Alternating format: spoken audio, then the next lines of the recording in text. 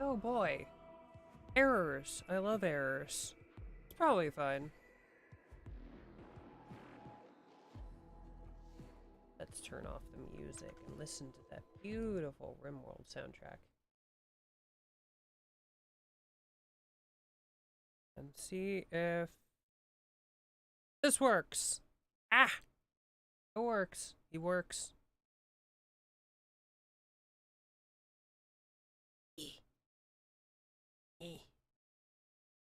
Little guy. Little corner man. I was planning on not using a model again until my actual model gets finished. But this looks close enough. And I was tired of not having a model. Although, boy, it's not going to spend the entire time staring at the corner of the room like a weirdo.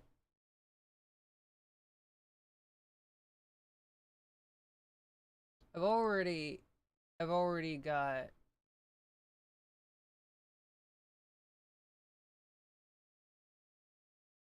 a game created.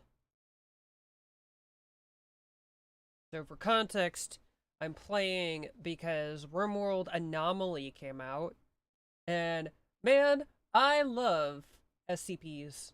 SCPs are cool. Absolutely rad. And I actually have not touched this game in a bajillion years. Why does everything default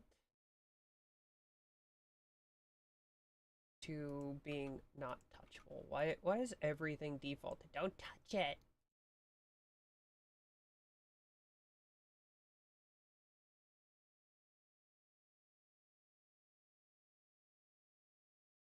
Fallen monolith.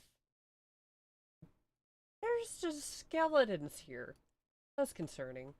Ooh, there's a cave. I did not I did not check that when I was making this. Oh, there's ooh. Oh, there's a lot. There's a lot of cave.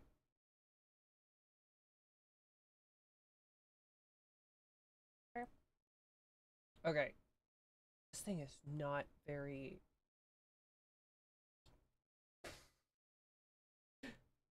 Now I remember why I got annoyed using this thing. Because it's just, it kind of does whatever it wants.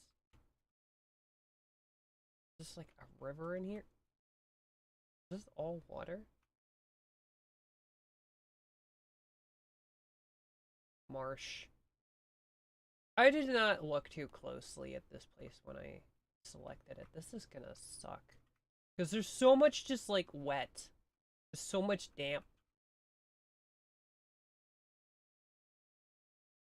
I like starting on a river. You know, usually I start on a river because normally I have that mod where you have to like take care of like cleaning and stuff. Normally water's an issue, but it's not an issue.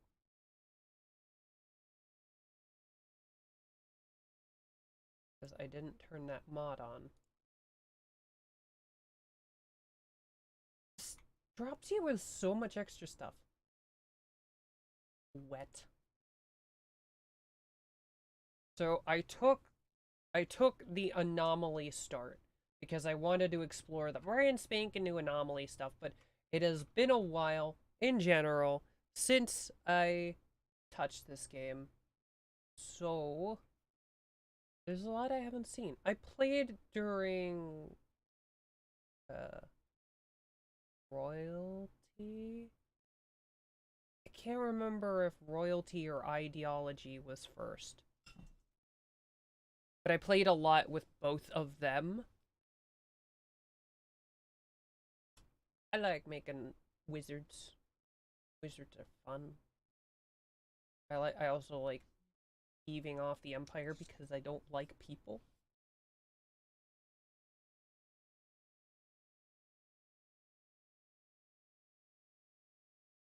So, let's... Okay, what do we... There's a lot of existing caves.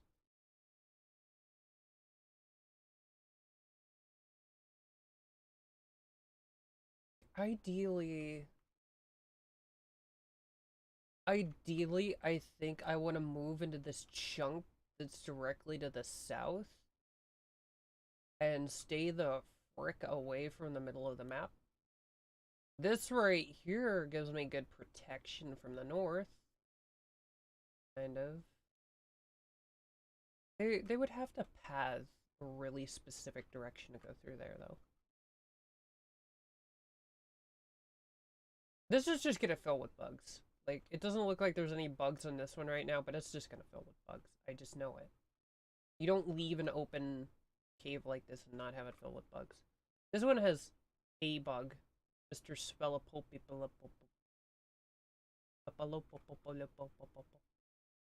Also got a hive. I'm gonna murk it. Because, I like actually leaving the bugs alone and letting them just kind of live their best life. I actually like starting on maps with bugs on them. I like the bugs. The bugs are neat. Sorry, I'm a fan of Tyranids.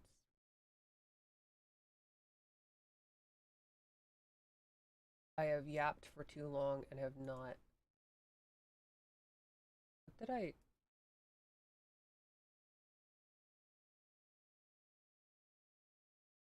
Okay. Let's see. How should I go about this?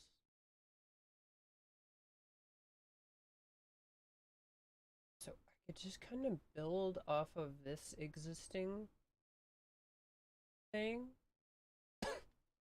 But I kind of think I want to block this off and make my main entrance... Yeah, no, this works as a main entrance, because, like, they have to walk through water to get to me. This'll probably block. I know it's probably not defensively ideal to live at the edge of the map. You kind of want to live in the middle of it, but I think there's enough room. I think it can be done. Oh my god, it's been too long.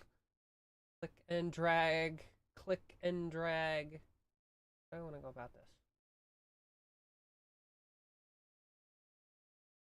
Yeah?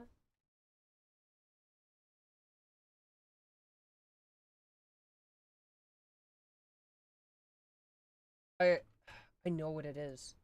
I've been playing Dwarf Fortress, and it's like click click, not click hold release. And no, where are you going?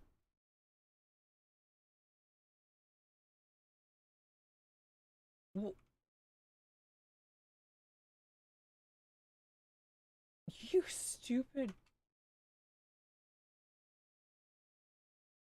Can you not path through this, or are you just like, okay, we're gonna have to zone this? Fragging.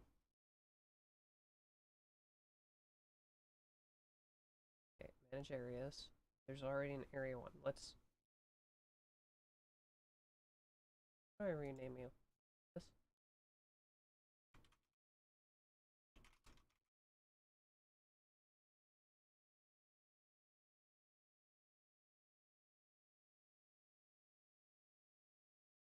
Okay.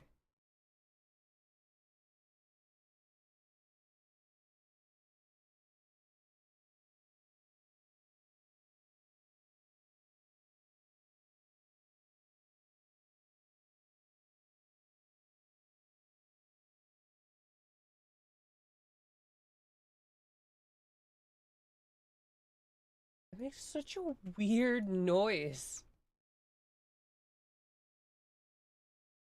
It's gonna fill with bugs. That'll probably fill with bugs.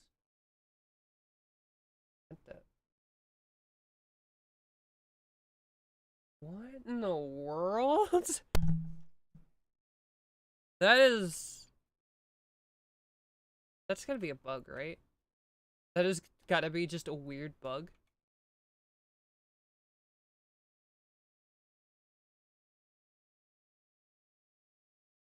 I probably could have sectioned off the area I don't want them to go and then inverted it. But, you know, too late for backtracking now.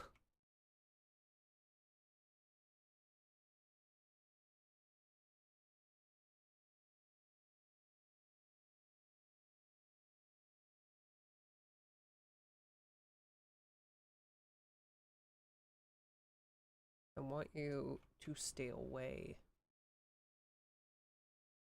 from there.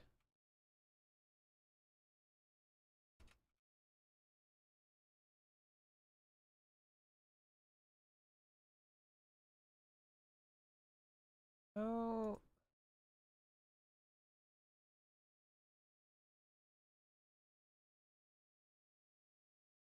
How do I set an allowed area for them?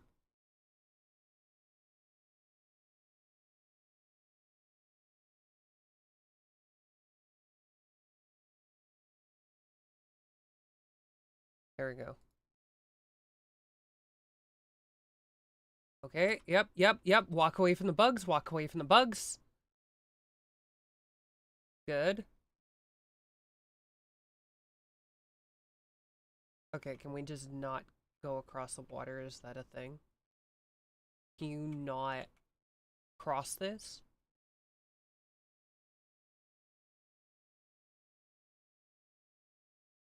Okay. The deep water's not passable. This is passable. They can go over there.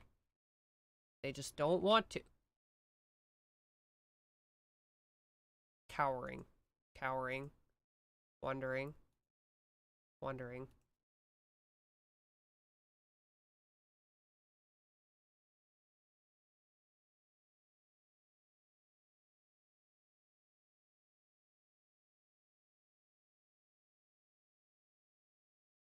So I'm pretty sure...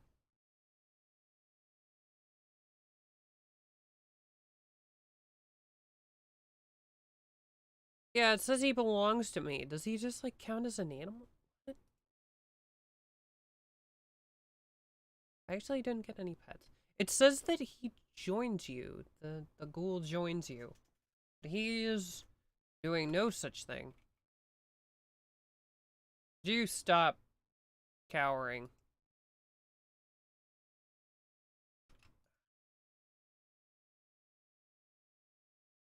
You've got decent shooting. You've got good melee. You've got okay shooting. Pump shotgun.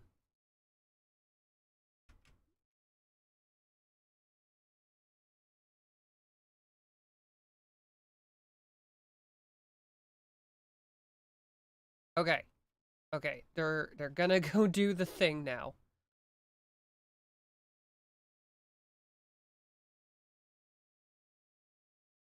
Something made a noise I didn't like.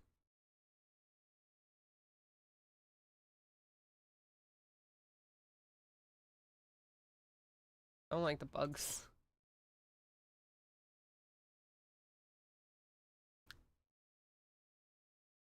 Wow. Like, I love the bugs, but I don't like the bugs. Let's zone this for Stockpelios. Just lay all your stuff here. Yeah. Just put all your stuff in the cave. It'll be fine. We need to kill this. You two. Come. Come. We must remove bug. Bug is bad. Bug is currently problem.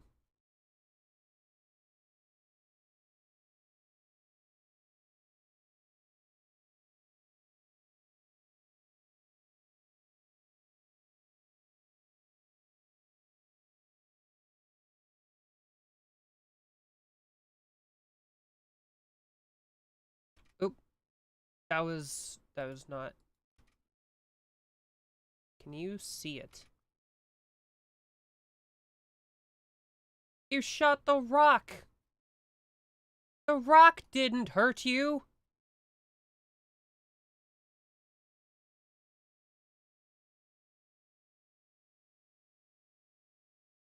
Sir, watching for targets? There's two bugs. There's two bugs. They're killing you.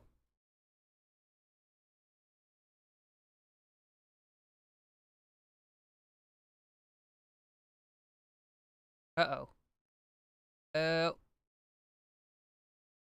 Uh, hmm. You know, if I actually had control of that ghoul, this probably would have gone better. Oh, I do have control of the ghoul. Well, let's see if you can do anything. They're probably dead. They're probably super dead. Death in 6, death in 5. Oh, here come the bugs. You might want to run.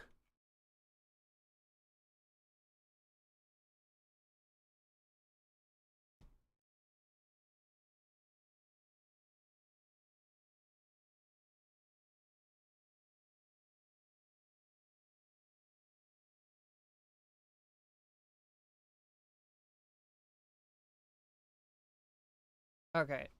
This, this, this might be Cap.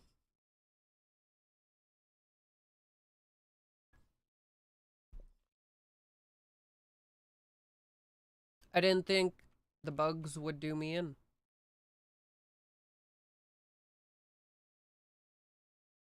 They were all just the little ones. I thought it would be fine. What are you doing? Crawling to safety. That's not safety. That's towards the bugs.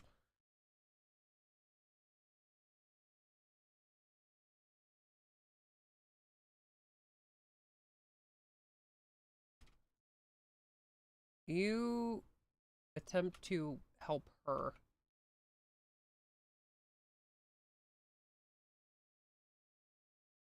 Ah, he's dead.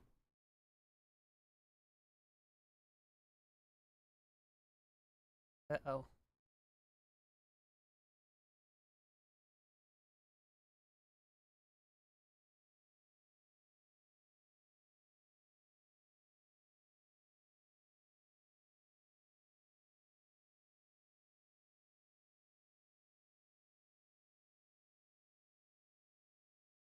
Llama's son, the mysterious man in black.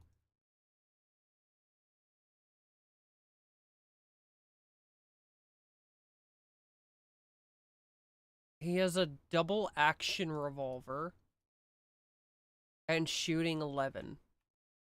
He's also trigger happy. You know, pretty cool, but I don't think he's gonna save this. Um, hmm. Hmm.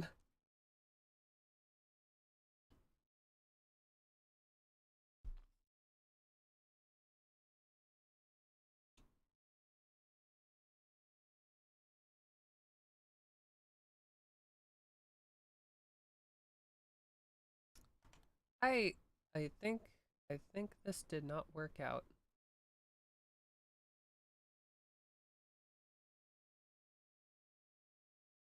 I think it's dead. I think I lost.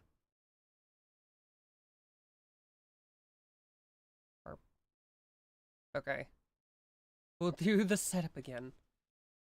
Oh, commitment mode. That way when I lose, I don't just reload like a spoogle. Spacesuit Gary.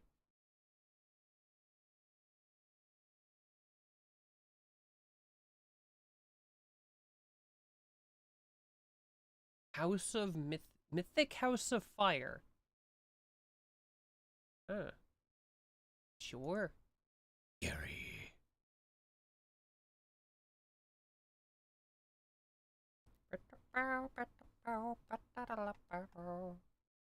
Let's not start with bugs this time. I'm now afraid of bugs. Bugs scare me.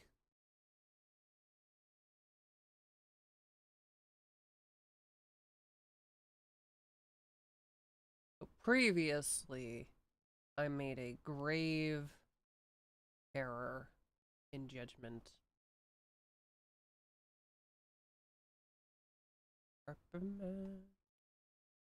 Large hills? Mountainous. What do I need a river for? What do I really need a river for? I always do this where I choose like an intersection of a mountain and a river. It's like, why did I get into the habit of... Okay, I don't know if this is baseline. Because I know I always had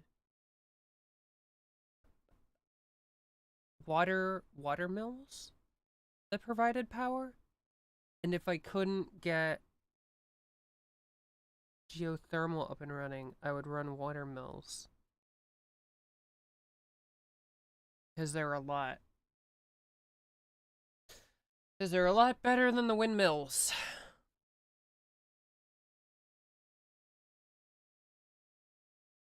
Okay. Fluid ideology. Esoteric. Psychic focus. Mystical arcana. Actually, did it save the one that I made last time? Solidarity. Commune. Did not. Patriotic Academy.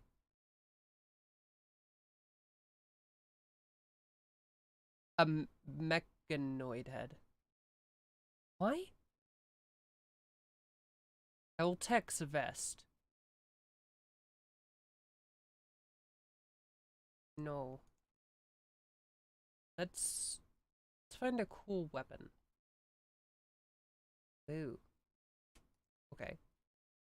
Cool sword.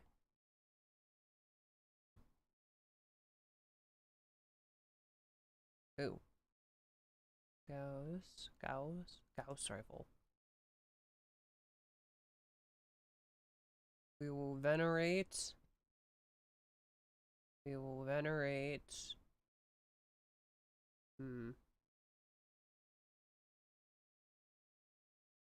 Oh, okay.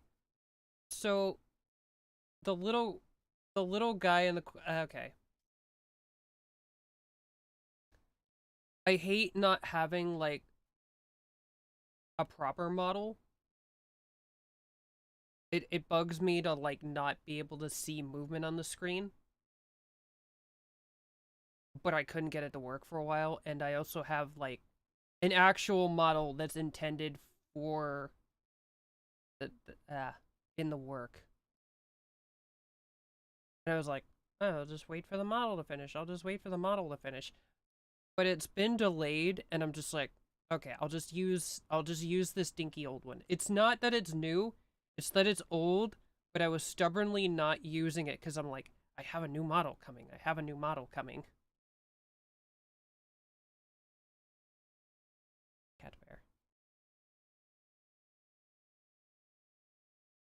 So it's more like something that I've been stubbornly not using. Even though I have it and can use it. I don't think it completely mismatches the channel art. I think there's enough recognizable similarity. But I don't know.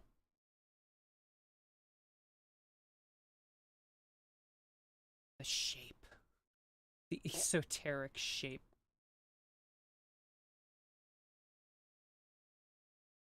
We need more rituals. Is that a Christmas tree? The mental pine.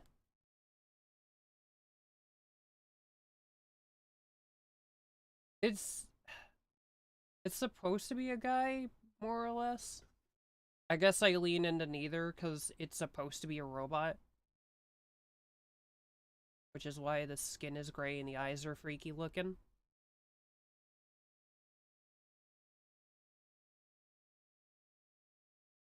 I guess I just usually assume that if people can't tell, they'll just assume it's a guy, but I guess Guess that's not really the case. Especially not with, like, anime-looking stuff.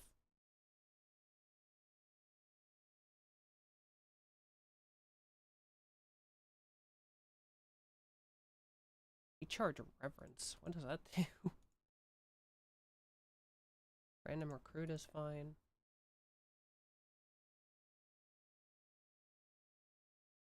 Recharge psi focus.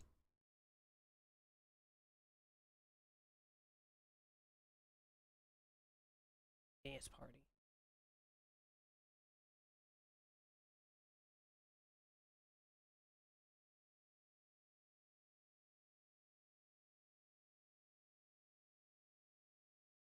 I guess I didn't put a lot of thought into that.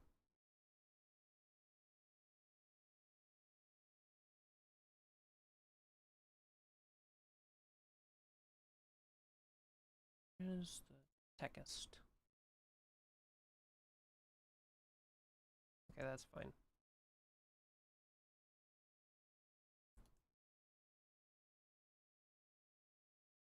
Yeah, all things considered, I've slapped it on the screen so that I have something moving to distract my brain.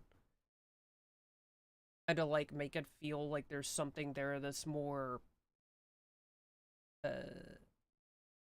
more than a PNG that glows when I talk. It bugs me to just be a PNG. A long time ago, I used to just stream without, like, anything at all. And that really bugged me. Because, I don't know, I don't like being a disembodied voice. And it's something I don't appreciate in general. I know it doesn't bother everybody, but it bothers me. All things considered, it's going to be temporary. While my actual model got pushed back, it's only...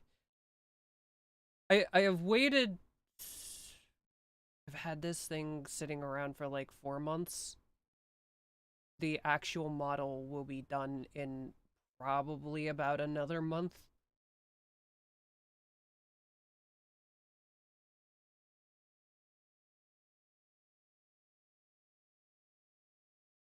This guy is... This man needs help. This man looks decidedly not okay.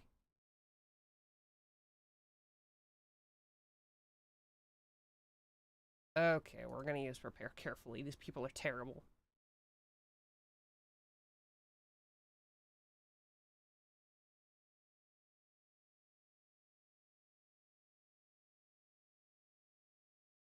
Pyromaniac mathematician.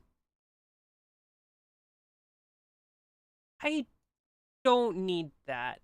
I decidedly don't need that.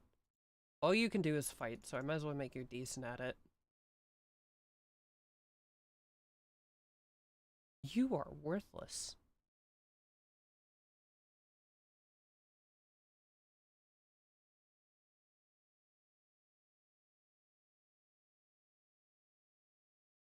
Oh, I feel like it sets them specifically to certain... No. No. Pessimist, tough, undergrounder. You know what? You know what? Acceptable. Why are you carrying these? Why? Also look horrific. That's fine. Don't like... I don't like the mohawk. Horrible.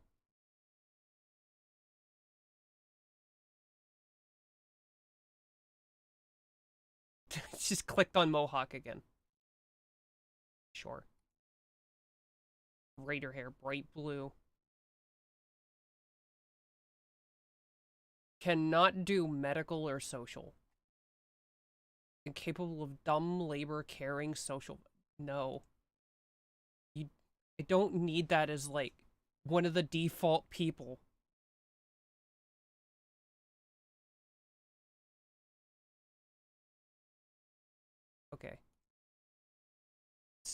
still incapable of dumb labor and social. That's because of novelist. But actor. Maybe it isn't? Okay, yeah, it is. It just doesn't go through until... Okay. Okay. You are no longer an issue. I need someone who can do intellectual. You will be the medical person. Do you have a beard? Or is that a face tattoo?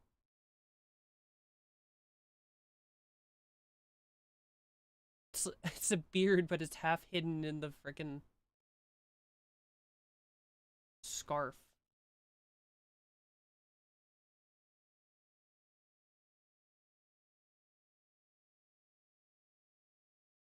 Funny thing about this is that I'm playing... It's not completely vanilla, but it's really just with the vanilla plus stuff.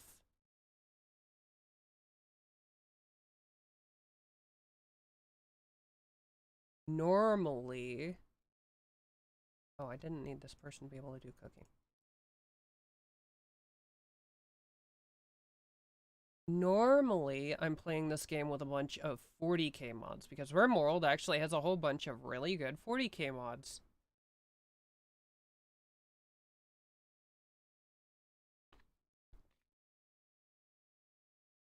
Including ones that interface with some of the newer DLC and stuff.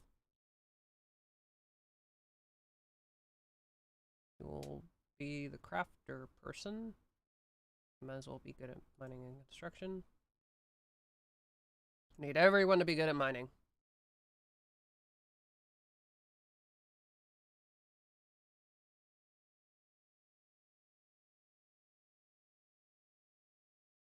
You cannot defend yourselves at all.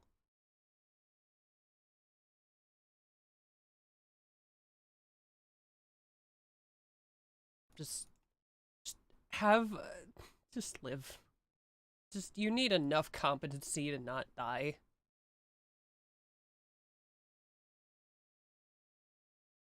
Ugh. Ugh.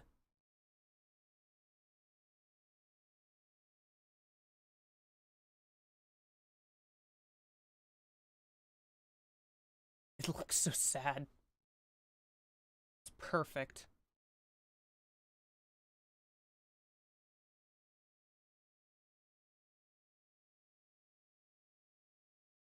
I'm probably missing an important skill somewhere. It would not be the first time. Still better than the time that I didn't have a doctor. I know for a fact that I have a doctor this time. The ancient monolith unleashed an energy pulse that tore your research vessel apart and mutated your crew. Only a few of you made it to the escape pods. Despite the setback, your mission is far from over. You can learn more about the monolith. Perhaps you can find a way to shut it down or harness its inhuman power.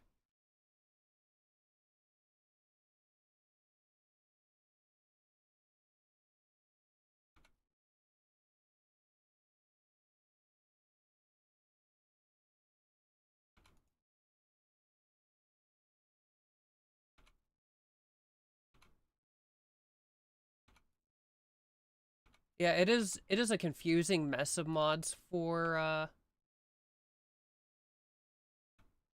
RimWorld. There's there's like a bunch of different branches. Like different people going in different directions making different mods.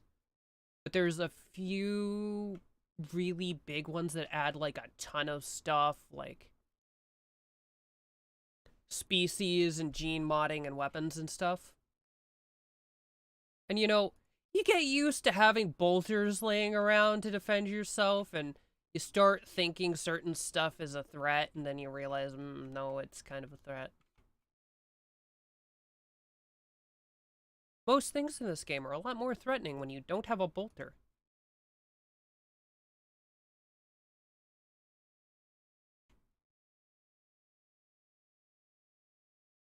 Which I suppose could be said of...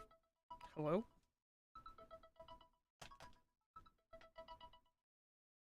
No.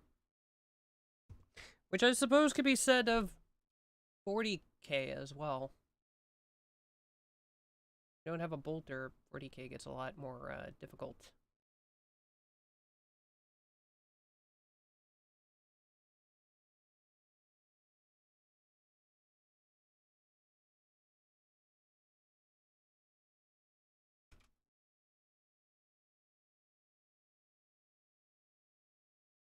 I actually noted it earlier before my first attempt at this died horribly. But apparently I am very, very used to playing Dwarf Fortress. I keep trying to set designations Dwarf Fortress style. And, you know, just forget that I have to click and drag.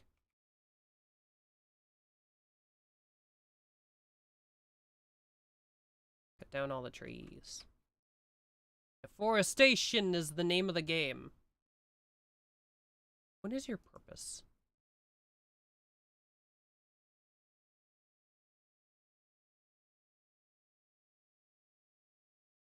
Okay, this person makes horrible noises.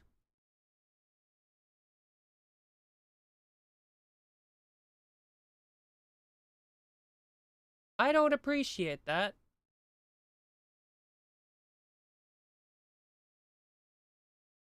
Can you use weapons? They're not even, like, displayed as one of my townspeople. Like, I can literally draft them and use them, but they're not displayed as one of my people. Which is interesting. It also wants me to investigate the monolith. Which I'm not sure I want to do. It is scary.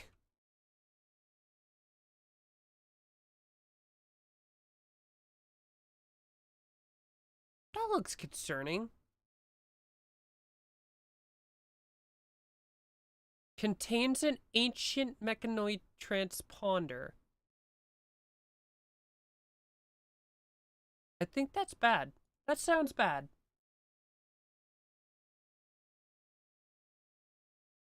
Painting your first 20 neophyte hybrids. Nice. Like, the first few guys are always just so satisfying. Like, you sit down, you're like, this is gonna be terrible. And you finish it, and you're like, it's not that bad. It's actually even kind of nice. And that just kind of, like, sets the tone for wanting to do more.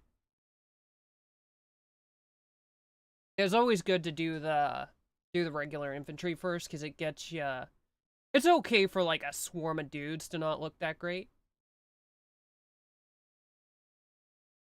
Because a lot of that is seeing them as a unit, not as individual models. If they look good as a unit, that's a lot more important than them looking individually good. And then when you're done with them, you've gotten better and could do so much better painting like your important little guys.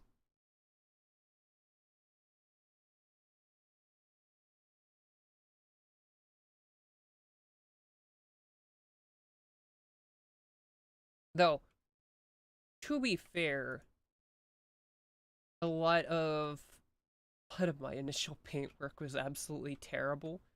And for the longest time, it didn't get better because,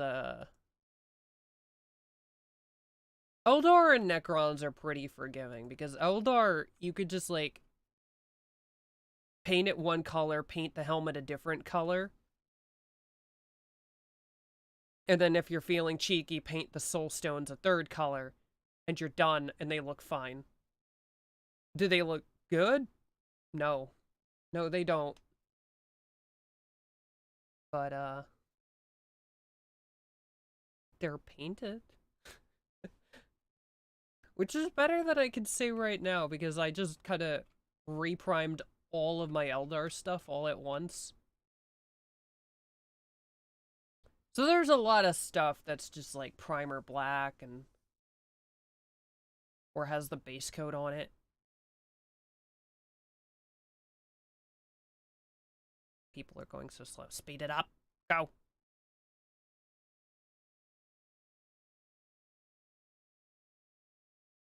I love building I love building the mountain fortress. Like I'll I'll go ahead and play this instead of Dwarf Fortress and then proceed to play Dwarf Fortress anyway.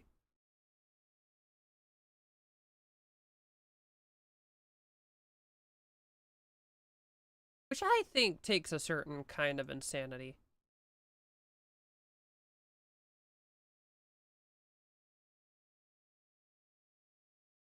I have fancy doors. Until the insects overrun your base. Yeah. Yeah. I'm pretty used to the insects just kind of murking me after a while. I really do just love living in a hole. But, eventually the bugs get you.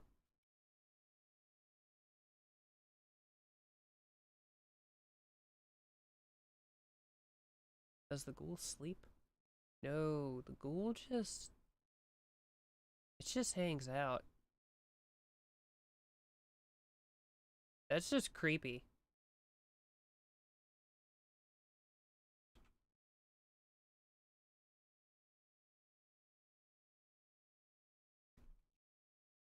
I've had... I've had so many experiences. I think more often than bugs, weirdly enough, I end up dying to mechanoids. Because I will sit in my little bunker and it'll tell me, the mechanoids are doing blah, and I'll be like, I don't want to travel there. And then it comes up and just bites me in the butt.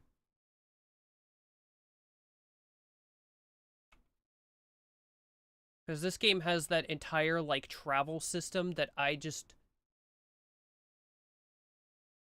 stolidly refuse to utilize most of the time.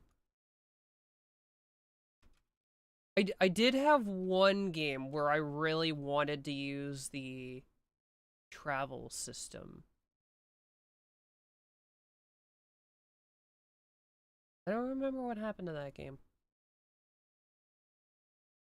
I think I started it and then didn't continue it.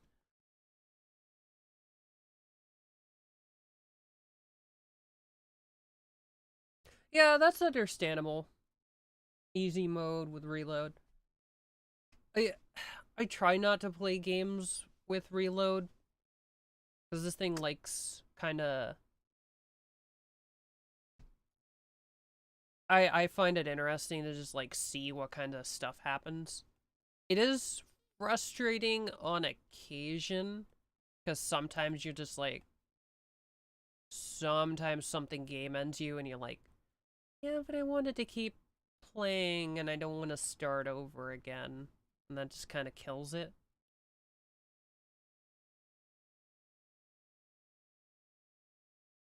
But I have a bad habit of abusing things like that if I don't like preemptively make myself unable to. Like with Paradox games, a lot of Paradox games let you like change faction mid-game. And that is very abusable. If you have a really bad temper like I do.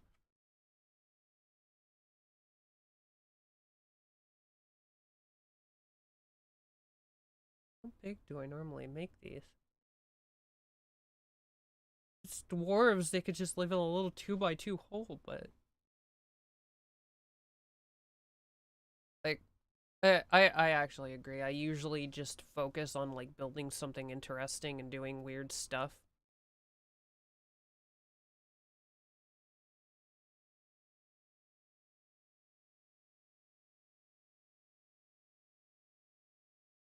This is actually the first time in a while that I've played with no reload. And definitely the first time in a while that I've played on harder than adventure story.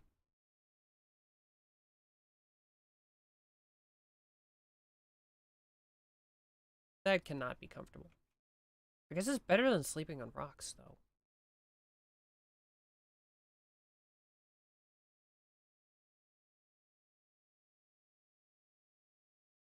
I guess that is the one advantage of this game over Dwarf Fortress. Like, Dwarf Fortress has a lot of generation settings that you could make the game easier. but it doesn't really have like any kind of setting. Like if the game decides I'm gonna murk you with like 50 awful demons from the depths of wherever, guess you're dead. But this game you can kind of get away with a lot.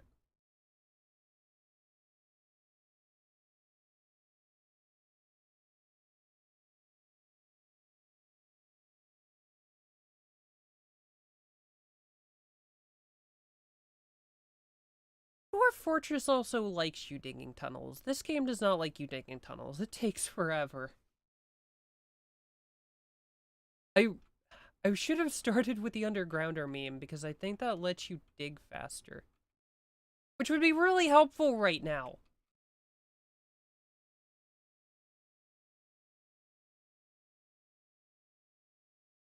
Goodbye.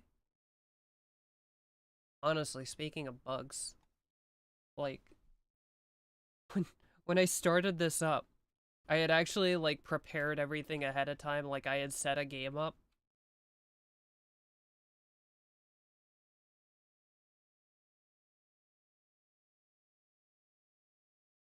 They're just like trying to give me stuff.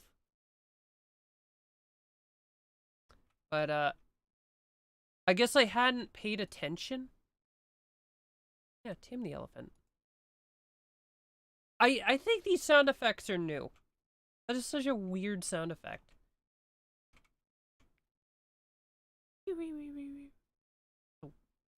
don't even know how to describe that. That is such a weird sound effect.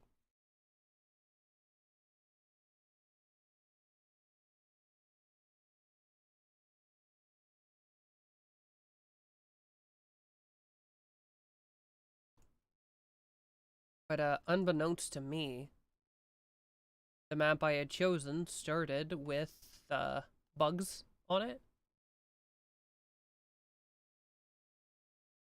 And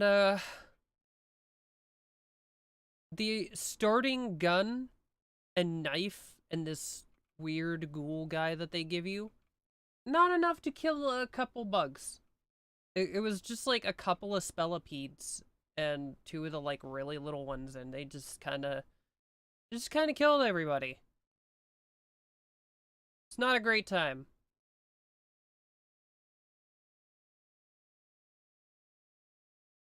10 out of 10 ended horribly for me.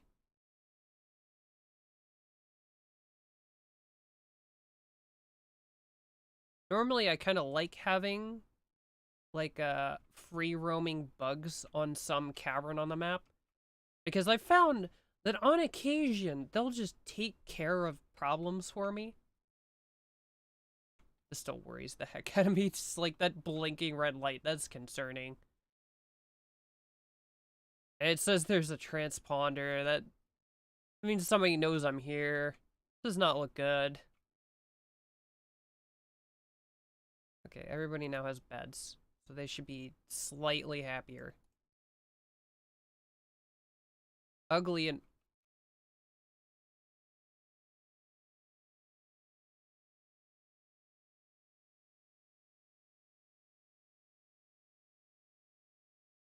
uh, it's being spooky. Good. It's not at all proximity detector. Holding platform.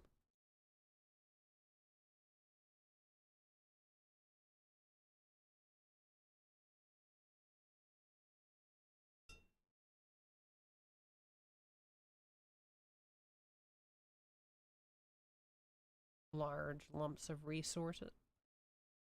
It just keeps giving me stuff. Like the monolith is over here being spooky. It's just being spooky. It is like, have a free elephant, have wanderers, have uh, a meteorite full of metal. Some. Do I have an animals person? I have two of them. Rodion. Please. Oh, are we out of food? I guess we can't use packaged survival meals. We need to set someone to not mine.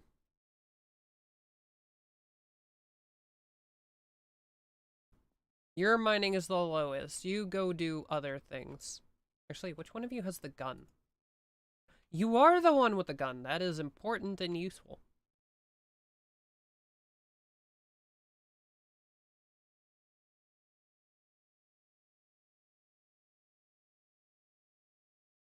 Do horses attack in herds? Like, I know some animals that move in herds, if you hurt one, they will all come for you. I don't know if horses are one of them. Horses scare me. Horses are terrifying creatures. Hunt this.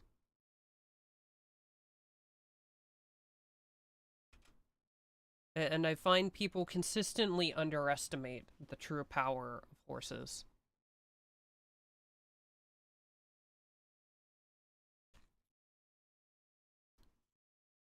They are beasts, both fearsome and terrible in nature.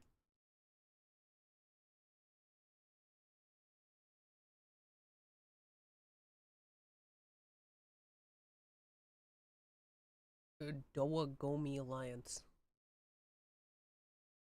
Which sounds like some sort of weird paranoid rambling, but I'm entirely serious. Like, look up some of the stuff that horses do. Not to mention one of my friends used to, like, live around horses, and they would just do weird stuff. Like, weird, creepy stuff. Ghoul starvation. Oh. They may attack if they're not fed soon. Get them some meat. Go punch the rabbit.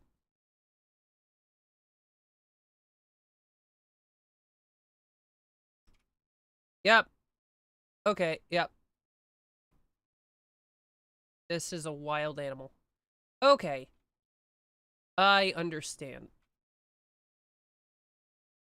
Also, dude just, like, swallowed that rabbit whole. Like, he just went... Rabbit's gone.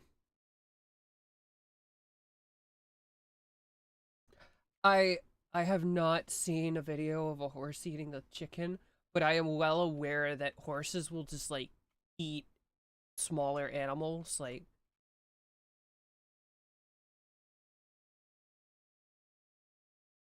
Like, horses are scary. People always assume that, like, herbivorous creatures, like, primarily herbivorous creatures, are like, oh, they're friendly, they're not dangerous. No! No! Herbivorous creatures are a lot more dangerous than, like, the average predator. Because the predator's not worried about you. The predator doesn't care.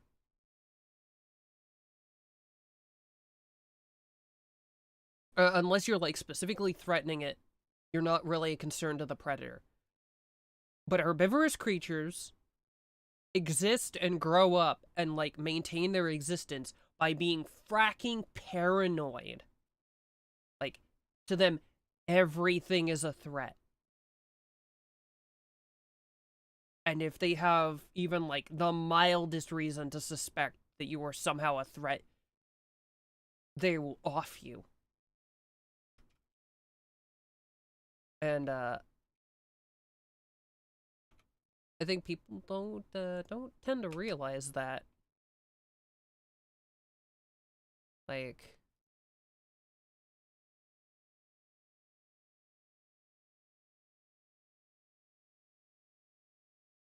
the cow, the normal, everyday cow, not a nice creature. People are like, oh, they're so cute. Not a nice creature.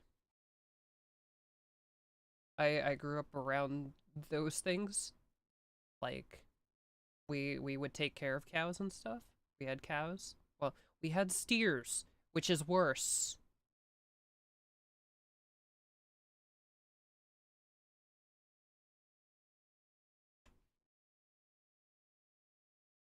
You know what, let's call this what it is.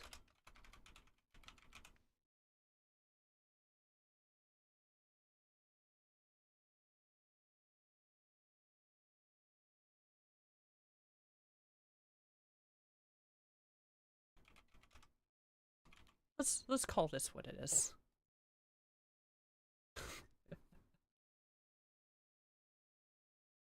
Like, I don't hate them or anything, but I have a healthy fear of large herbivorous animals because while they while I might be too big for them to consider me a meal, because a lot of herbivorous animals will just kind of eat whatever is convenient. It's a matter of convenience for them. They are not my friend.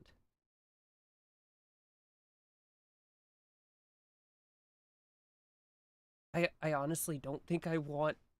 I don't. I can almost like imagine that image in my head of a horse just like eating a little chicken. I don't think I actually want to see that. I think I would be scarred. Like, I'm already scarred. I'm already terrified of horses. I don't think I need more reasons to fear.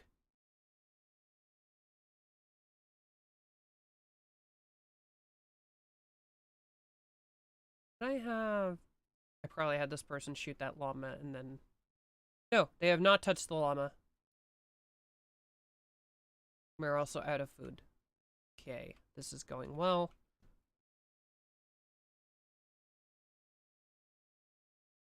Why are you trying to make everything out of steel?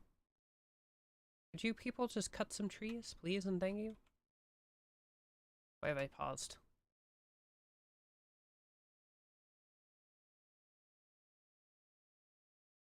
My people who plant cut are currently mining. That's the issue. Like, I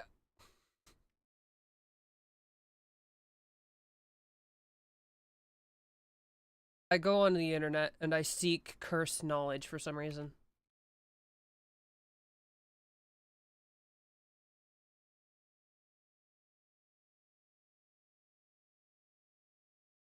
Wolves or bears? I'm not scared of bears. I'm not scared of bears at all. Bears, you would be hard pressed, like, physiologically, a bear is a really dangerous creature. The thing is, for the most part, the bear does not care about you. Bear's not worried.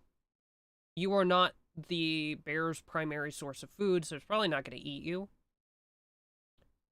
The main concern becomes like if the bear decides you're a danger.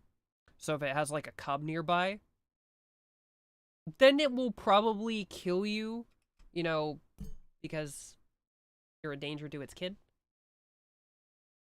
Which is pretty standard practice for animals.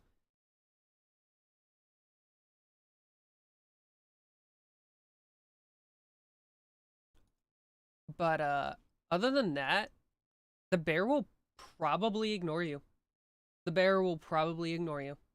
They don't care. They don't consider you a threat unless they have like a little baby bear. And you're not food. They don't think you're food. Most animals don't think you're food. Because believe it or not, people stink. We smell horrible. Because we eat all kinds of weird crap. And animals don't like that. Like, there's this one thing going around the internet. Sharks don't like the taste of people. We taste bad. It's not necessarily that we taste bad, it's that we smell bad. And that's much more of a concern to the majority of animals than tasting bad. Which we might taste bad too, but that's a secondary issue. Like, by the time they get around to tasting you, you're probably dead. So, yeah. Yeah. Bears will kill people, but the chances of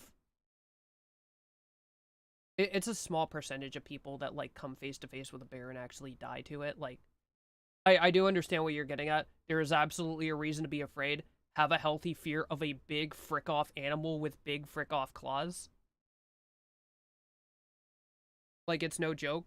But I do think that a lot of it is having, like, if you live in an area with bears, have proper knowledge about how bears act. And I'm trying to remember.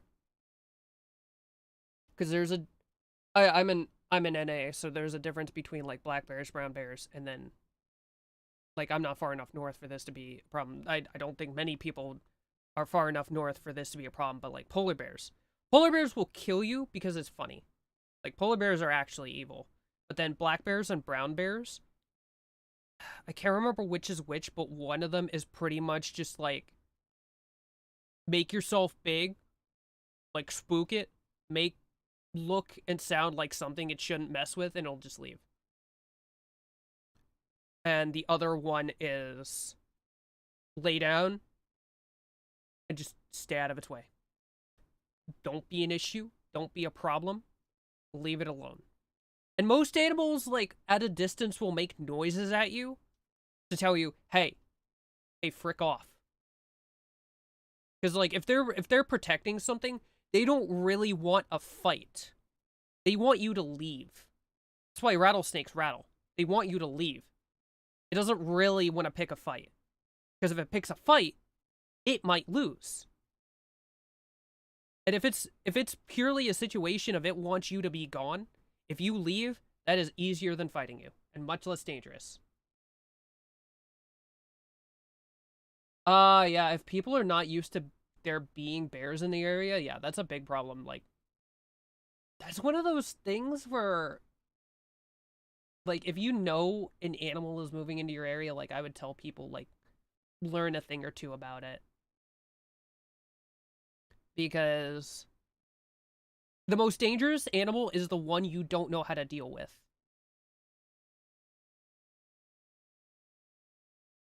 Because, like, if a person is not aware that, like, a bear making noises at you is a bad thing, it might just be like, oh, I hear a bear. Well, as long as I don't see it, it'll be fine. No, if you hear a bear, probably go back the direction you came from. Just turn around. And don't run. Do not run. Generally. Because, like, the bear will catch you. Like, if the bear is, for whatever reason, chasing you, the bear will catch you. The bear wins. Honestly, I would say probably look up bear safety tips. Because of the wild animals out there that could off you, bears are relatively easy to get away with not angering them. Like, bears are generally pretty mild-mannered creatures.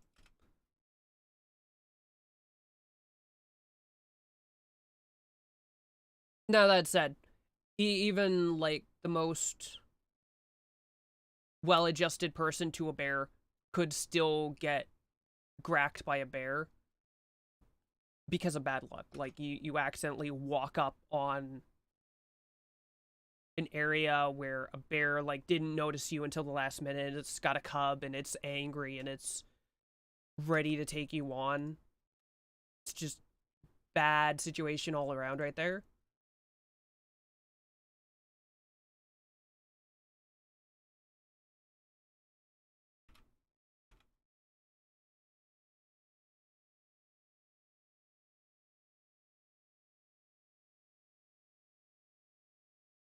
Production.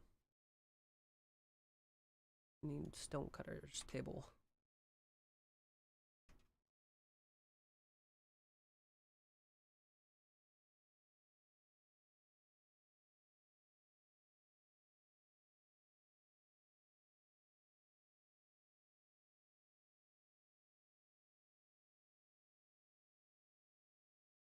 I, I actually think wolves are much more significant, but I'm also not the one to ask about wolves. Rocks do I have? Granite, granite, granite. Okay. Because, like,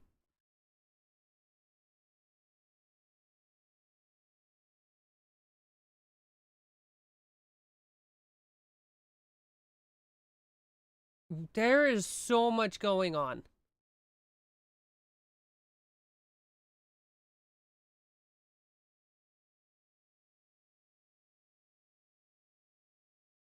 Okay, a hunting party. Where's my ghoul?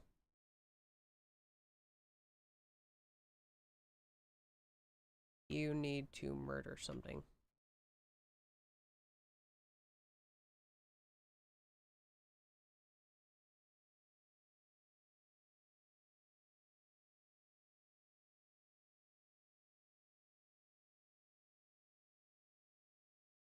I do think wolves are a pretty significant issue.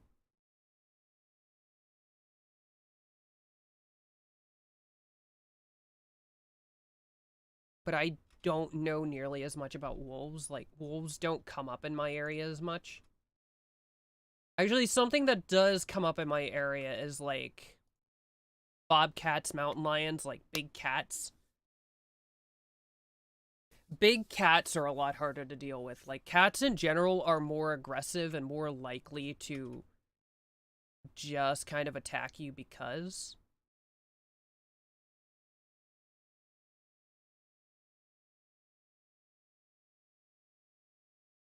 Like, maybe there are good ways to deal with large cats, but in my experience, large cats are a pretty solid,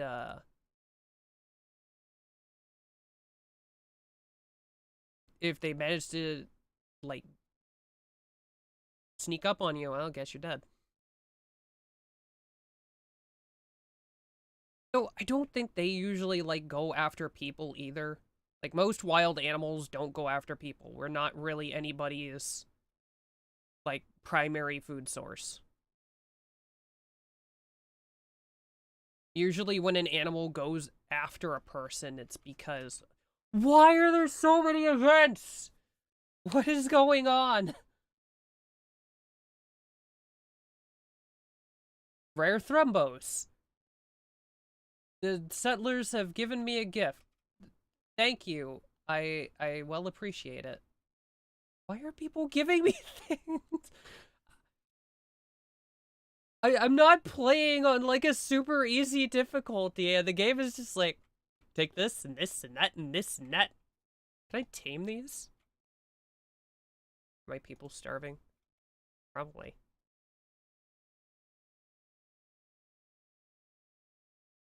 I am deeply concerned.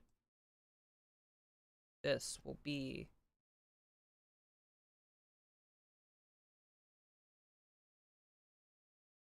the food. Food and corpses. Because I want to keep it cold. This will not receive food and corpses. And now I need a power source, and I need... What else do I need? Cooler. I need to make cold air. I guess at the end of the day, like, every animal requires a certain amount of respect from us. And it's all about knowing how to deal with them and, you know, not cause them undue stress.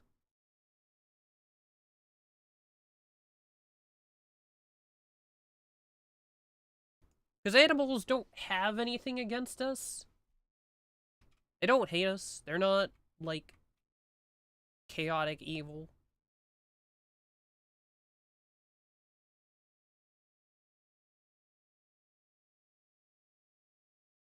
They just...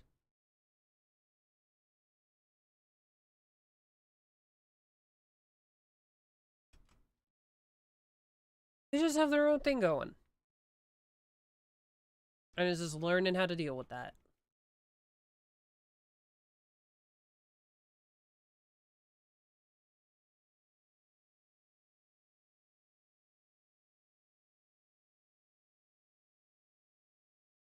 Is someone gonna hunt this llama or no?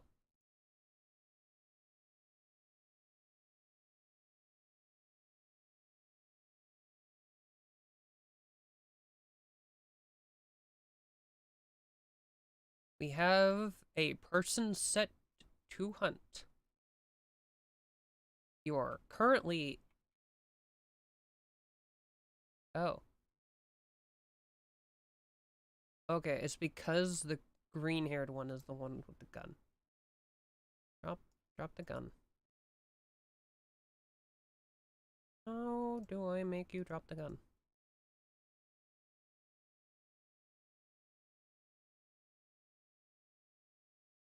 Okay, you apparently need the gun. Okay, now the llama's gonna die. Finally. Only took a week and these people are probably starving.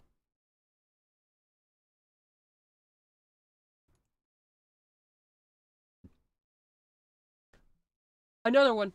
Another one. Got another one. It just keeps coming.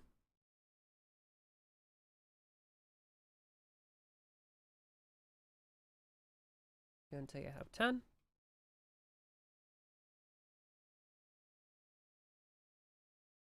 They collected the skeletons.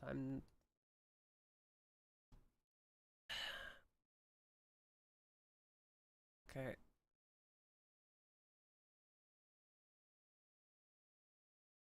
Do not allow rotten.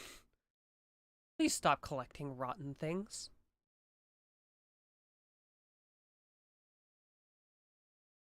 Oh, I need to reduce that.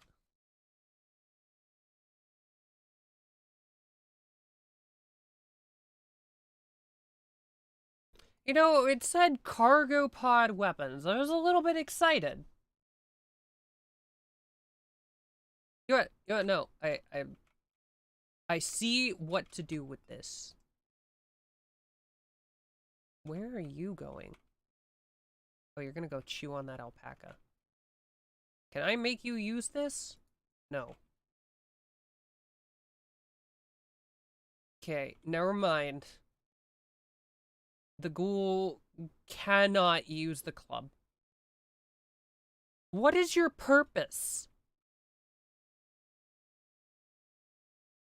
Besides, like, eating entire alpacas in one sitting.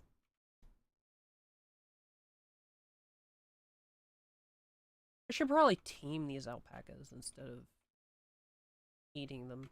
That way I have a permanent source of alpaca. Can I tame the rare thrombos? No, I can't tame the rare thrombos. My skill is too low.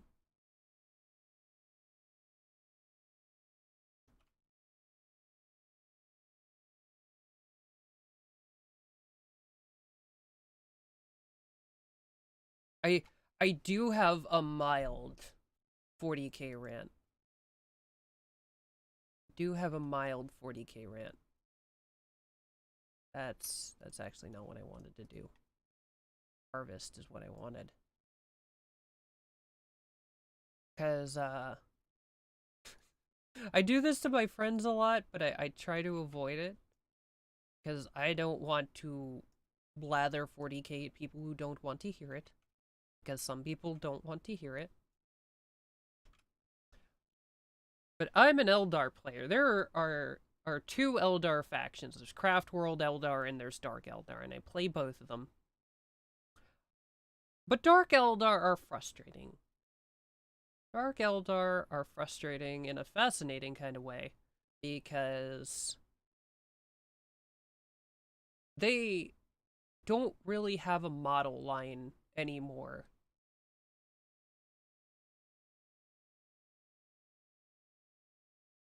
Ancient mech? Oh. You could read valuable information from the transponder. The massive mech is smashed and fused into a solid piece. You must destroy it to retrieve the transponder. The incendiary weapon cells look unstable and will likely detonate after you do some damage. Okay, so they gave me more stuff. Okay, so this isn't concerning. It's actually good. This is useful. This is useful. Yeah, Dark Eldar basically don't don't really have most of their model line anymore. Like, the models they do have look pretty good. They were redone in like 2013, 2014. So they look okay. But oh no, they look really good. There is some distinct like weirdness to it. But overall, really good models. However, lot of their stuff, especially one of the sub factions, the Homunculus Covens, don't have models at all. So you either need to get stand-ins or you make your own. Which is fun. It is fun making your own models, but it's frustrating when it's a requirement for an army that's been around for 20 years. And they're like, we're gonna make new armies. They have brought out, like, uh, the monolith transformation is almost complete. That sounds bad. Intermittent psychic humming. Required to increase level. Must discover 5 more basic monolith entities.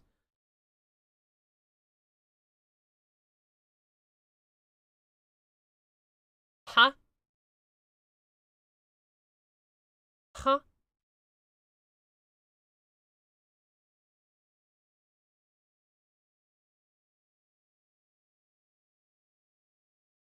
You know, let's do DLC. Kinda spoopy.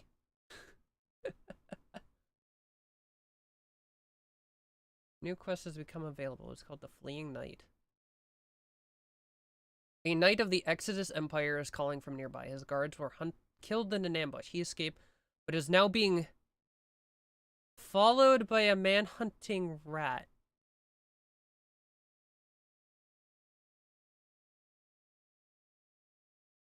Sir, you are a knight. I understand that your guards are dead, but I'm pretty sure you can take a rat. Why do you need my help?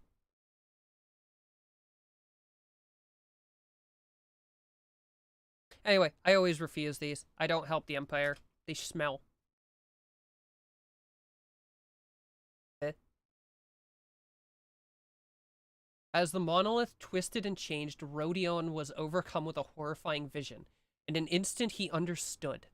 The monolith is a doorway, just barely cracked open now. Something dark beyond imagination stirs on the other side, seeping into our reality. Terrified but excited, Rodion is convinced he can learn more if given the time to study the monolith. Building category unlocked, anomaly. Research tab unlocked, anomaly. Entity codex unlocked. You can now study the monolith and other entities to gain anomaly research.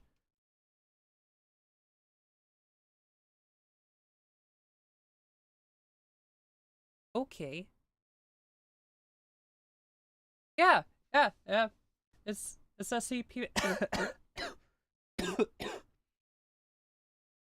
Oh, that's probably not good.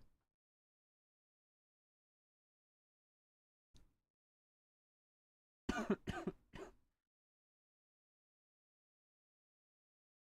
think that's allergies. Yep, that's SCP Foundation, alright.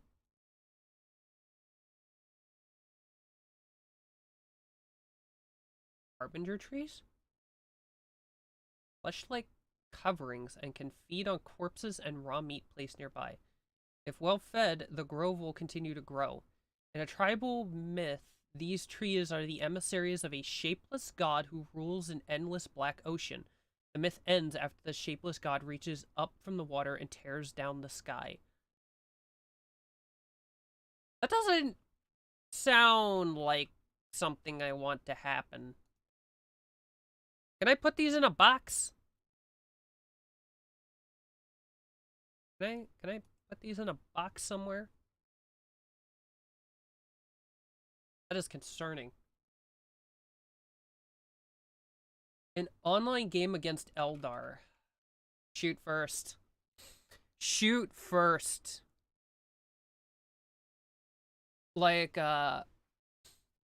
Eldar's big thing is that we have really, really good shooting at, like, about 3/4 of the range other factions have.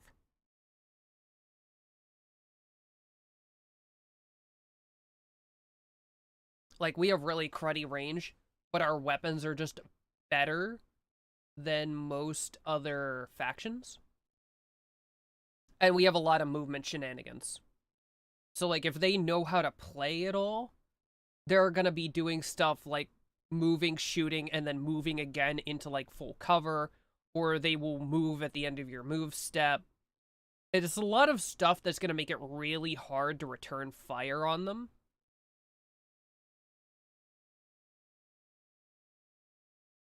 So, trying to surround them, not a bad idea. They're really hard to outmaneuver because they're faster than most stuff in the game. Like, the average Eldar unit has, like, minimum 7-inch movement, whereas most other stuff has, like, 5 or 6. So they just move quicker and get to move more often. Not to mention, most Eldar stuff has assault, so they can advance and still shoot. They don't like melee. The majority of Eldar stuff does not like melee. And once you actually hit them, they fold like yesterday's laundry. Quite literally, the other day, I was playing a game, thought I was doing great, and then they started swinging back, and oh man, they folded my armor like laundry with me inside of it. It is bad. It also doesn't help that most of the defenses Eldar do have are armor, save. And if you have good armor penetration, they just die. They just dissolve. Also, tank shock. If you use tank shock and just drive a vehicle into them, they just splatter. Most Eldar stuff is 1 wound, so tank shock just kills stuff.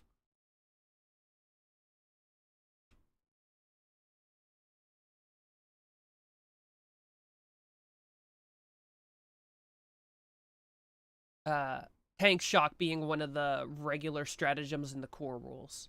That is. Which a lot of newer players overlook stratagems. Stratagems are really, really powerful, really, really good. Some stratagems are better than others. A lot of people like habitually utilize Overwatch because Overwatch looks really good. It is on flamethrowers. I hate Thousand Suns. The amount of times I have lost entire units to a Thousand Sun sorcerer overwatching me with his magic flamethrower, man, it does not feel good.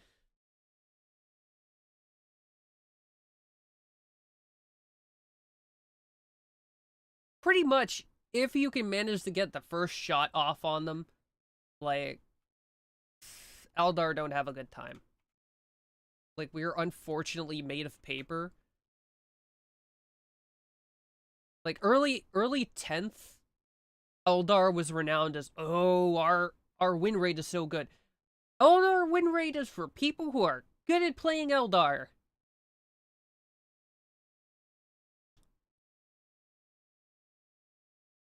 Eldar are hard to play, is the biggest thing I want to give. Because they're so squishy, it is really, really easy to lose units, and it is the biggest faction for, like,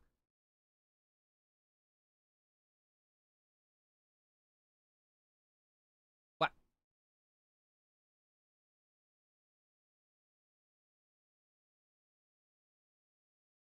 Dark psychic invisibility. Please take care of that. Uh, bring your gun. Bring the gun. No, fight it. Don't run, fight. Shoot it.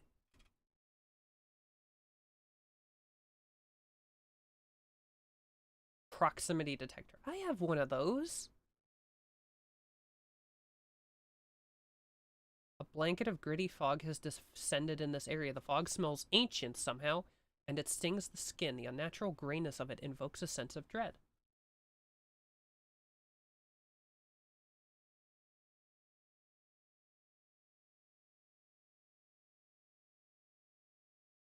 No holding platforms available. Is it alive? It is.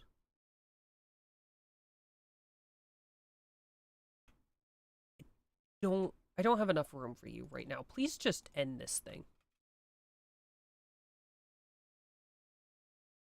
Good. Sir, please beat it to death. There we go.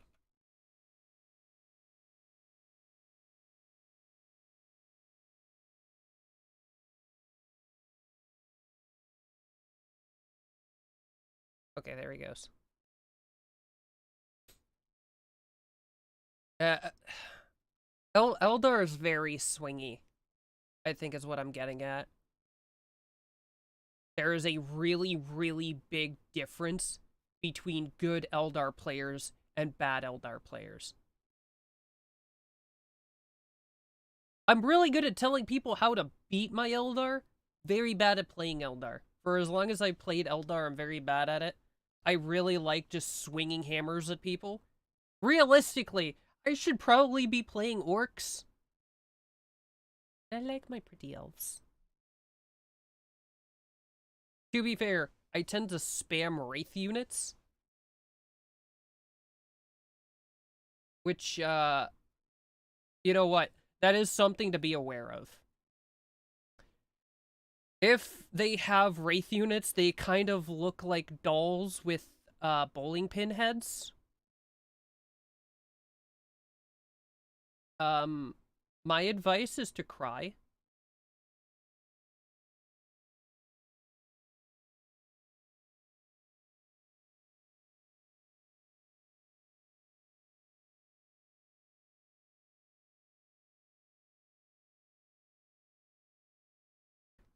Like, pure strain gene stealers. Oh, yeah. Yeah, if you have, like, stealthy, fast-moving melee infantry, like, you will cut up Eldar. Especially if they have, like, -1 or -2 AP. Like, Eldar infantry will just disintegrate. Because Eldar... The majority of Eldar infantry are, like, tough 3, 4+ armor save. Their main defense is just the fact that they're fast and hard to hit. So if you can surround them that they can't get out of line of sight of you, or you could just get into melee with them and chop them up, it'll just take them apart. They will dissolve. All things considered, Gene Stealers, I think, are a bad matchup for Eldar. Like, it is bad for the Eldar. Because you do actually have some of the maneuverability that Eldar have. And, you can come in from the sides of the board and stuff. The one downside is your, unit revival mechanic. Because if I remember correctly, if they, like, get too close to your reinforcement token, the reinforcement token disappears. And, like I said, Eldar are fast. They can do that and still shoot at you, which could really heck you up if they know what they're doing.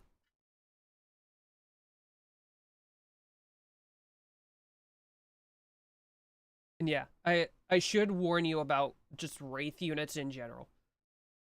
Like, specifically, Wraith units are very durable.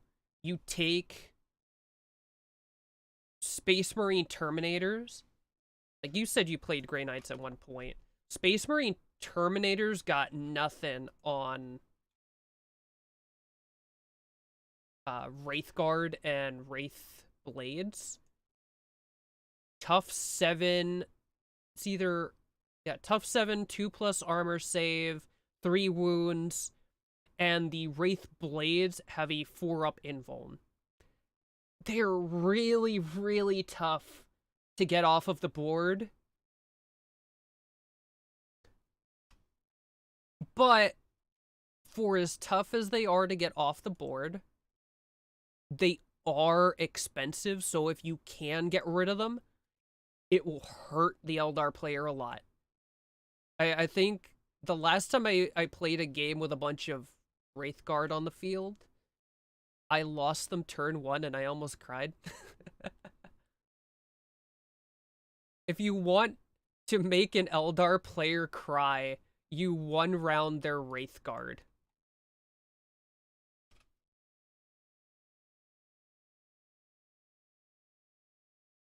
Which, all things considered, is tough but doable. Generally speaking, if there are Wraithguard on the field, though, I would always suggest to focus something else first. Unless you have a really good way to get them off the field. Because Wraithguard, like Terminators, and all of those like mid-board chunky units, you are just chipping away at them. Just chip damage, like trying to pick them apart.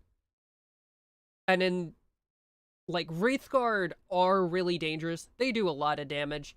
But in the time you spend destroying the Wraithguard, you could have taken out all of their regular infantry, and it's just not worth it. It's just not worth it.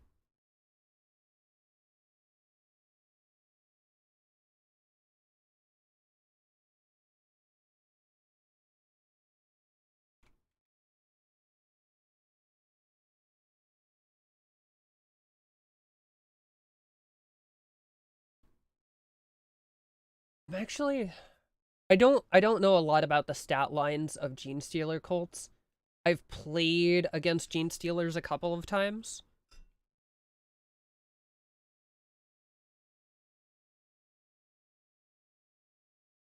I should actually look at this. They're researching some artifact, but seem to have hit some roadblock. They ask for help by your best researcher and are willing to share some of the insights if the research goes well.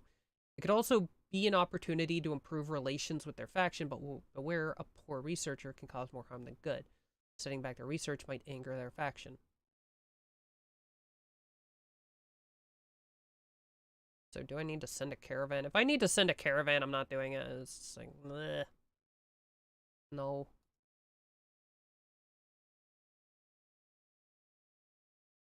I don't like traveling in this game.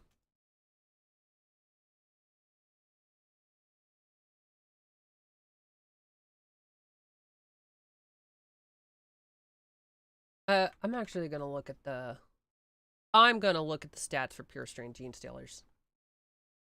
Let's bring up Wahapedia. Where are you?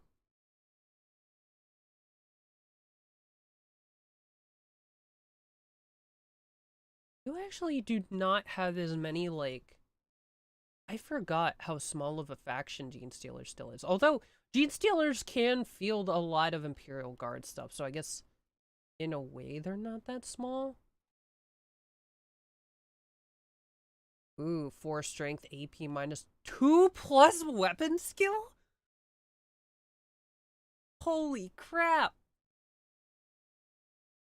And there's 5 to 10 of these guys? Ooh, 8-inch move. Oh yeah, this is a great way to chop up Eldar infantry. This unit is eligible to declare a charge in a turn in which it advanced. I fear. Oh, the Patriarch gives them dev wounds? Oh, that is brutal. So that would actually make them fairly decent against Wraith Blades too. Wraith Blades, they would only be wounding on a 5-up even with that strength 4. Yeah, tough 7, strength 4. But bypassing that 4-up invul is so worth it. I still...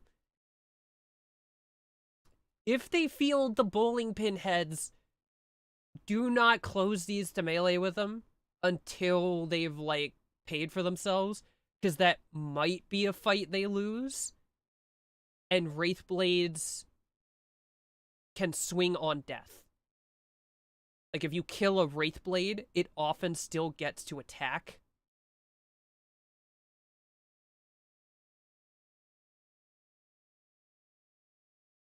Oh, but boy, yeah.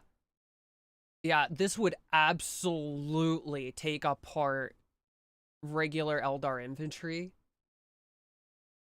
Like, they already outpace them, and then they can freaking advance and charge. Oh, that is nasty.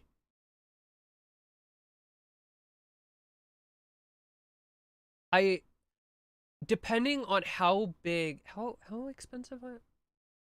Go back, go back, look. How expensive are they? 70 frick. Frick, that's cheap.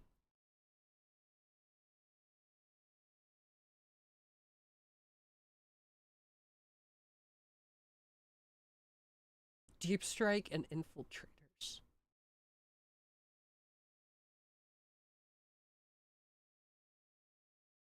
Oh, man. You definitely want to make sure they don't get shot turn 1.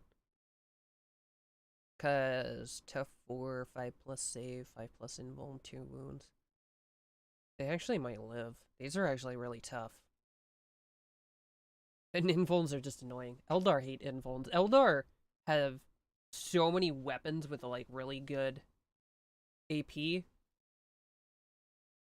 Like, invulns are our worst nemesis. I hate Terminators.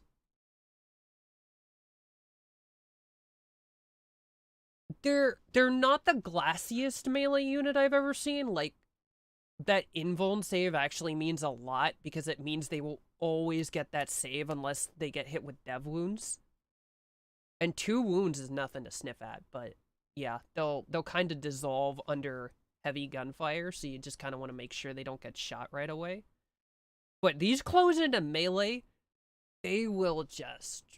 they will just eat that Eldar infantry. You have given me a new worst fear. Like, I've been playing against a lot of Thousand Suns recently, and, like, Thousand Suns, dev wounds, and flamethrowers, and frickin' they're flinging unavoidable damage around. Like, the amount of hate I have shown Thousand Suns recently, because our Thousand Suns player is actually good at playing his faction.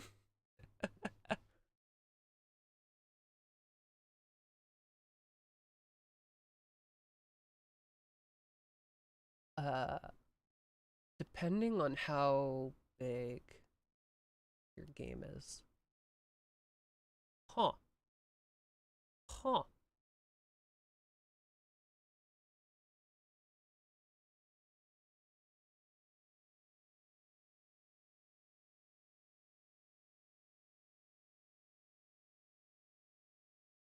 Yeah, I think another good choice, if the game is bigger, I don't know what size of game you're playing is, but if your game is bigger and you think there is a chance they will bring some tougher units like Wraithguard, your Aberrants. I have seen these on the board. I have lost Wraithguard to them. 8 strength means they're wounding on 3s. AP -2 means that regular Wraithguard are saving on 4s. Wraith Blades are saving on 4s as well with their invuln save. And if the wound goes through, the Wraithguard dies because it's 3 damage, 3 health. That is what will kill Wraithguard, is the Aberrants. Plus, Aberrants are freaking tough.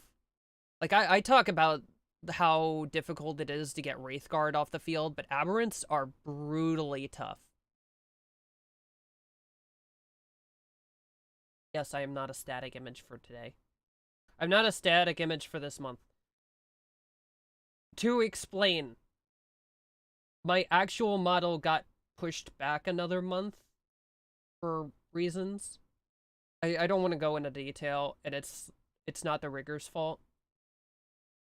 Like, stuff happened, and he's a chill dude. But the actual model got pushed back a month, and I'm just fragging tired of being a static image. I wanted to, like, have something moving on the screen. So I brought this back. I just changed up colors and stuff to make it look more like the art Retta made.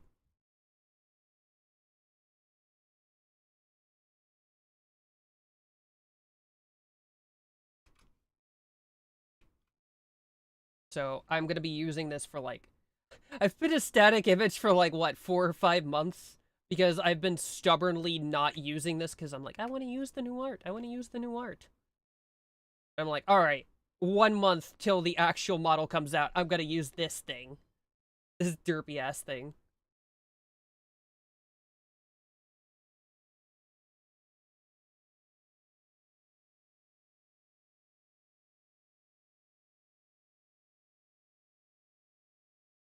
A webcam outline?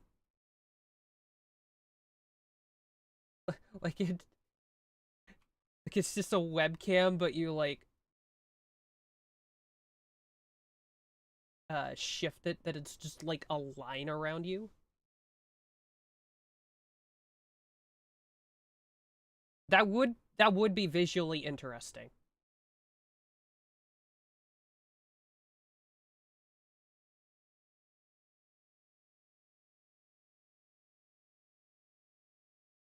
Ah, just so you know, uh I don't think Sit is up to date.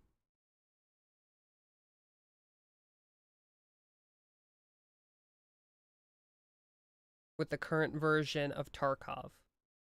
So I think that's gonna have to wait until Sit updates.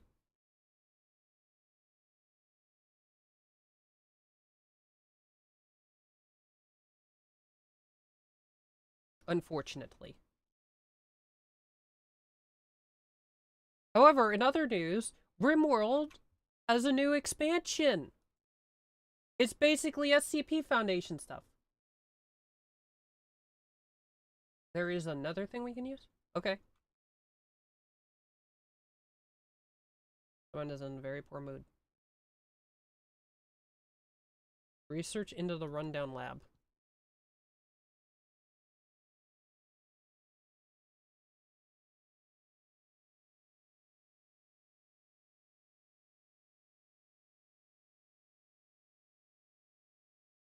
Okay. I'm just playing RimWorld Anomaly and chatting with Hubble.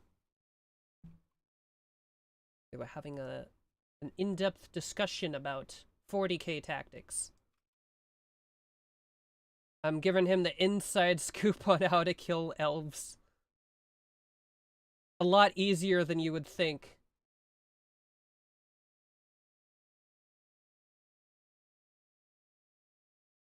Boomalope self-tamed. Sure. I'm gonna have to build an enclosure now. Thanks, Boomalope.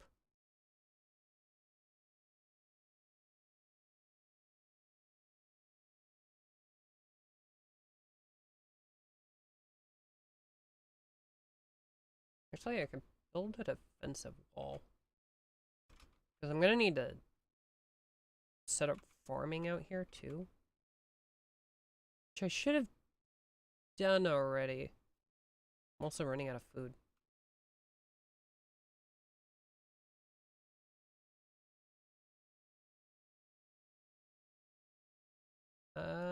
Destroy the local turkey population. Rhinos. 50% chance to attack. Timberwolf, 100% chance to attack. That's great. You had me at killing elves. You elf-hating bastard.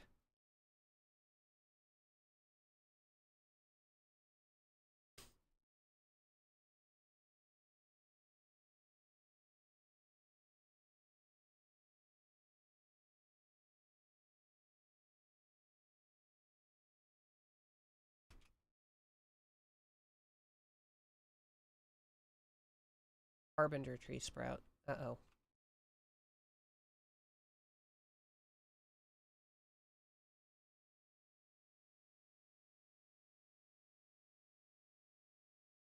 Yeah. Yeah, I definitely think Gene Stealers and Aberrants are like...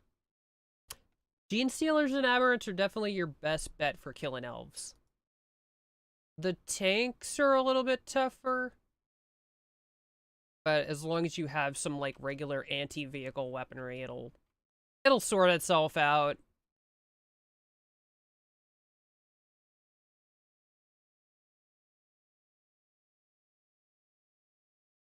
Elf vehicles are definitely on the soft side of, you know, vehicles.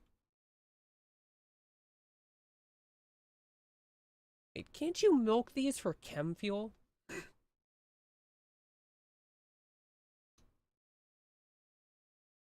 Okay, okay, you know what? This is a plan. This is a plan. I will enclose the fortress. Building a granite wall would take forever. Forever.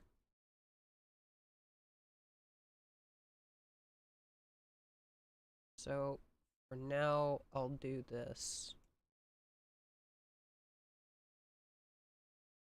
And fence gate. Fence gate.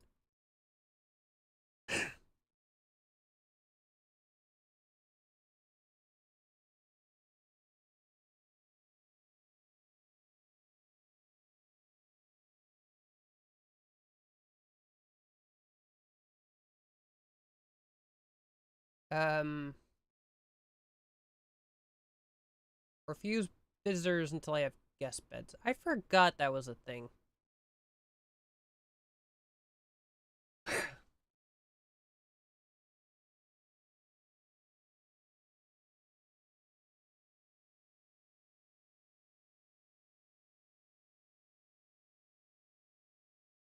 Honestly, most factions, it's kind of... You can kind of split stuff into, like, anti-regular infantry, anti-heavy infantry, and then anti-vehicle. And that'll usually do you for pretty well. But also knowing your opponent and building for that is never a terrible thing.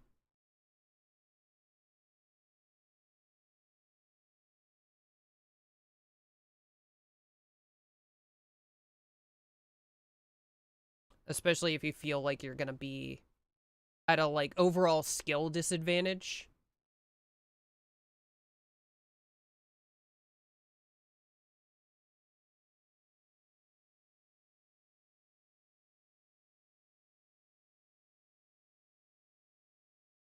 So sometimes building to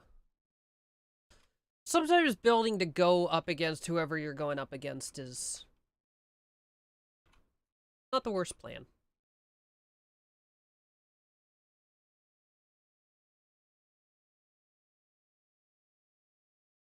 Am I out of wood?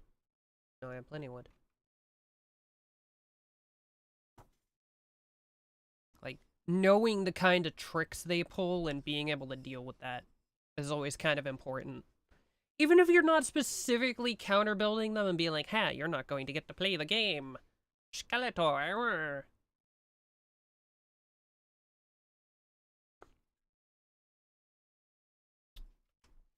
Oh, a local rat has gone mad.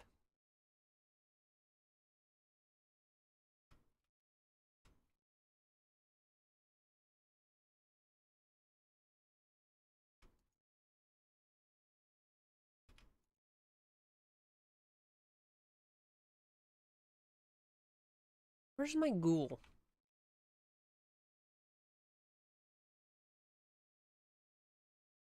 Go beat up the rat.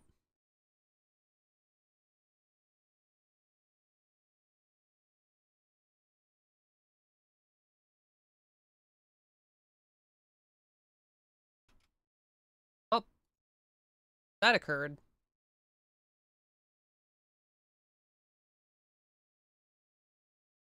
You just gonna...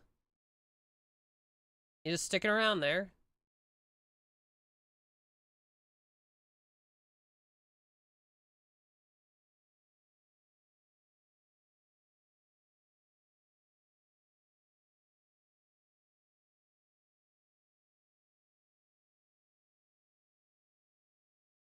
Could we please finish building the pen? Jason, thank you. Where's the boomalip gone?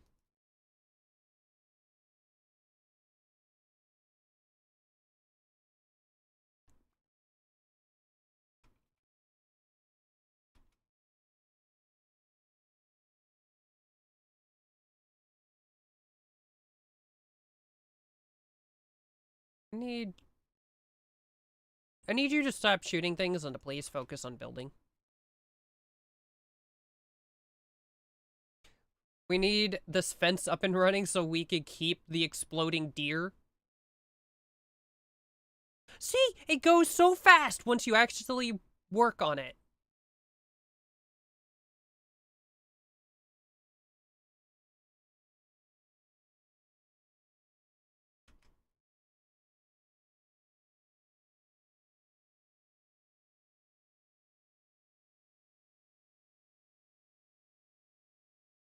Alright.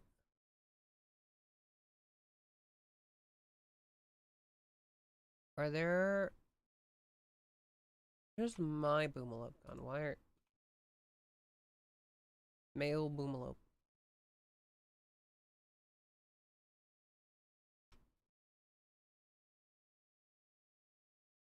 Okay, now he's getting it. Tame. Tame. Tame the boomalip. Milk them for power juice. Chem fuel.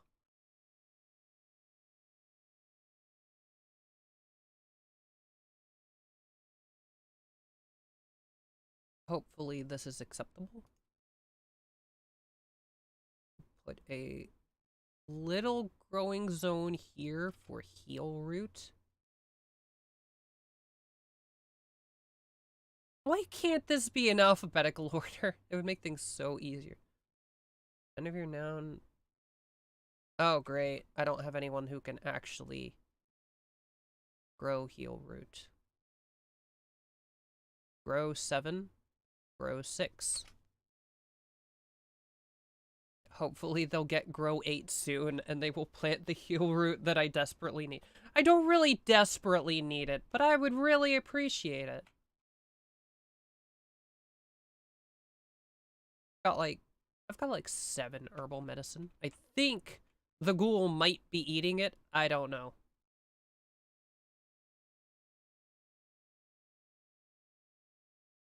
And there's some wild ones growing. That should help a little bit.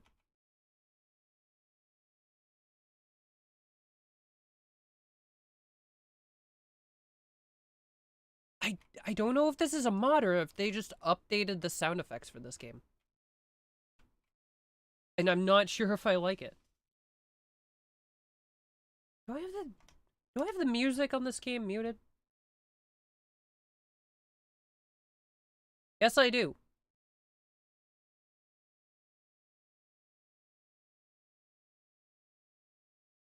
It's been eerily quiet this entire time because I muted the music. Eltex ore. Oh. Oh, that's... Holy crap, that's a big chunk of it. Wow. This game's just giving me everything. Oh.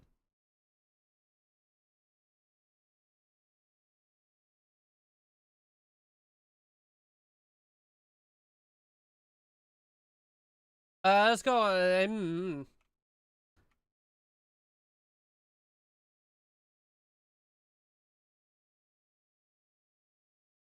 Yeah, that's good.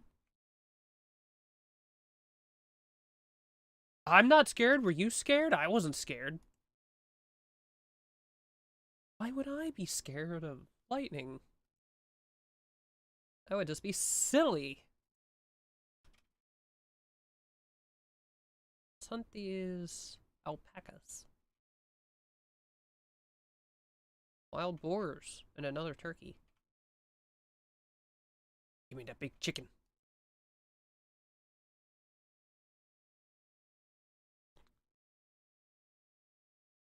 Is it actually keeping it properly cool? Yes, it is. Yes, it is. The single freezer is working.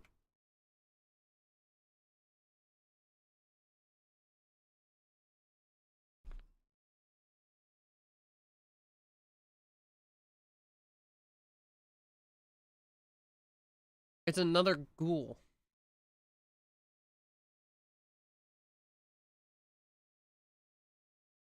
Let's make that a medical bed. Uh,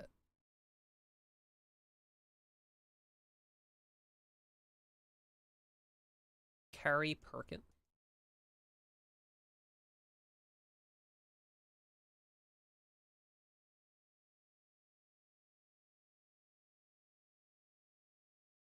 They're red. Is this bad?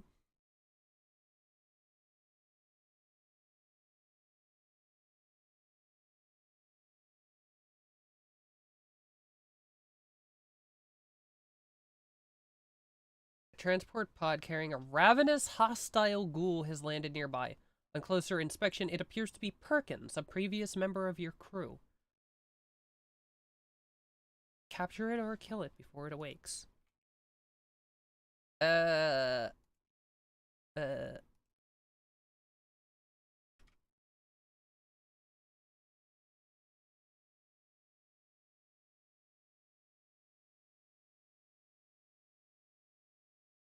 Capture Perkins.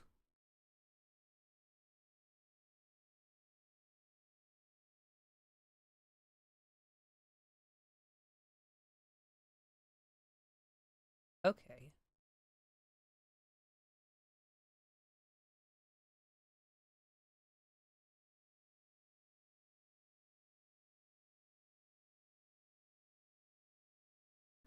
Void Provocation.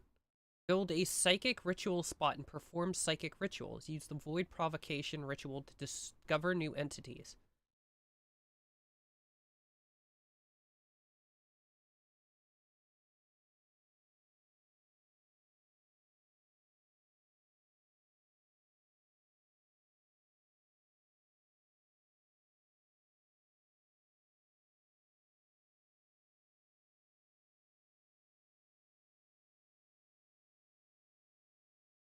Okay. Stop moving.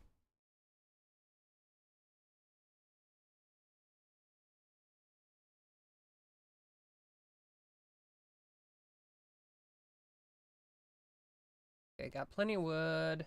We're digging out a hole. Everything's good. I have a ghoul tied up in a box. Containment strength, 90, door open.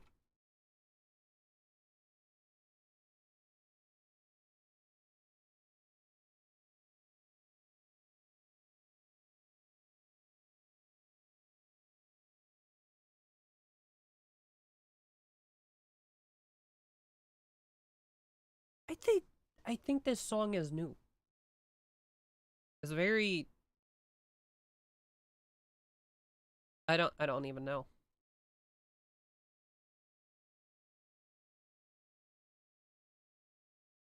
I'm gonna start doing steel doors. Uh...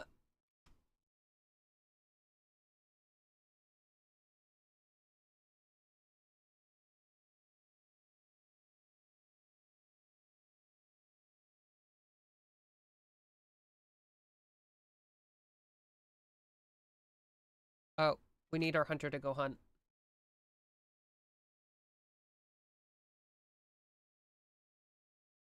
Oh, everything's burning down.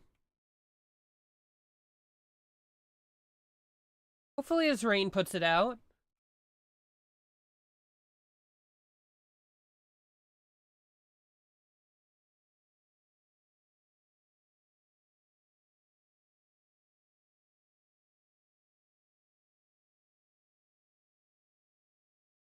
You can go eat that squirrel. I think.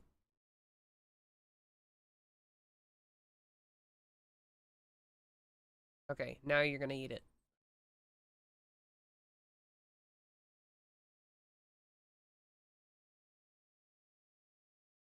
It is still hungry. It sure feels like a speed run.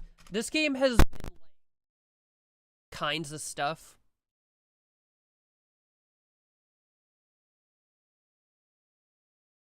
Like, it has been like just dropping good stuff after good stuff after good stuff. People give me money and then like weapons fall out of the sky and then rare thrumbos show up. It's just been going and going and going, and like nothing bad has happened, and everything bad that's happened has been so terrifically easy to deal with. And I'm not even playing on like an easy setting. It's just been going well. Disturbingly well. Which is always concerning.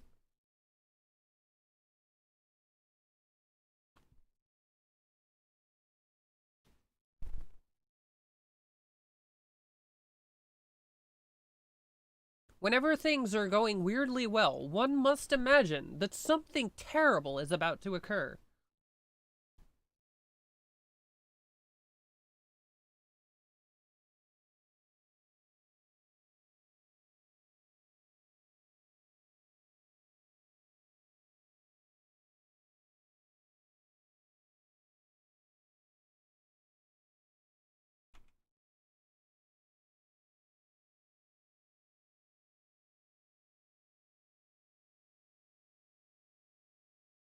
It just... Okay, so something bad finally happened. He had a mental break and just went catatonic. Oh, major food poisoning. That's great. Good. When did you get food poisoning? Does everyone have food poisoning? You don't. You don't. You have a gunshot wound in your head. What are you, a space orc? You got shot in the head and you're still up and walking around? Starvation. Could you please feed? What are you doing? Could you...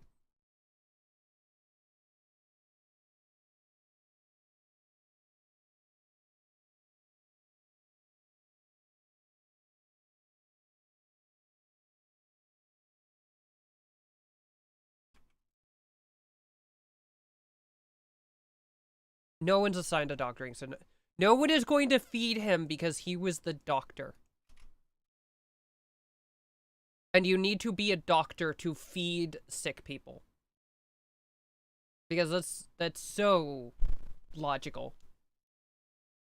Occult practitioner role unfilled. Everyone disliked that. Everyone dislikes that.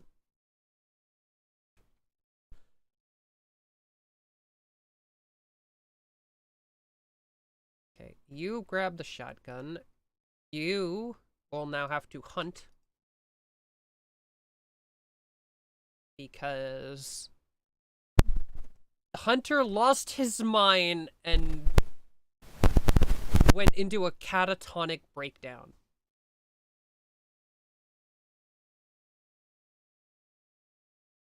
Who does that?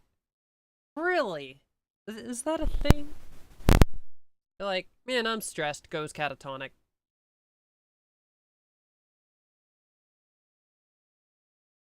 Got rocks. Green rocks. I like green rocks. Yellow rocks are better, though. Look at him. Angry.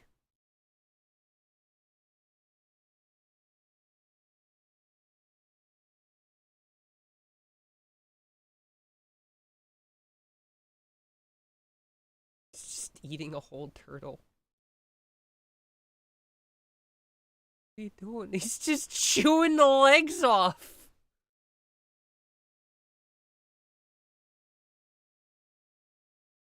That's just cruel.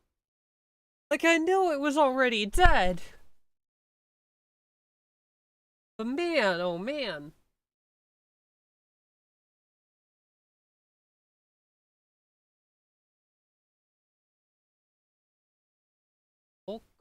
Bulk goods trader from Doagomi Alliance.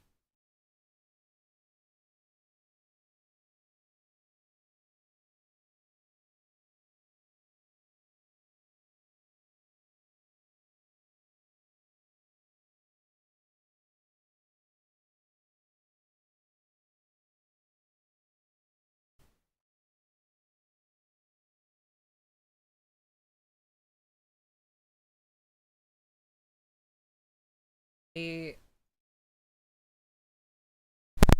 going back to fighting Eldar though. While these guys sort out whatever it is they're doing. Is anybody gonna tame these boomalopes? I guess they'll get to it when they get to it. But the other side of Eldar is Dark Eldar. I don't see as many people play Dark Eldar in tabletop. My microphone is making strange sounds?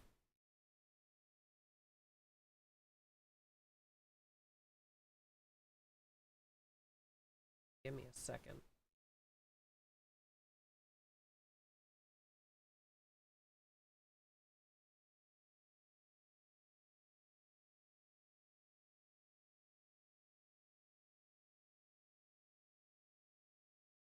Did I hit it?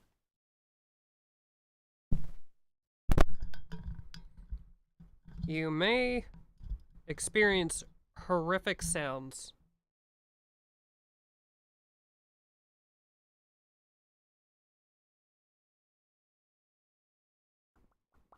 Hello?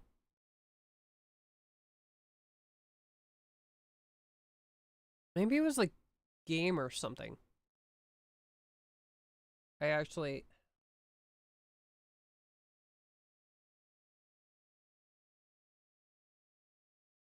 I'm not hearing anything on my side.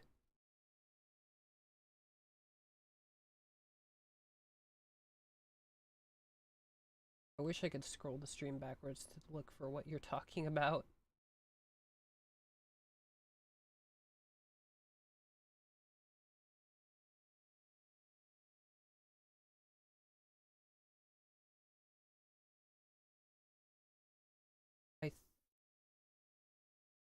I imagine it's fine now, as long as I don't hit the mic. Hopefully. I think it might be the game. The game might be making noises.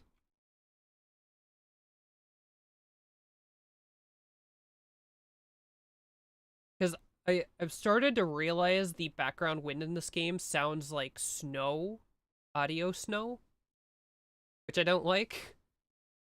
It makes it sound like there's something wrong with the audio.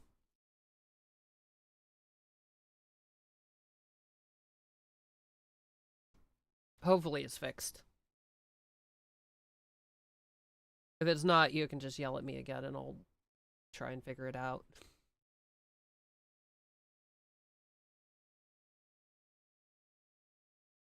I guess anything that would deal with Eldar well would deal with Dark Eldar well. Except the Dark Eldar The Dark Eldar like to stay on their boat and shoot you from the boat.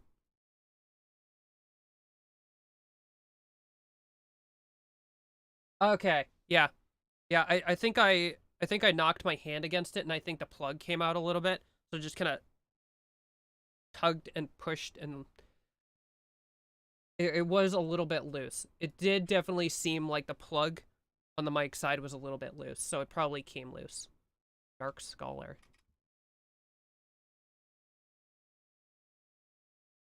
You can send a colonist to hear what she has to say. That sounds like a good way to go insane. Cuddy.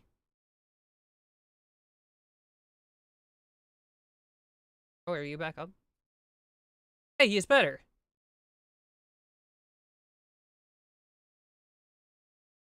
Talk to Cuddy. Wait.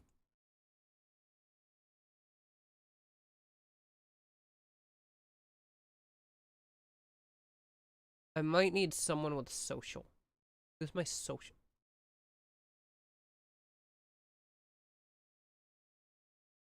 I don't have anybody with...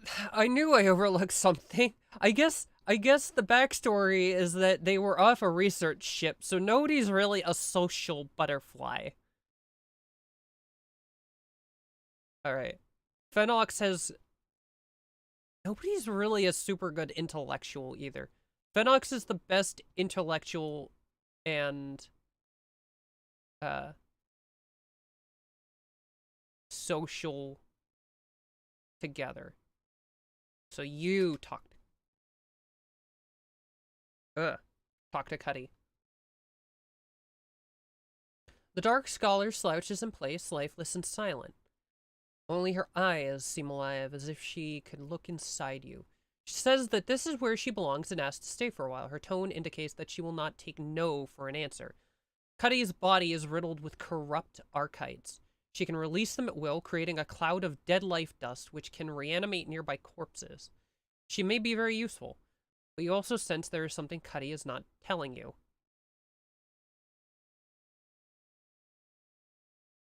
Okay.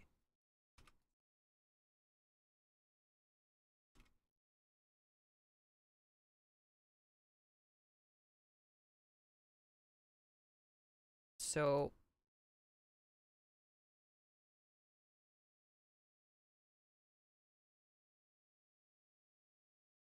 ooh, really good intellectual, quite good with animals. Psychopath, sanguine, psychically dull. Animal war call, and release dead life dust.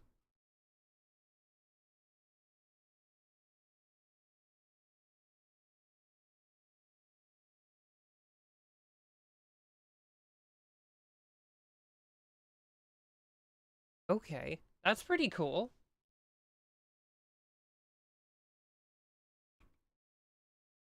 Yeah, you won't see Dark Eldar as much as Eldar, but they're slightly more annoying because you can't really just whack.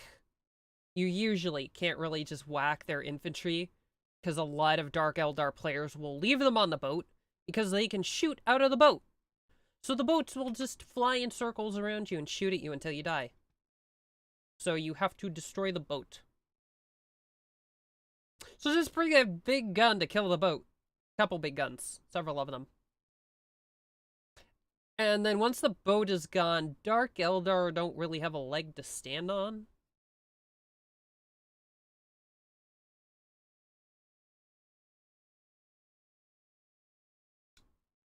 Kitten is hiding in her room.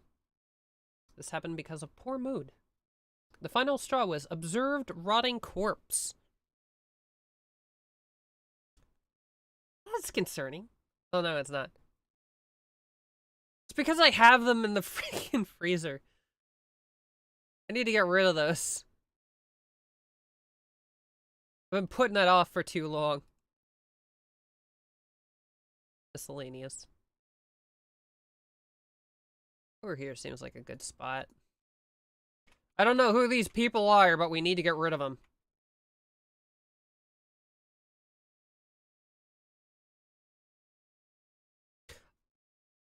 Actually, Dark Eldar in general kind of have a hard time on tabletop just because they really, really lack variety and they don't really have any heavier stuff.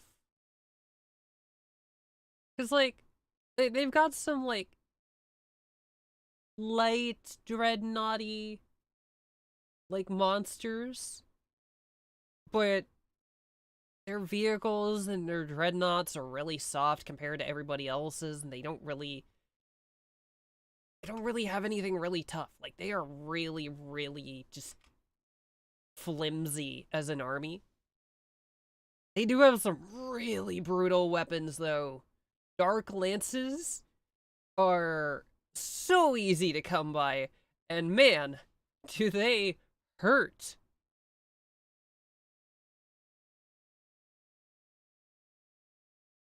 And then if you want something even better, they have, oh geez, haywire guns. They have haywire guns, which anti-vehicle 4 plus. Doesn't matter what your vehicle is. Doesn't matter if it's a Chimera. Doesn't matter if it's a Baneblade. Wounds it on a 4. Crit wounds it on a 4. And does it have dev wounds? If it has dev wounds, that's very rude. I need to look because it sounds like something Drakari would have. Literally, I built my Scourges with these, and I can't remember if they have dev wounds. Haywire Blaster! Anti-vehicle 4 plus dev wounds. Yeah, that's rude. That is so rude. Because, if I remember correctly, yeah, crit wounds on a 4-up. Anti changes the crit wound, which means automatically wounds and also activates anything that activates on a crit wound. Like dev wounds. Like dev wounds. This weapon is just mean. It's just mean.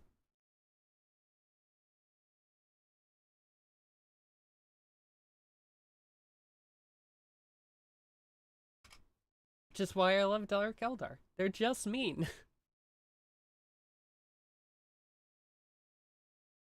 But they're even worse to build and paint than Eldar, because you take tiny little flimsy guys, and then you put tiny little flimsy spikes on the tiny little flimsy guys. And oh man, is it hard to put them together. The boats actually have individual spikes that you have to glue to them.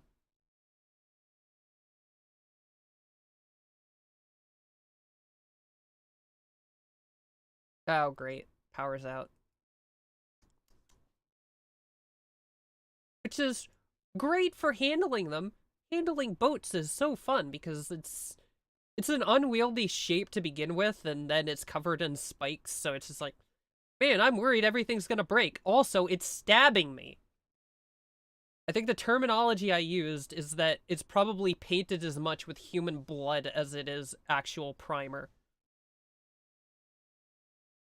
Because the entire time I was painting that thing, it was trying to kill me.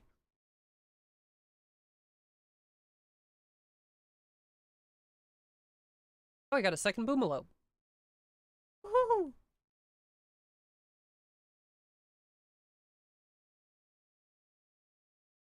I think the music is now loud. Like, I didn't like it being... I didn't like it being non-present, but now it's, like, loud.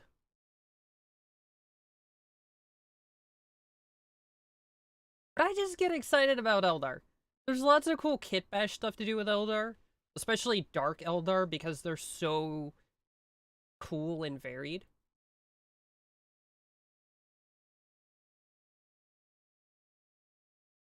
And especially because so many of their models are either out of print or ancient, so there's lots of fun stuff to do with them to make unique stuff.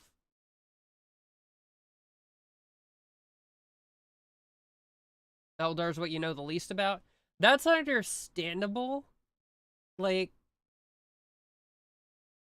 I feel like elves in general in like any setting are like You're either like me and you love elves, or you're one of the elf haters, so you know everything about elves because you hate elves, which is my dwarf player friend. Literally, there's a guy at the shop, hates elves, plays dwarves, is absolutely perfect. The ancient grudge is alive. And then there's people who just don't care. Like, I think the majority of people just don't care. They don't know a thing about elves. It's like, they're just elves. Because often enough, elves very rarely do anything interesting. Like, so many settings, the elves are not very interesting. It's just like, we made Tolkienian elves again. Good for you. It's not that interesting. Eldar do have a lot of, like, cool lore and information out there. But they don't do a lot. Like, a lot of the writers for 40k either have a hate boner for Eldar, or they just don't like them very much.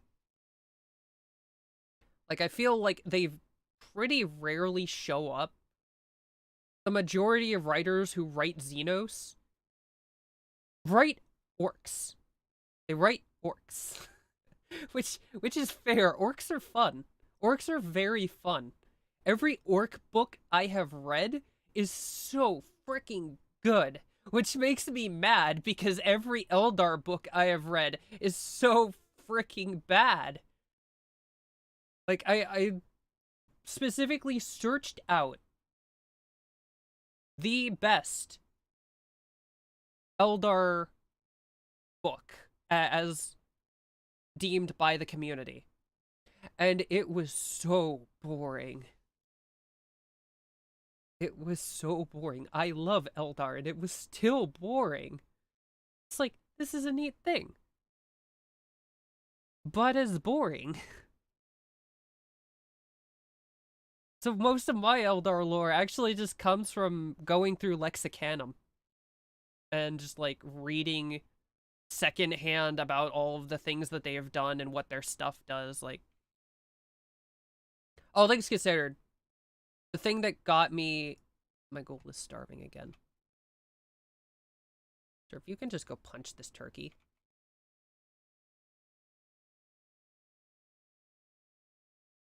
Why are you laying on the fence?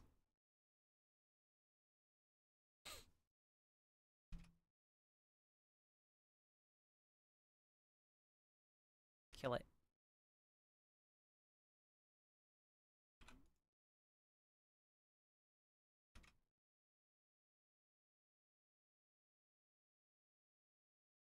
Yeah, praise the star, children.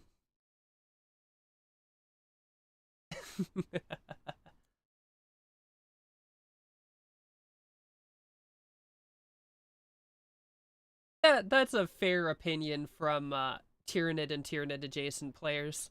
I have found that Tyranid players of everyone are the ones who have the fewest grudges. They need no grudges. They simply are.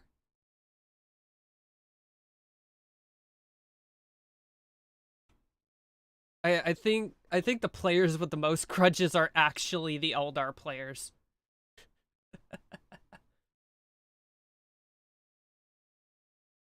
Which is very funny.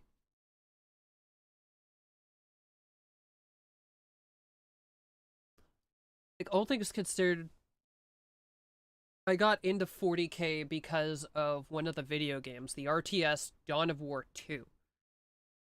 Really cool campaign.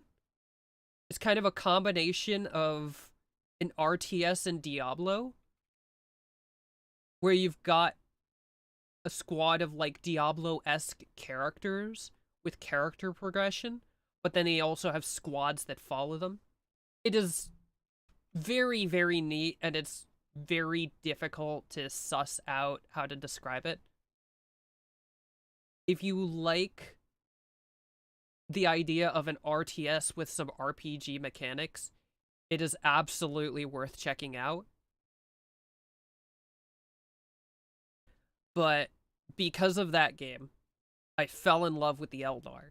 Specifically, Wraithguard. I think the Wraith units are so neat. I'm just getting so many quests, and I'm not going to do any of them. Because, like, the whole thing behind the Wraith units is that they're basically, like, big dolls. They are constructs made out of psychically active material, and then they insert Eldar soul stones, which are rocks with an Eldar like soul in them, which I guess is self-explanatory, but someone could call it a soul stone and is actually filled with Cheetos. I don't know. I mean, this is 40k. The words mean nothing. Sometimes.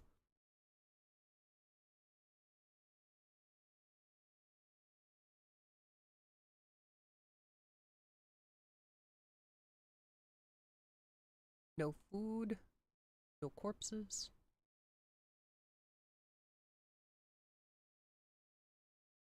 Okay. No more zone. Move everything in here. And they insert the soul stones into the wraith body. So it's kind of a weird combination of a construct and an undead. And I love me constructs and undead and Dungeons and Dragons and stuff. Like I love like things that aren't supposed to be alive getting up and moving around. I guess it just comes down to my like ancient fascination with like dolls and stuff. I was a weird child.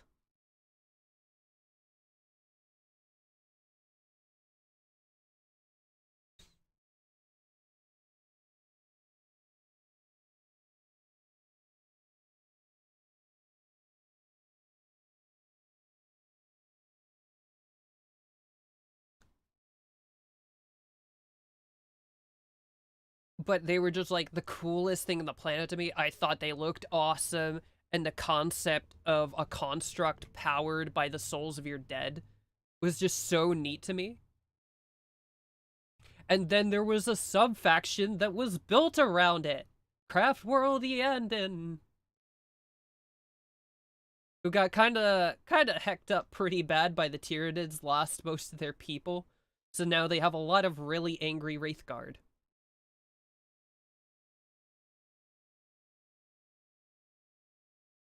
So look, you're relevant. Your people are relevant.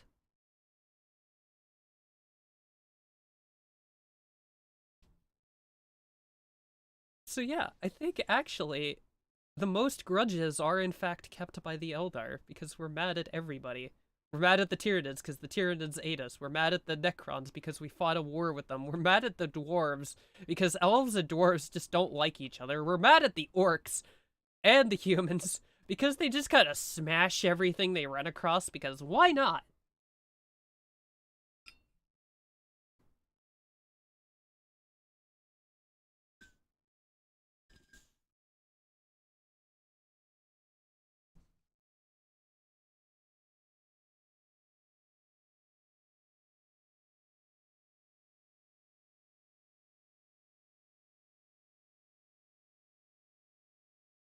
The real grudges were the enemies we made along the way.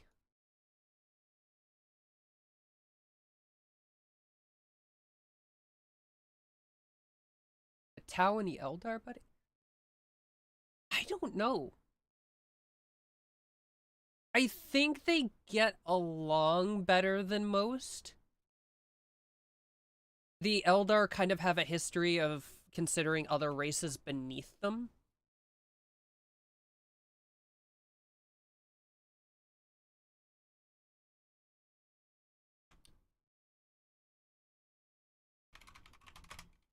Warhammer 6th edition allies.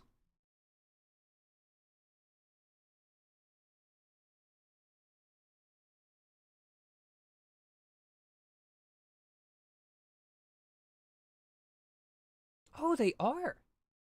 Huh. Okay. So, like, this is all the way back in 6th edition. But 6th edition had rules for allying factions. And some. It was really funky how it worked, and it doesn't work as well nowadays because every faction has so many rules attached to it, and there aren't really rules for allying anymore. Which is unfortunate because, like, having a combined Imperial army is pretty neat on tabletop. But I understand why it's not a thing for, like, rules brevity and balance issues and stuff like that, because it used to be a really, really big balance issue. But there's this, if you look it up online, 6th edition rulebook had a faction alliance system, and it had this little square. This little matrix that showed who could ally with who. And, obviously, Tyranids couldn't ally with anyone. And most of the Imperial factions were like, yes, we're battle brothers, we work with each other. I did not realize that Tau and Eldar on this matrix were battle brothers. Which does make sense. Because, for the most part, the Eldar aren't really looking to build an empire anymore. The factions the Tau really have an issue with are other, like, Imperial factions trying to conquer stuff. Like, it does actually make sense that they would get along.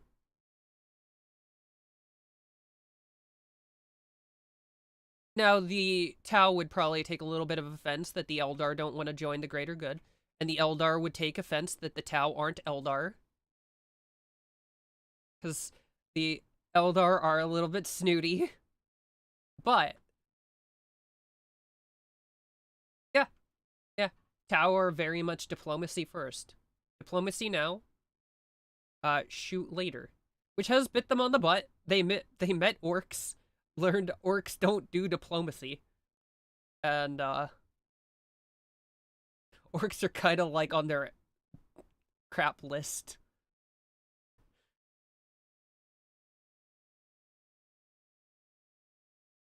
Like, orcs and Tau interacting is just very funny to me. Also, Tau trying to talk to demons. Oh, what is this new, strange alien? Ah, yes, it's eating my skin.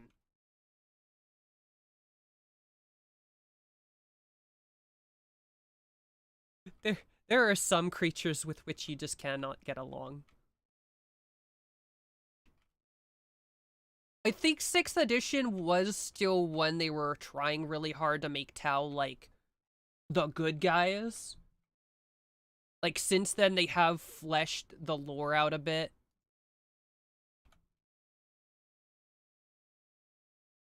That while, Tau kind of are still the good guys, especially, like, I would say Commander Farsight.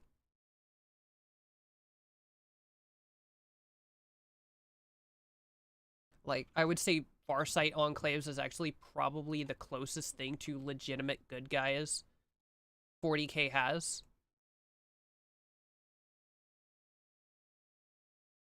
They're... I wouldn't call it a retcon so much as, like, they've slowly, like, filled out Tau lore. So there is stuff with,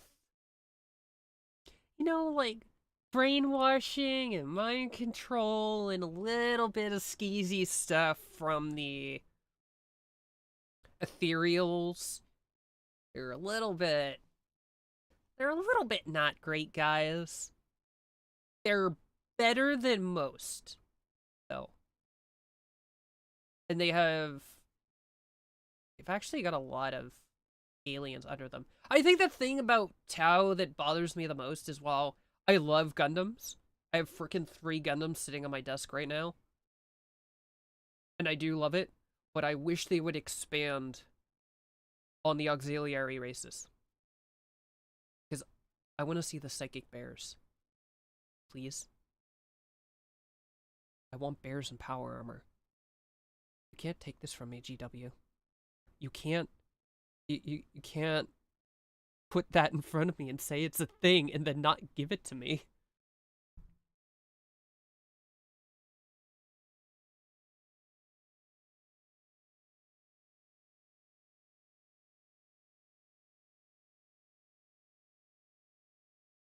A neighborly prisoner?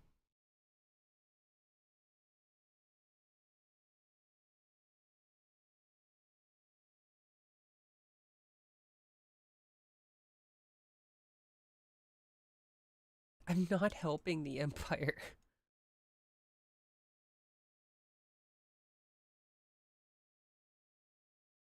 What makes the what makes the Tau dangerous is that they're the only faction that has actual scientific progress. Yes.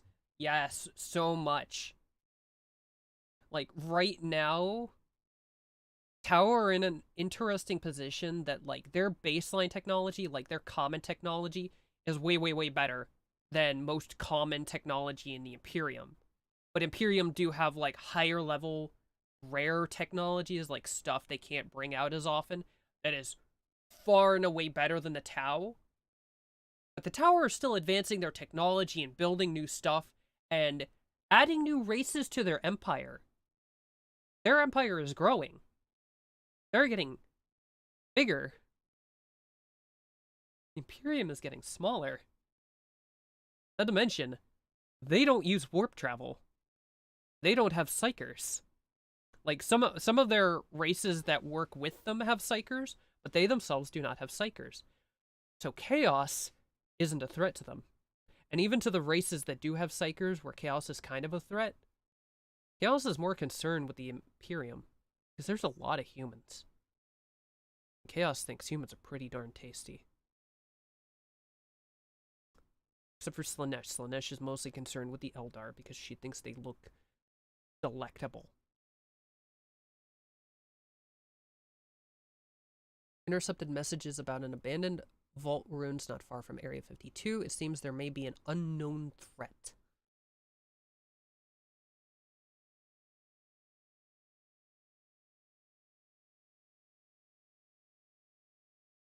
Why would I need 306 wood? Wood is easy to come by. This is fascinating. Oh yeah. I started reading that. I got distracted from it. I was a decent chunk into the first book and I got distracted from reading it. I have a really bad ADHD problem with books where I'll like start one book, get like a third of the way through, start another book, get a third of the way through, start another book. After I get like halfway through that, I'll go back to the first book. I need to get back to the three body problem. But just like the idea that people have no idea what's going on,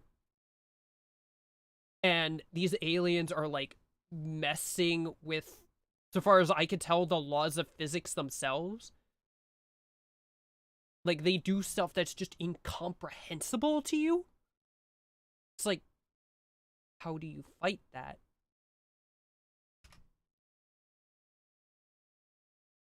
Like, I watch a lot of Roanoke Gaming who like tries to apply science to sci-fi movies and stuff. And he on occasion brings up that like all these invasion movies are like, we're gonna fight the aliens, we're gonna punch them in the face. It's like, the aliens probably wouldn't come down here and fight us. They would probably shoot a laser that would somehow magically sterilize the entire planet, wait 100 years for all of us to die out, and then they could just sit down on the planet and not care. Like, if something is so much more technologically advanced than us, they could probably kill us off without us ever knowing there was a thing. Uh, I was into the part where the last part that I remember is when he went into the VR game with the three lights floating in the sky and the world ending. The the part that's essentially the series title, where the series title comes from.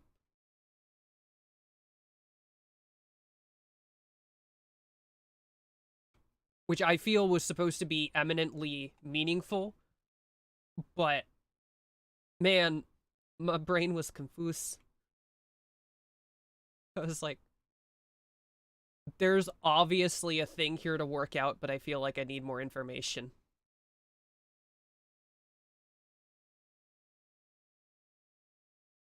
I I ran into the problem of two of the actually what sidetracked me is that two of the podcasts I follow have been doing book clubs. They were doing a book club for Fall of Cadia and the Big Daka, so I wanted to read through those two. I got those read and I started reading Gazkul Thraka. I can't remember why I started reading Gazkul Thraka. But once I finish Gazkul Thraka, I'm probably going to go back to the Three Body Problem, and then I'm going to reread Roadside Picnic. Because I actually started rereading Roadside Picnic.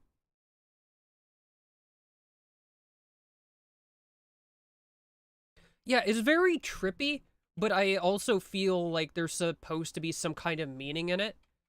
I I do get what you had been saying about it being weirdly written. I actually wonder if the book is translated or if it's a linguistic thing. Like, I wonder, because the writer's Chinese, I don't know if the book is translated from Chinese or if he's like first language Chinese, second language English, and that's just kind of affected the way he writes English. But it is written very interestingly.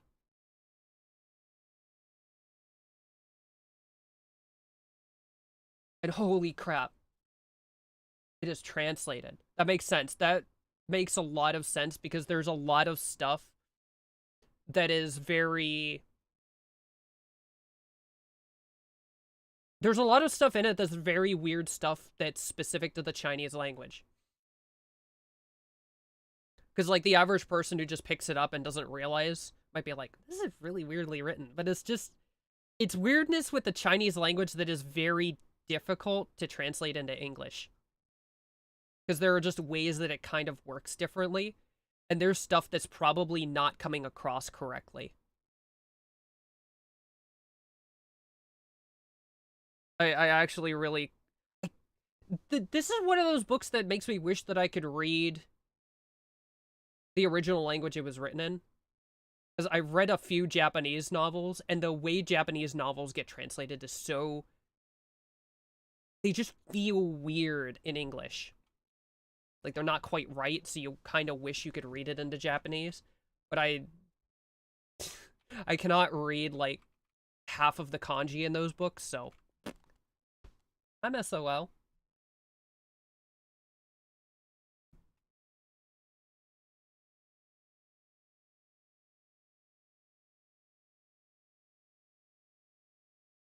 Yep.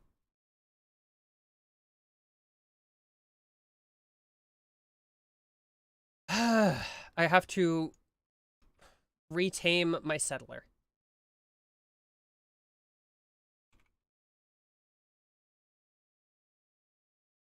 Wild men may attack upon failed taming attempt.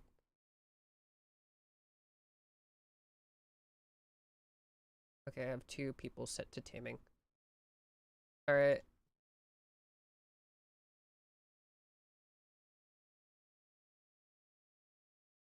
Please fix this.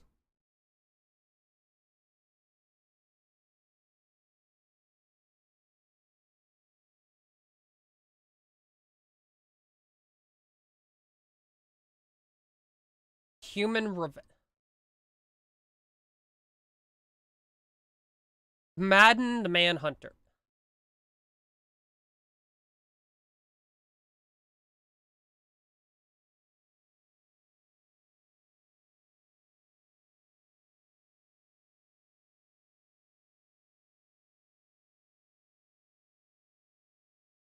Just arrest him. What is he throwing? Rocks?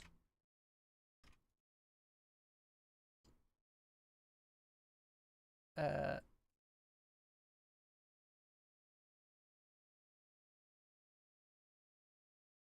Please go beat him up.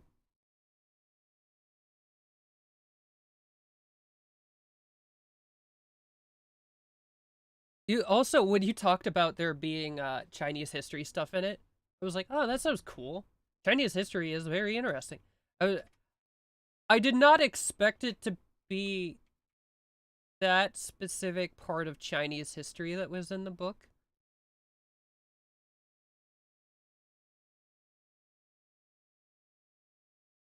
It was a little bit uh it was a heck of a thing to read through. Especially if you aren't like fully aware of the stuff that went on during that period of history, it's a little bit brutal.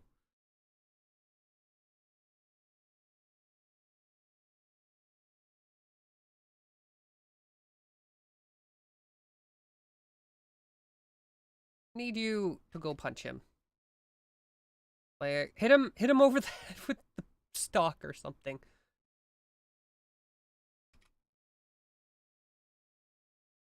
Undraft. Undraft. Alright.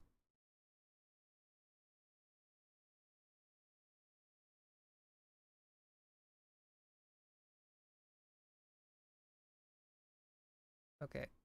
4 prisoners. Capture him.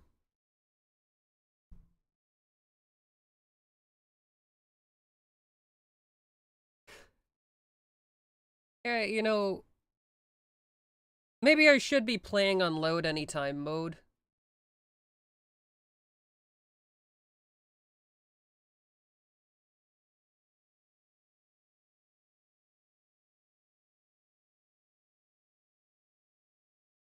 Because,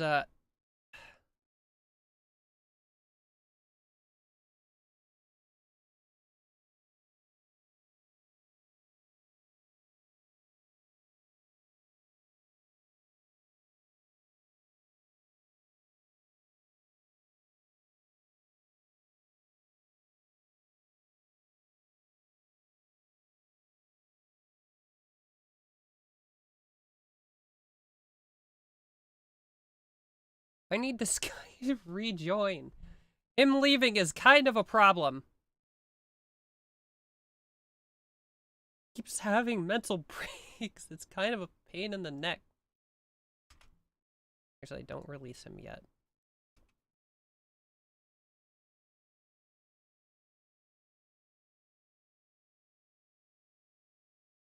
Release him during daytime where we can fix the problem.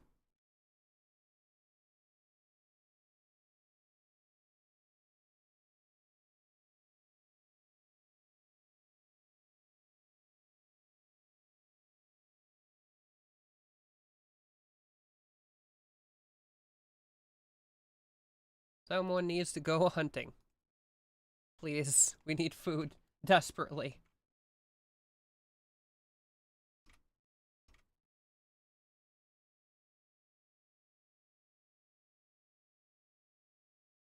Dude, that regeneration.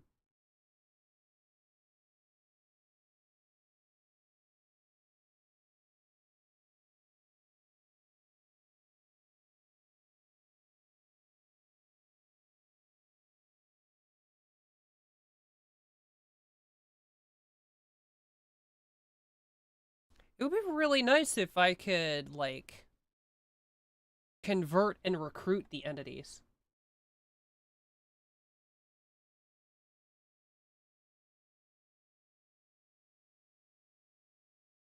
Yeah, I wouldn't be shocked. I was actually shocked, like, seeing that kind of stuff in the book. Like, especially if that guy was living in China. I I cannot see that guy managing to get that book published in China. Like, the Chinese government is so harsh with that kind of stuff sometimes. Like, they don't want anything making them or their history look bad.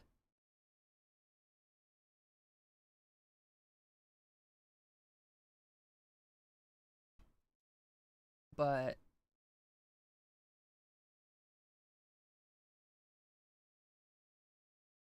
People are not happy. I need to start putting up lamps and stuff like that. I think the issue is that there's no lights.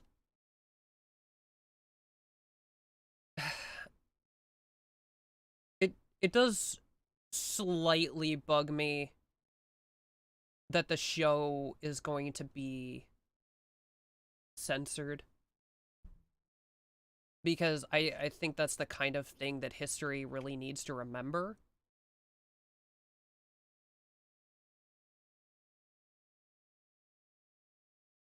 But at the same time, given the nature of their government, I can kind of understand why it would occur.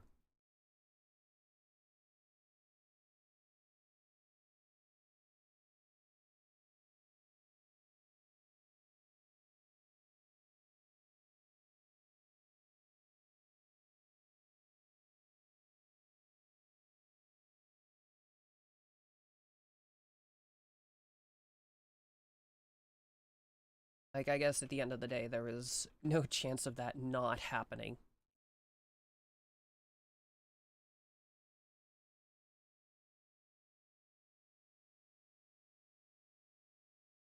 Which, given that the author went out of his way to write it that way, I have to think that that probably bothers him.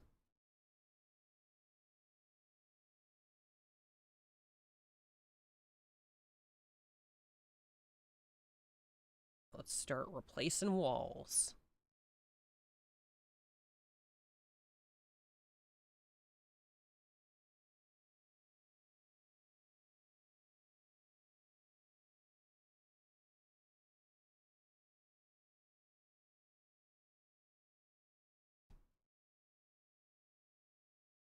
But so far, it is a very interesting book. It is very...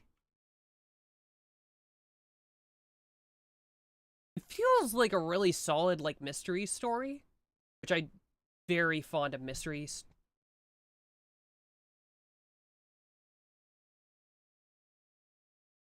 Prisoner Rodion is escaping. How? Um... Just go release him.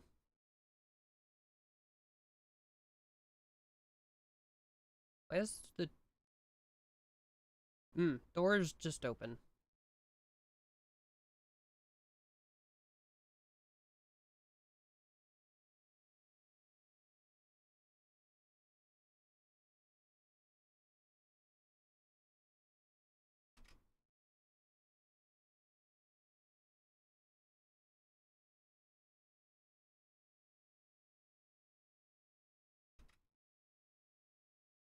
Please capture him.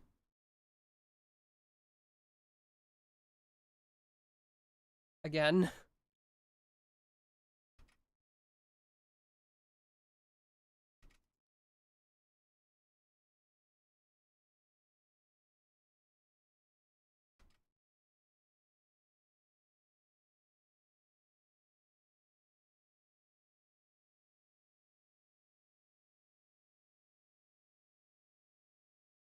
Cowering.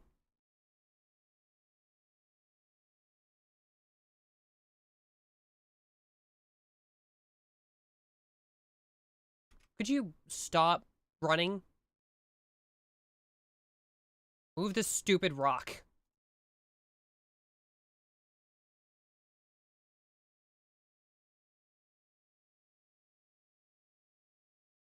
Put chunks here. Haul chunk. He keeps running because you leave the door open because there's a rock.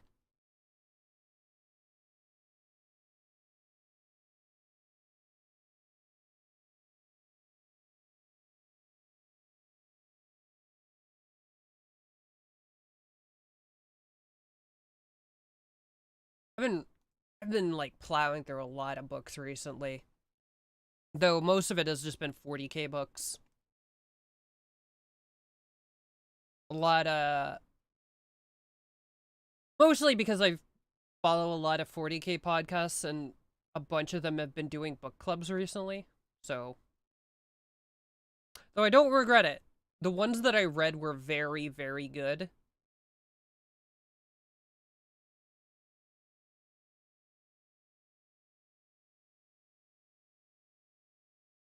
Can you build this wall, please? You're kind of letting all the air out.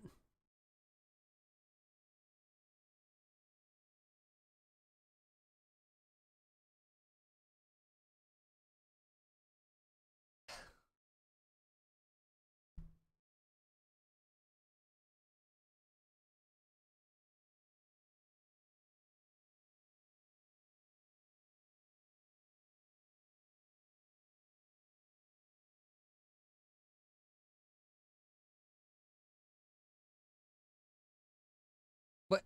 Did he just walk out again?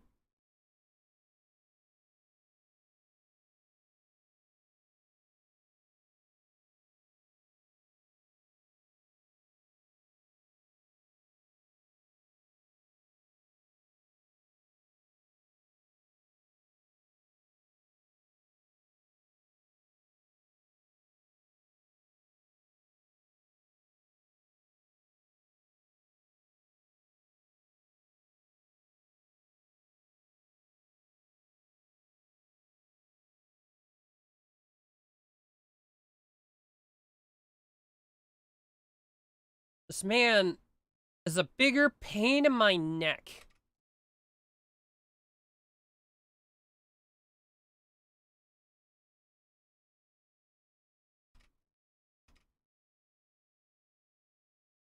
Okay. Now, can I prioritize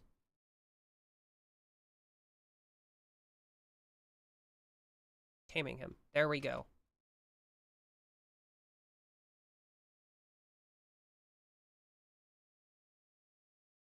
There we go. There we go. Fixed it. Fixed it. Just took like 3 in-game days. Had to beat the crap out of the man like 5 times. Broke his nose. Man has more bandages than humans. What?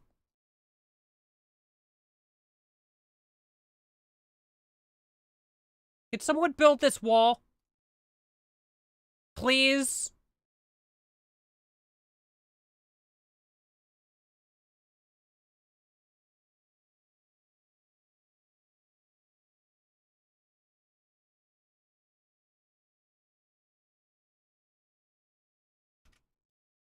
Listen.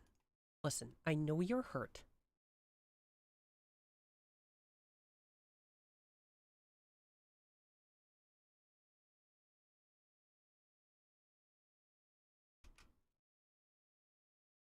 It is not your job to rest. It is your job to build. Also, could you not leave food laying on the floor?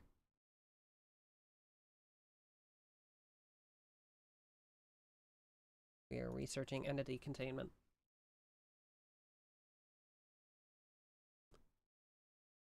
Can someone put the boomalope back in the cage?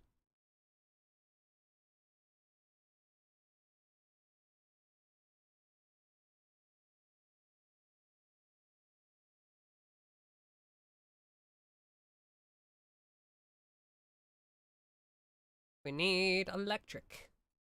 Power. Power conduit.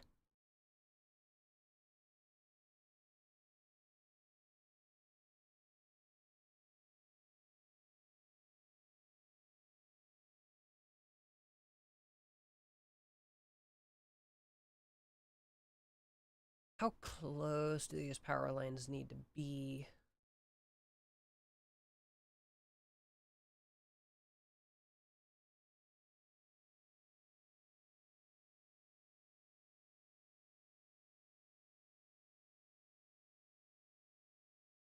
Need to put a dumping stockpile somewhere.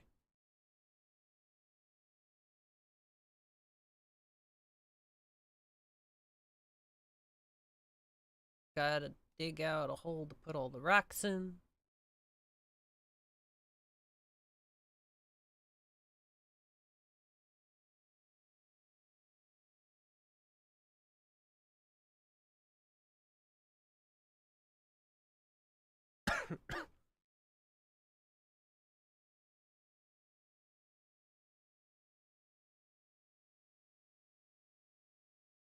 Ugh. Maybe. Maybe.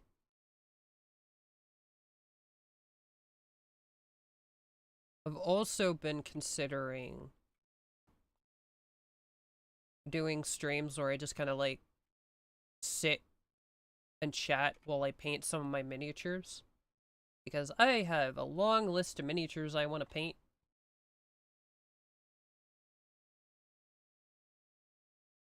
And I have been spending a lot of time on it, but I also want to stream. So if I can do both at the same time, I think that would be cool.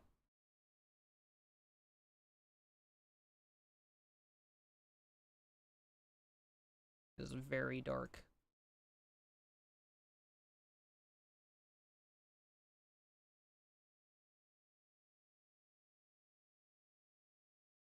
This guy is messing up like every other construction job. Fiesta of War Opportunity.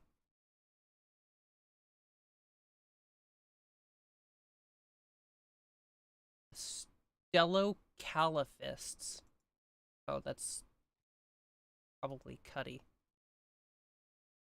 No, she's Wavy and Legion. Who's Stello?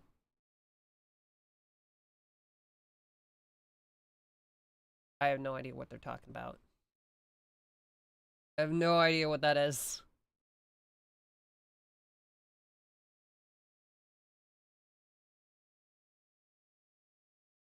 I need to... Those are my animals. I need to hunt the wild animals. Nobody's shooting the wild boars. Oh, no. I hear the gunfire in the distance.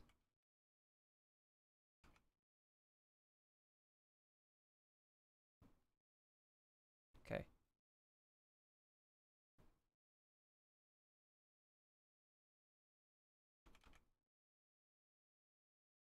Need to set up.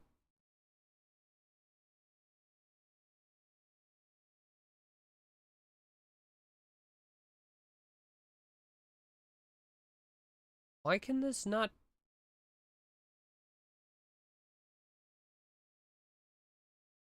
Is it because of the rock right here?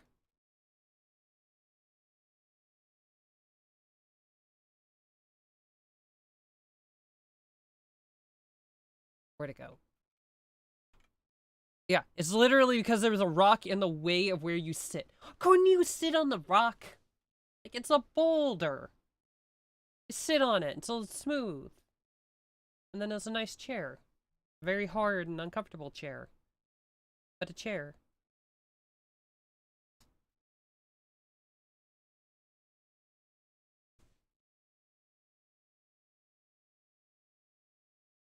Yeah, I have a lot of painting I want to do, so...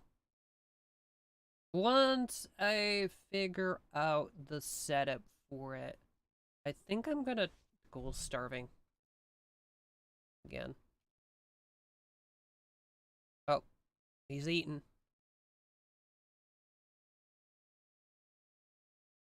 Once I figure out the setup for it, I'm gonna try out streaming the painting.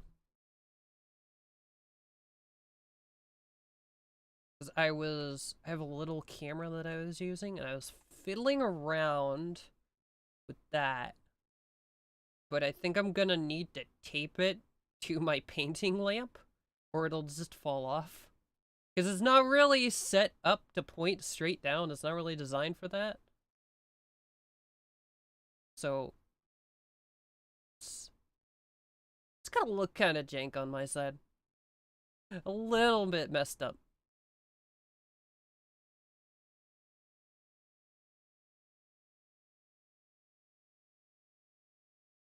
Ah, lamps. We have light. Well, we have some light. We have a lot more... We have a lot more walls to build.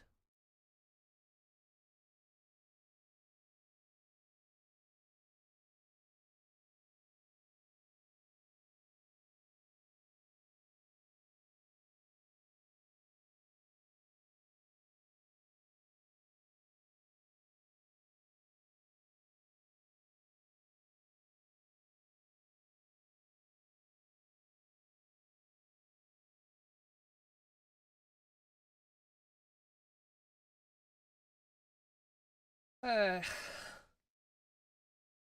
jabber, jabber, jabber, jabber. Space battle. Several massive spaceships have engaged in combat in the planet's orbit. Missed shots and debris can impact the ground in the area.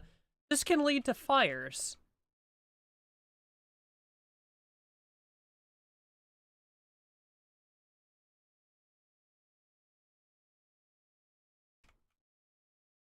The animals are cowering in the corner together.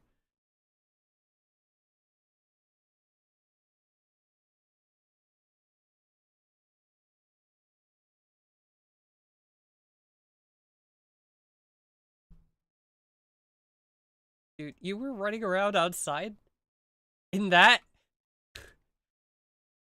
Sometimes I wish the little characters in these games were just a little bit smarter, because it's like, you know, if I was out when it was raining spaceship parts, I'd probably come home. Especially home was if home was made of rocks.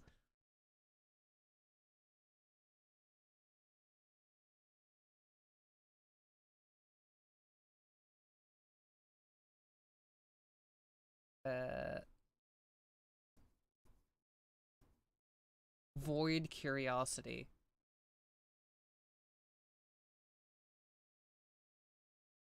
Rodion has begun to fixate on the void and wishes to investigate it using the void provocation ritual. Use the void provocation ritual to discover and capture entities. Captured entities can be studied to complete anomaly research projects or connected to a bioferrite harvester to generate bioferrite. Place a psychic ritual spot to perform the void provocation ritual. No! I can't build more containment yet, and I don't want to fight this. Unless I can, like, game end it, I can execute it. I can execute it and put something else in the box.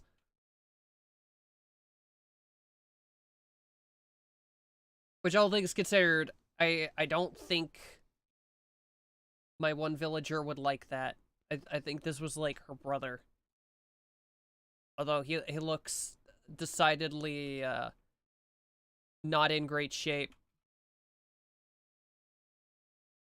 So, you know, not sure how mad she would be. Did you have good social? No, nobody has good social. See if I can buy a gun from you. Because I could use more guns.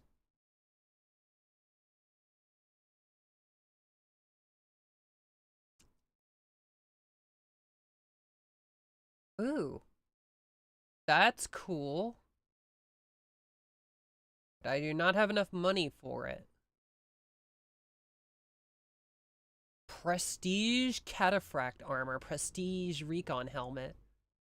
What can I sell you? Bugs fragments.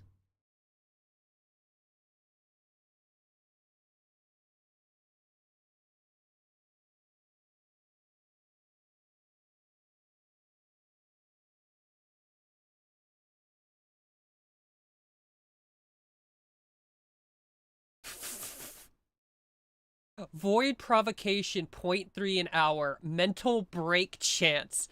This this is a Cthulhu Mythos book. This is the Necronomicon. I don't think I need people reading that.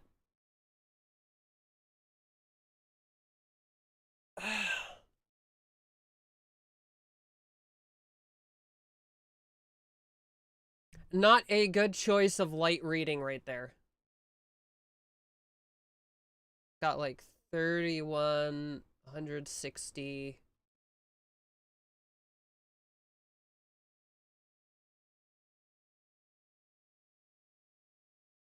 Like you get like maybe 400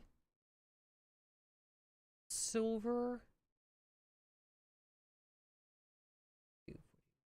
60, 70, 270, 300. He got like 400 or so silver, so I could afford the revolver or the SMG. Maybe. Why is this steel hammer so expensive? So, no way am I gonna be able to get that charge lance. A gun is better than no gun? Though, I don't think I really want people hunting animals with a revolver, but... Sell that. Sell the Molotovs.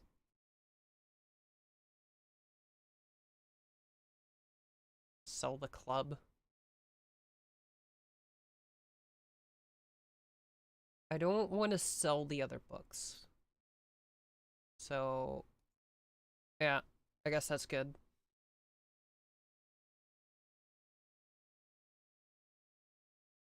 This man is fragging miserable. Ah, pessimist.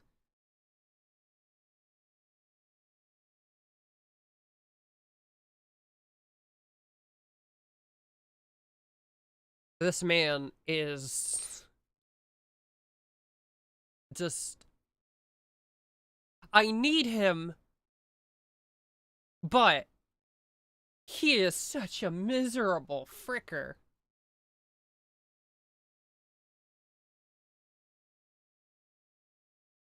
Like, what the heck?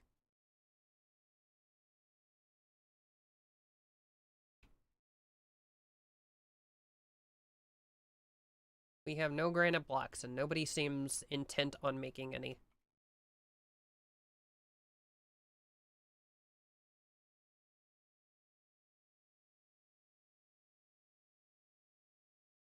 I guess they're too busy digging this out.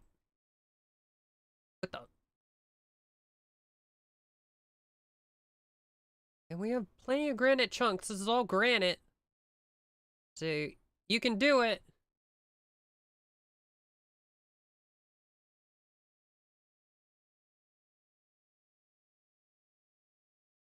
Honestly, in general, if you're a big reading person, I think most, well, not most, a lot of 40K books, especially newer 40K books, are quite good.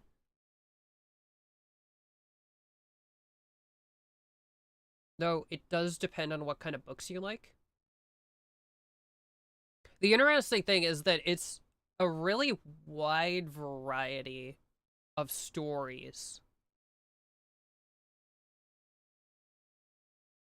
Because people always talk about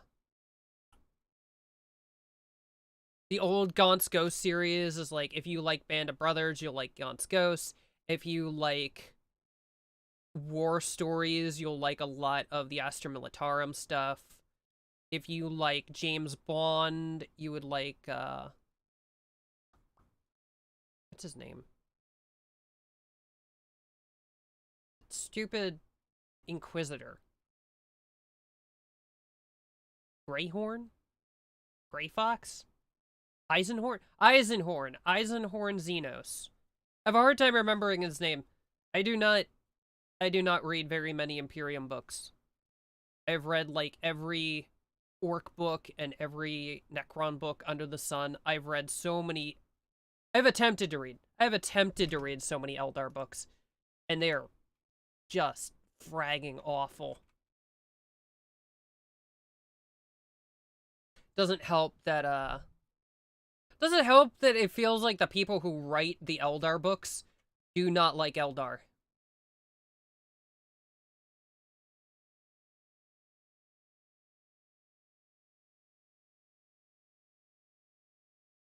Oh, they gave me components. I love it. It's a baby boobilope. Look at him. Little guy. So little.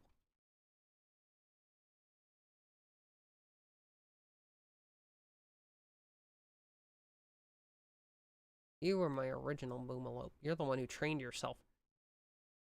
Oh no, I can train the Boomilope to attack. Oh, no. I can't. I cannot trade it. That's grayed out.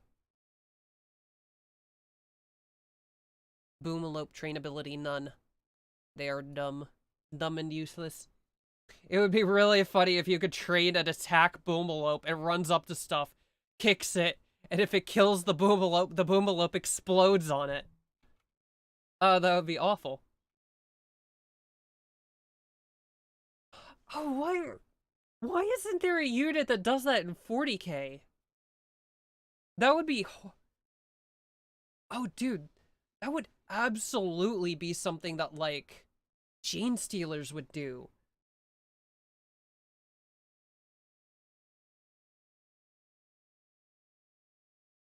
Although, maybe it would be a bit too, it might hit a little bit too close to certain real world stuff, so maybe people would take issue with it. I still think it would be cool, like, this thing closes to melee, like, you could close to melee with it, but if you kill them, they do damage to you. It would absolutely make people second guess, like, trying to use melee units to assassinate ranged units. It could also be a stratagem.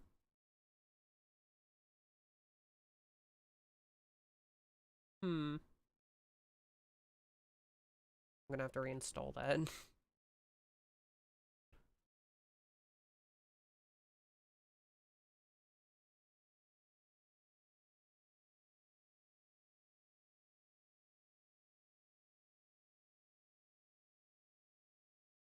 We can start running more power lines.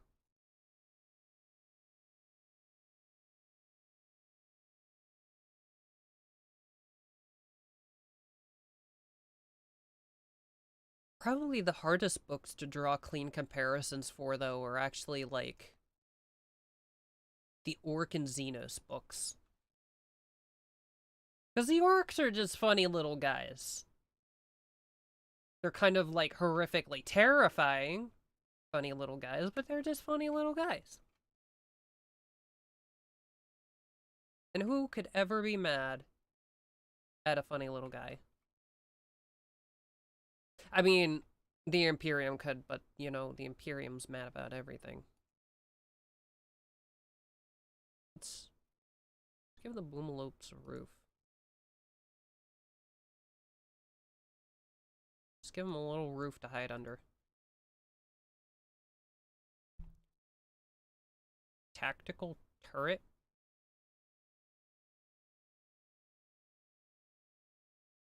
Is this an item? No, somebody built this. This is here intentionally. Who did this? Deploy. Did you do this? Why did you do this?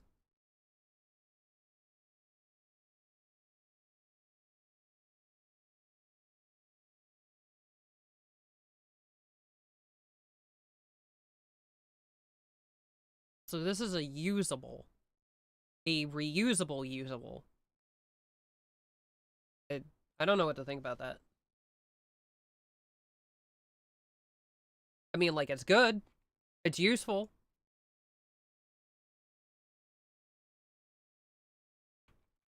Dude, that freaking ghoul is just chewing through everything.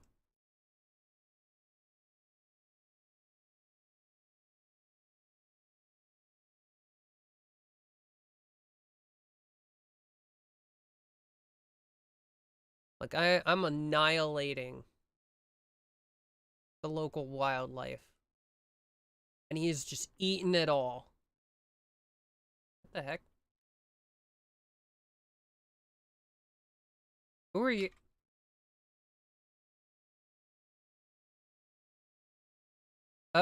Oh.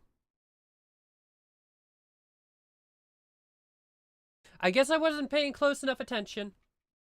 The, the ghoul went insane. Do not let that crawl away!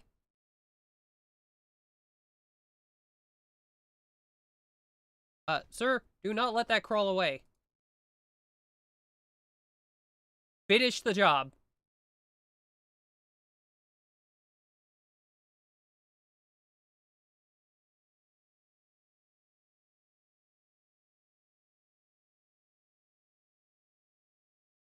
I was not... Was it showing the thing of ghoul starvation? I don't know if it was.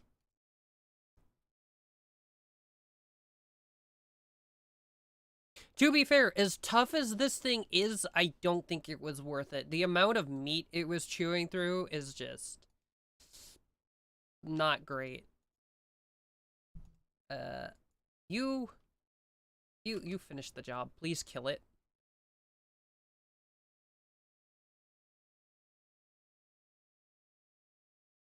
Extract the skull.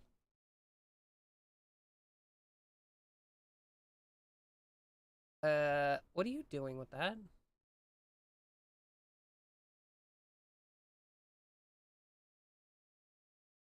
I guess we're keeping that. Who are you? And why are you dead on my lawn?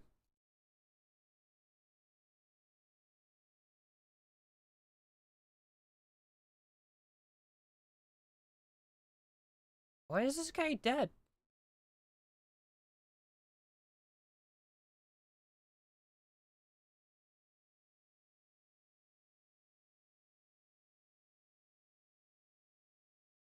I need to set someone to be my leader.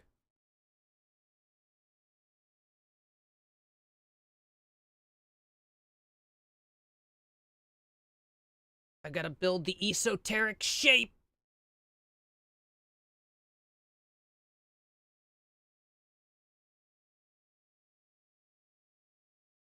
Build it in here.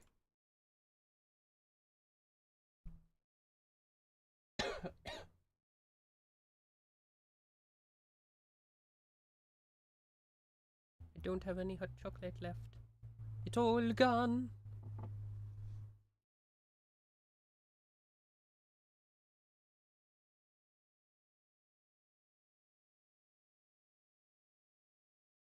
Uh, oh, where? Okay. Install there. Install this one here.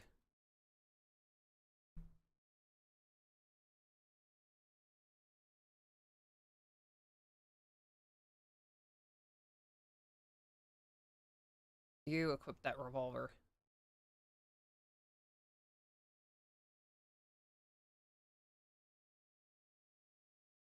Did I not put lamps in here?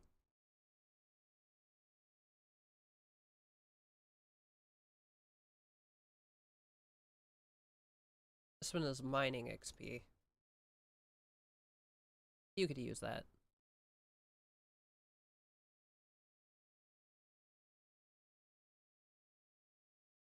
You're my doctor.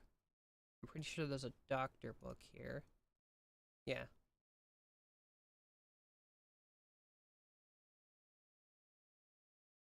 Eat the book. Consume!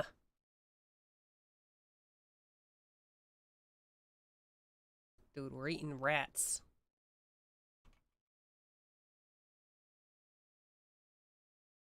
Where did I get a steel breach axe? Steel... Where am I getting these things? Fire bombs? Are people just losing... I guess it came out of this guy.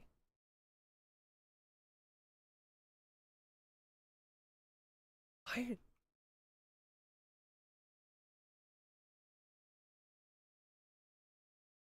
What?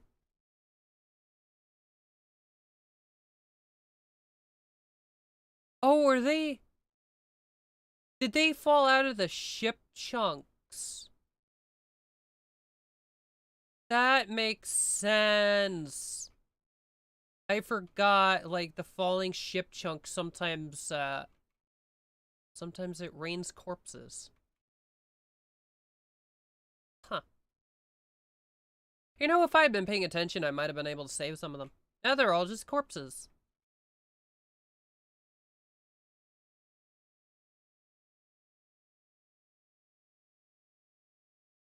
And I should probably bury them.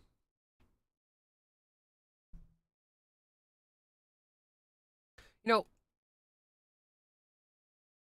I wonder if this ghoul can heal from this.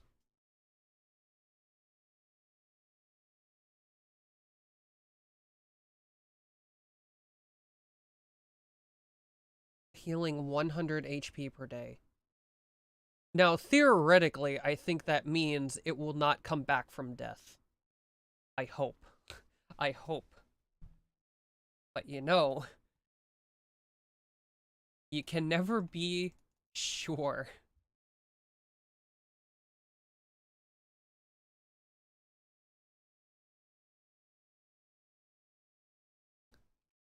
They might need to talk about another settlement that needs my help.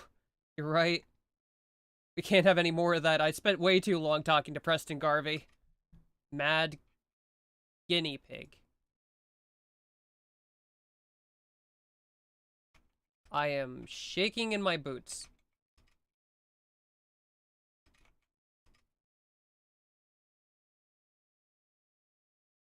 Where did you get the mask?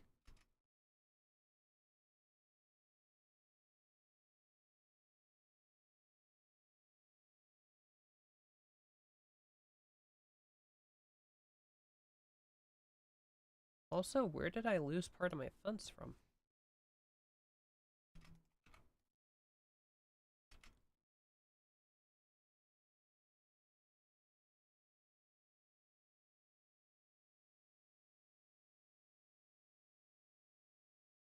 Well, the guinea pig successfully managed to throw dirt in their eyes.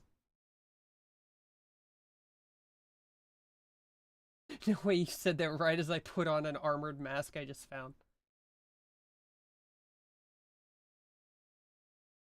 Yes, I am watching your game as we speak.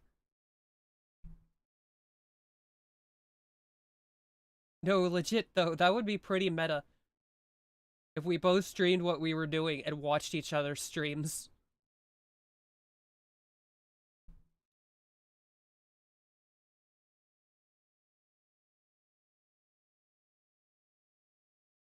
If, that was a spooky noise. That was Sight Stealer. Okay. Okay. You, gun. You, hands. Throw hands. Bring the knife. Was it dead? It is not dead.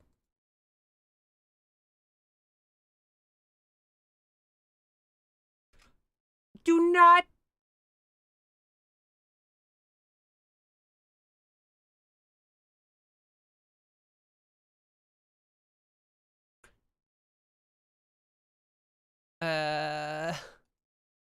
You're not supposed to shoot your people in the back.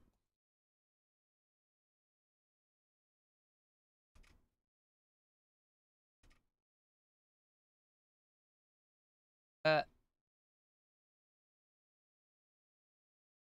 wait. Are they no longer mine?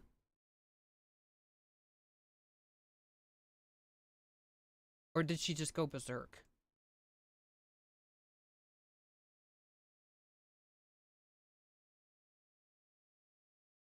Oh, yep. She went berserk.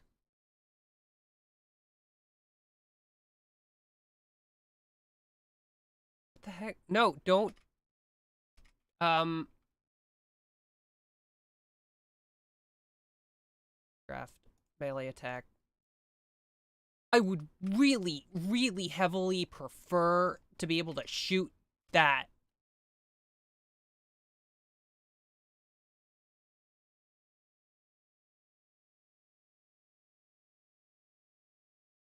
Okay. Now, you knife that until it dies.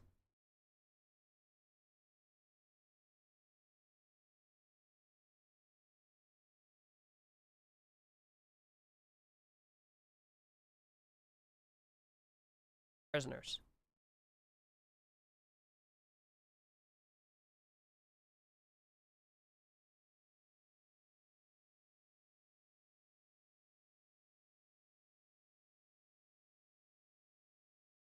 I hope you had your eyes closed while I ran with my tail between my legs. Pretty sure I caught a glimpse of the goons and I was gone. I fear no man, but those guys scare me. Understandable. Okay.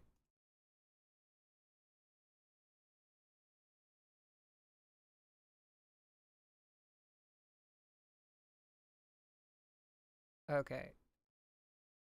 You know what? While I have them locked up, might as well convert their ideologian. And if someone could finish building the wall, that would be helpful. Really helpful. Just... I think my villagers all have ADHD. They're doing the me thing, where they start something and they don't finish. Half dugout room, half built wall, half built ideologian thingy on the ground.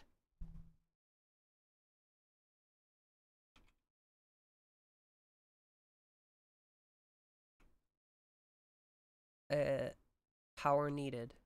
0 watts, so I can put it out here, right? Can someone build this fence post? Instead of cooking cabbage stew? Please? Your decision-making process is abhorrent. She has decided that today is cabbage day. Like, I see eye to eye with this. This is something I would do. I would be like, alright, today is the day that I spend all day making cabbage soup. I don't know why. That's just what my brain decided.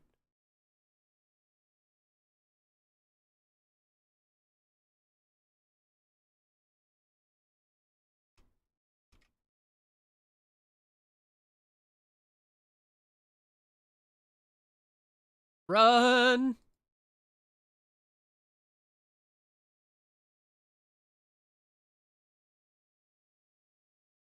Okay. You're gonna need to help him. He's gonna get eaten by a wolf. Sir, keep running.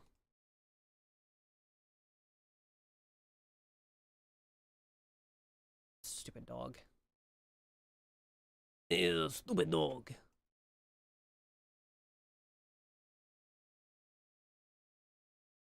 Stop trying to eat my guy. Stop!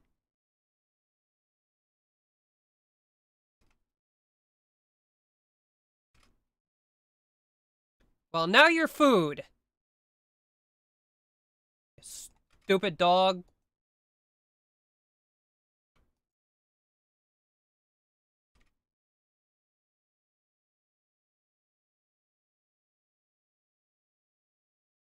You don't hunt humans. It's not how it works.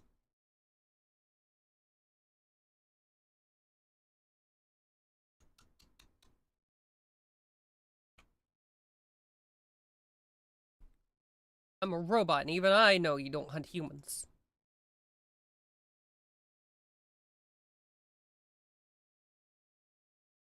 My tables are all hexagons.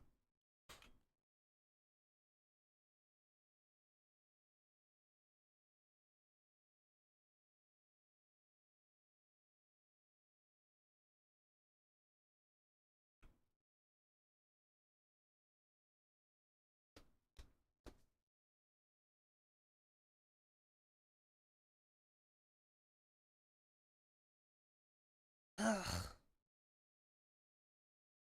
Oh, what happened now? Disease infection. Of course he's gotten an infection. He's got like a bajillion. Okay, so you actually need bed rest now.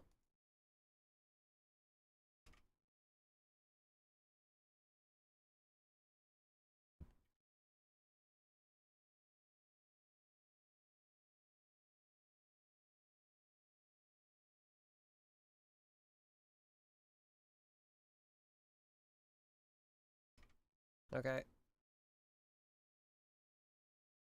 And you're a fragging doctor. Your med is 3. Your med is 2. Her med is 3.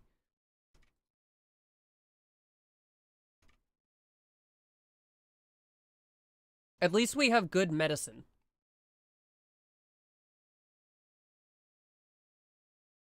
It's just his foot. If it falls off, it falls off. Oh well.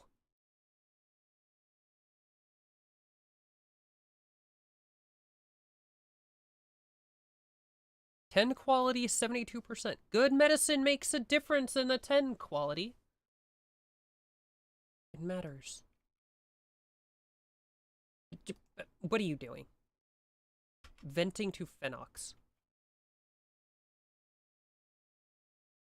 Sir, you have an infection in your foot?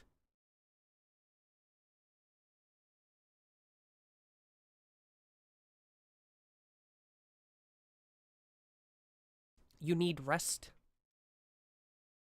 That is walking on your infected foot is precisely the thing you should not be doing. Cargo pods apparel.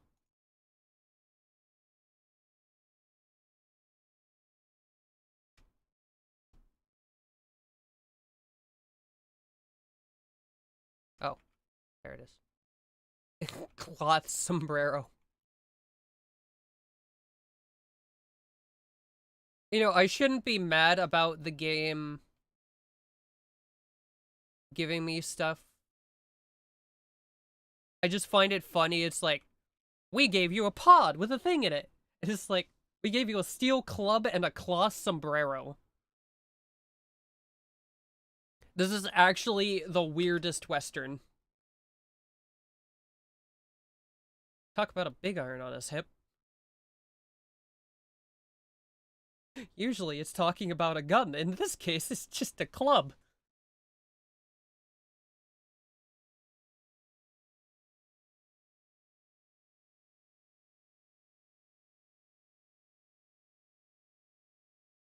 You can just hunt these. This is easy pickings.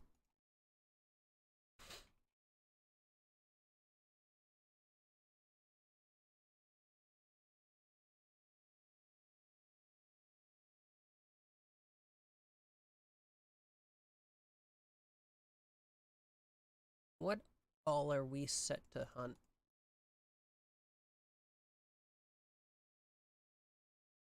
Let's focus on hunting those donkeys.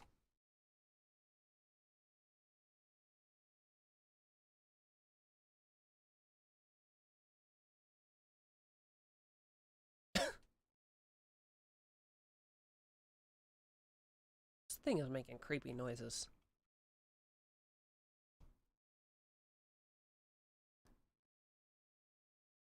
Was in prison, pessimist.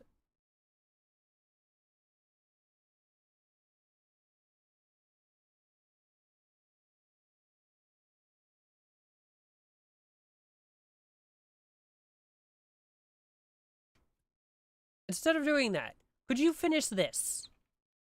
A lot of you are very miserable because there's no occult practitioner, and you need this to do that.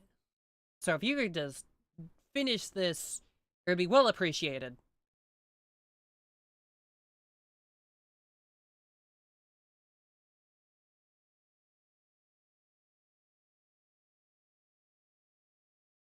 You know, I feel like a lot of the new creature sound effects are very Warcrafty sounding, which just makes me want to play Warcraft.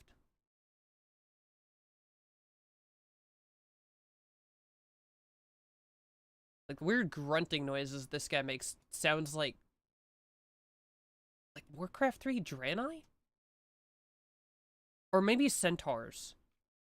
I think it's centaurs that sound like this. Very weird.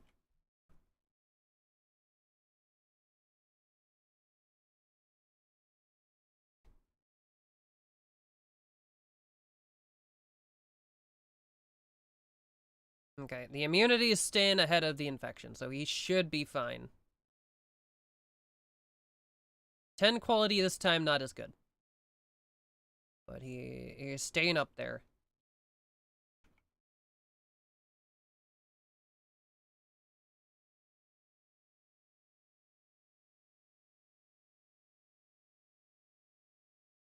Honestly, maybe I should have someone else read the medical book just because...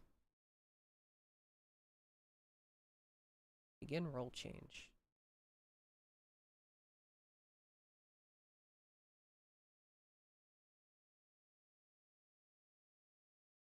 They want her?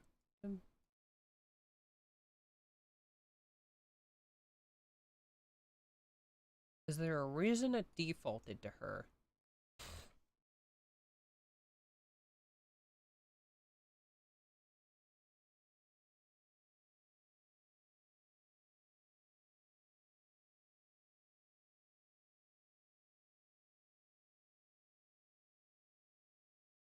You know what? I probably don't want him in charge anyway. He's the guy who keeps losing his frickin' mind. So, you know what? Yes, she's by far the most mentally stable one of them. So, you know what?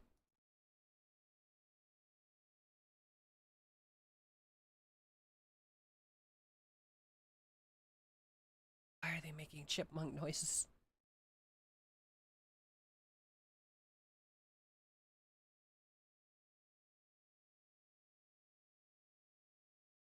Medical emergency. You'll be fine. Oh, that took longer than it should have.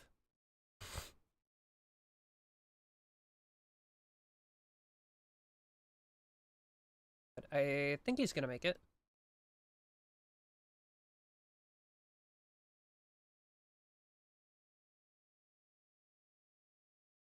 It's gonna be a little bit close. And it's my fault for having him go do something while he had an infection. Okay, he's good now. Rodion obtained the hard worker trait. The time Rodion spent fighting the deadly illness was enough time for self-reflection, as he has developed the hard worker trait. I have never seen that.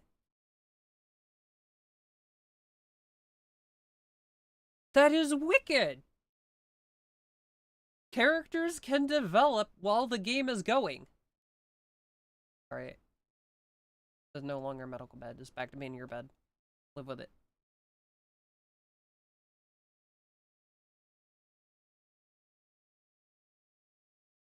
Has anybody been taking care of this?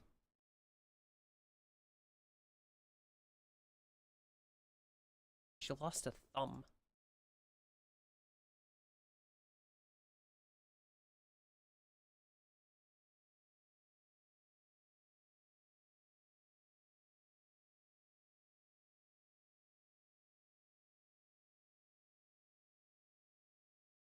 What is all? Oh.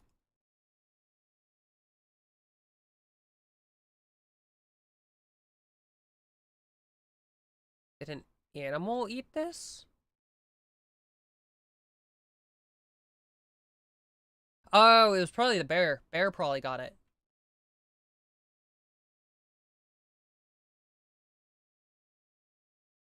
Royal Tribute Collector relationship. A royal tribute collector from the Exodus Empire is approaching.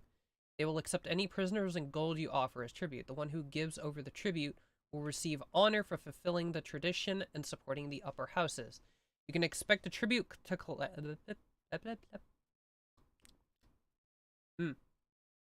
Yep, that's words. You can expect a tribute collector to arrive roughly twice per year as long as you are not enemies with the Exodus Empire. They will hang around the colony for some time before leaving. You can attack them, but this will anger the faction. Shock and awe! They will hang around the colony for some time before leaving. You can attack... I just read that. There are people who have relationships with your colonists or prisoners in the arriving group. Villager Melodus, grandson of researcher Phenox. Grandnephew of researcher Rodion. Grandson? At 42? I guess technically chronological age is 894. That kind of thing really messes with the time stream.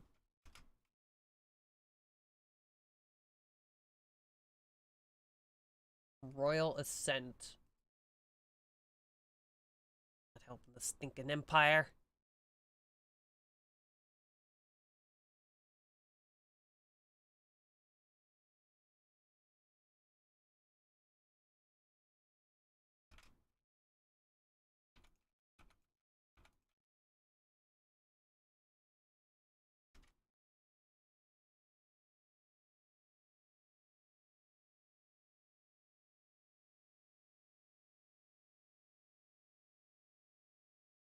Mining. Dead zero.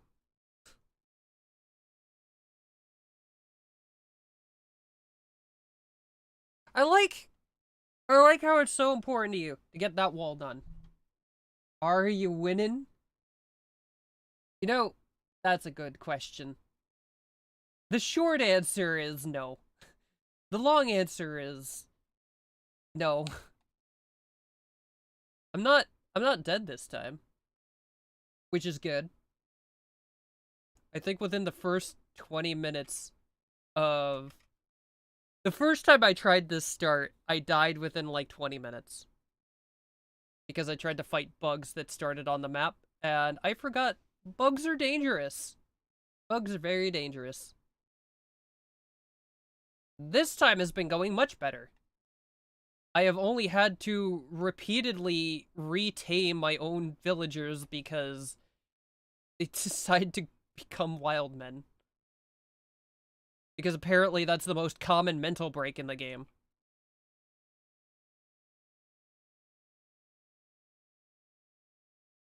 Every other time the game is like, yeah, sad, wander, or, oh yeah, they eat all your food. No, this time it's like, I'm going to go see nature forever. And then you have to retame them, and then you try to retame them, and then they go insane and try to kill you, and you have to beat them up and capture them and release them. Man, it was a mess. It took me like half an hour just to get one of my original villagers back.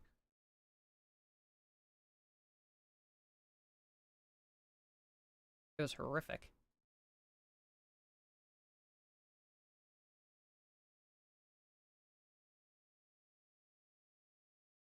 Thing.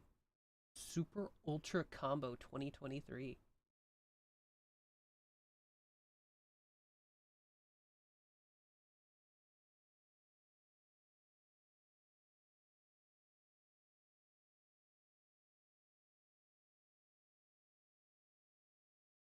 Now, if only these people could actually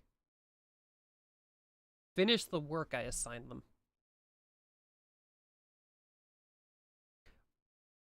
Realistically, it's an issue of I have not manually prioritized work, and I have consistently throughout this game had like maybe 2 or 3 people. Because it keeps giving me drop pods of random garbage. I have a sombrero and a club and just other random junk. But I have not really gotten any people to fill out the town.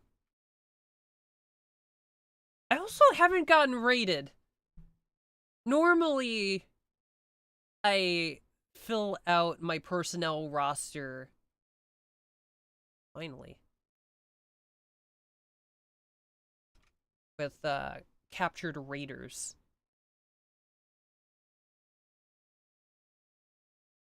Building more of these would be useful. I should actually probably start researching. Because I really need better guns.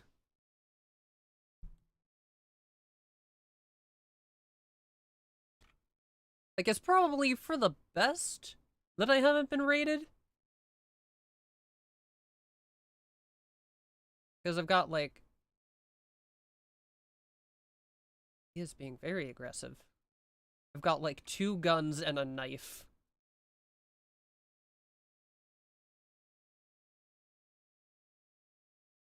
And my other villager is currently in prison because a friendly fire incident turned a little ugly.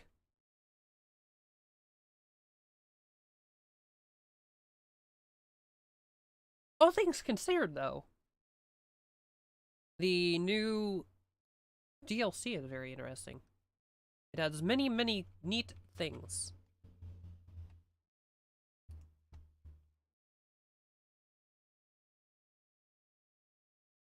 Like, I've seen people complain that it is not in fitting with the RimWorld vibe. But I like it. But then again, I really like the SCP spooky stuff.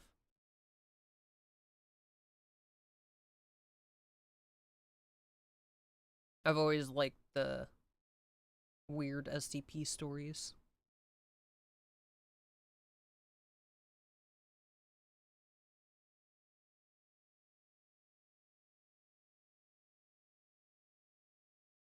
Could you move these rocks so these doors aren't stuck open?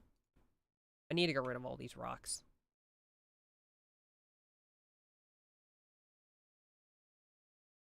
Need dumping stockpile. Okay. No corpses, just the chunks. I just want chunks.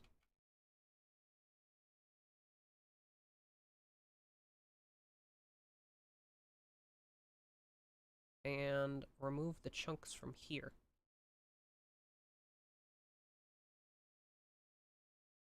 Now that's gonna take forever.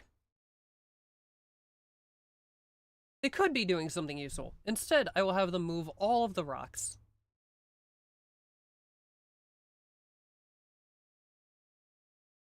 And maybe make chairs. I am out of wood. They burned all the wood. That's not good.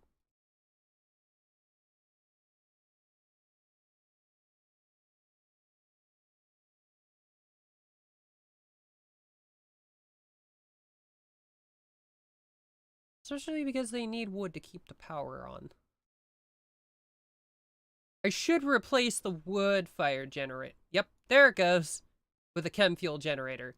Because I have the boomalopes.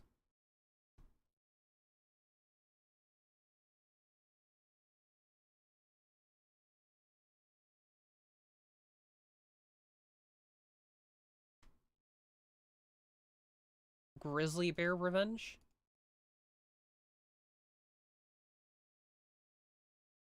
Oh, that's not my problem. That's their problem.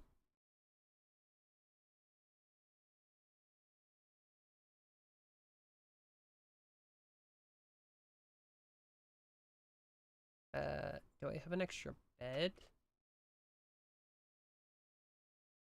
No, but I can make one.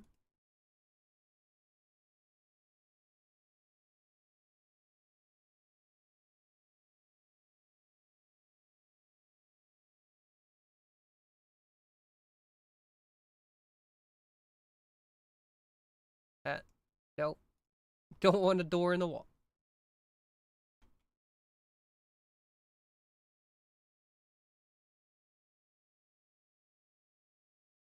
It was over here somewhere.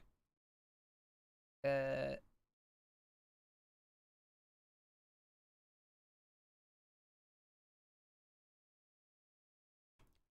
I have lost track of it.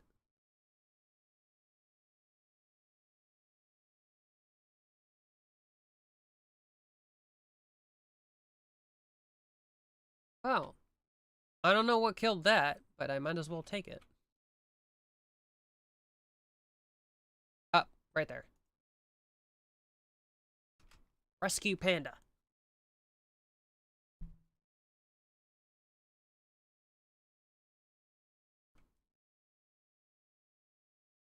Uh, but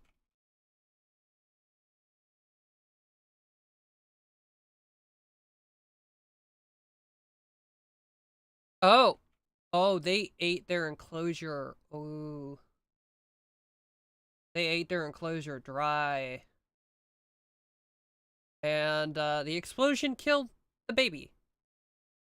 Hmm. Oh, that's unfortunate.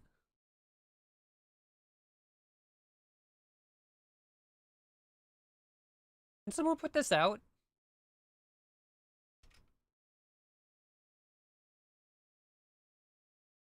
Hello? Instead of napping, put out the fire. This is supposed to be an emergency. Aren't you supposed to do something? Aren't they supposed to wake up in an emergency? Where are you? Hello? Fix this? I did not attack them! They walked through the fire!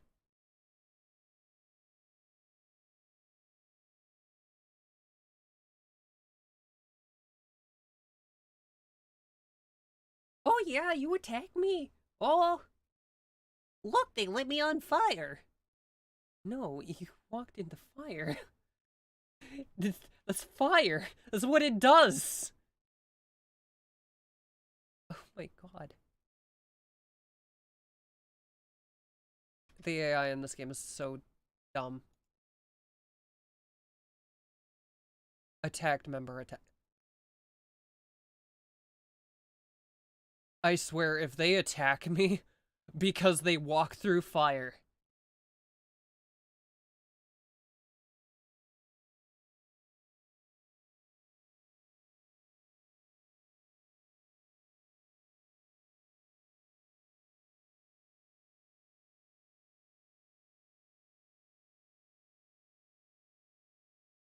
Outdoors is -5 degrees Celsius. Oh.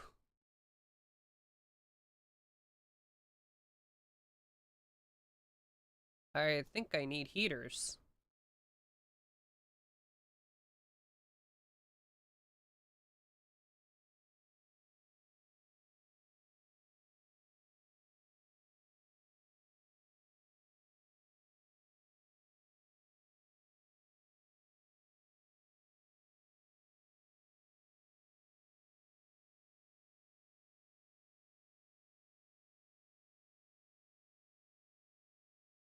Sir, please focus on the generator. Please and thank you. Like, what the heck?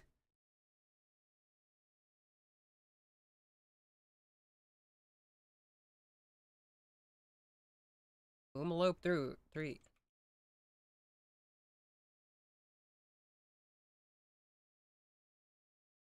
Prioritize fixing the fence. Please and thank you.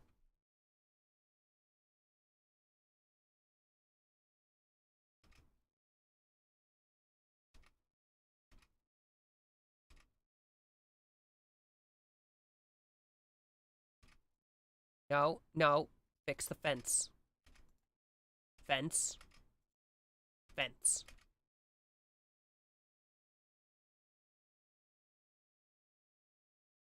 Rope the boomalopes.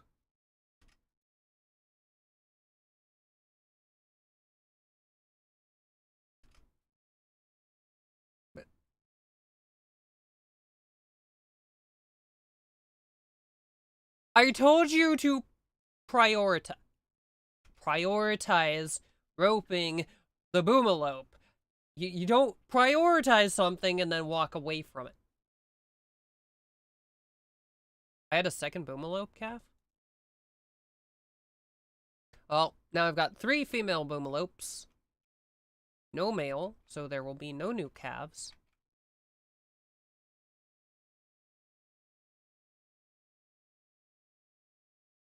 I don't think there are any more boomalopes on the map. There are boom rats. I think you can milk boom rats.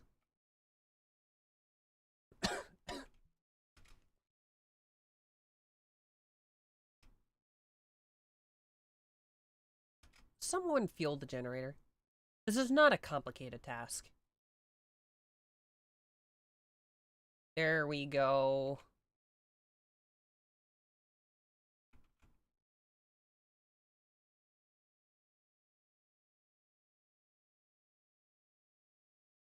It's like babysitting 2-year-olds. They exist to destroy themselves.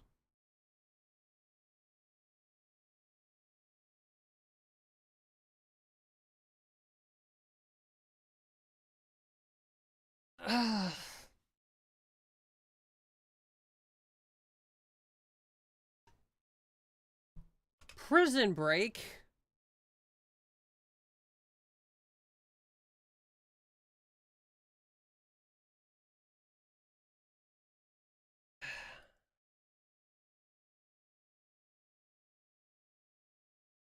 Alright, guys.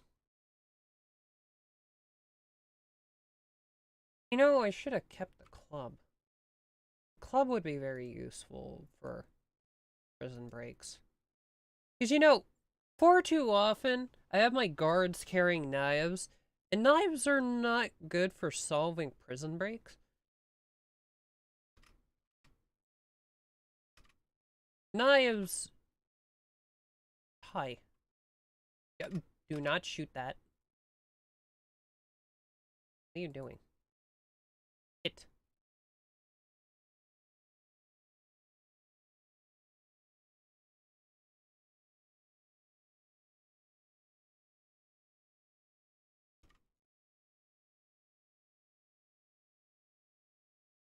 Put him back in the bed.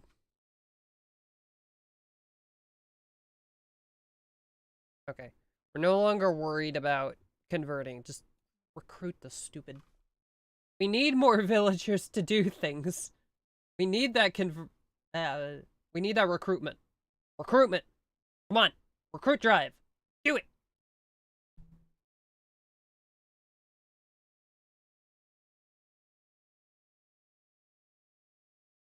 I forgot about you.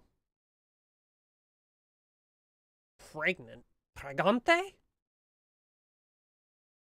This is a whole 2 villagers? I hope she stays.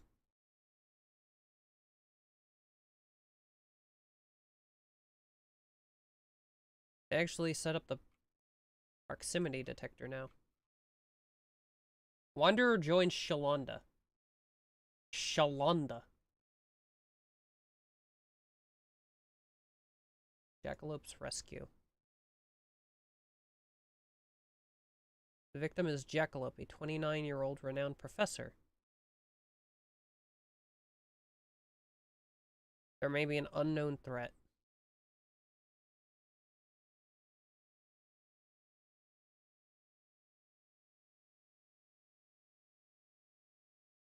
How far away is this? Oh, challenge rating extreme. Okay. Maybe not my thing. Maybe not the play right there. We have no armor, a shotgun, a revolver, and a club.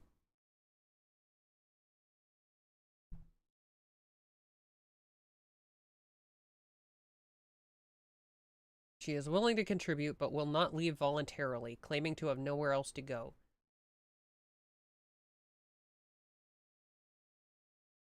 Sure. Shalonda, scientist.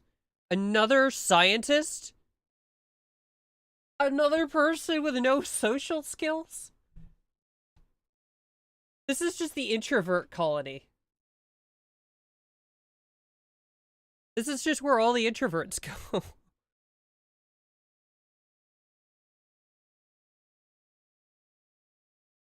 Plant 7, at least that's useful. Crafting 5, intellectual 12.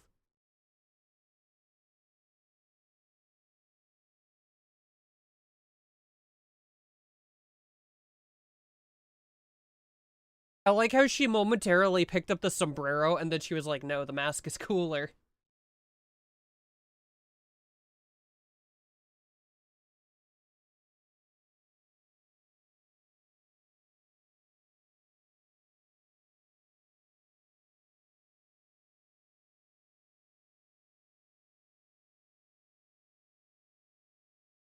Oh, she has no combat skills. She cannot defend herself. Oh, man.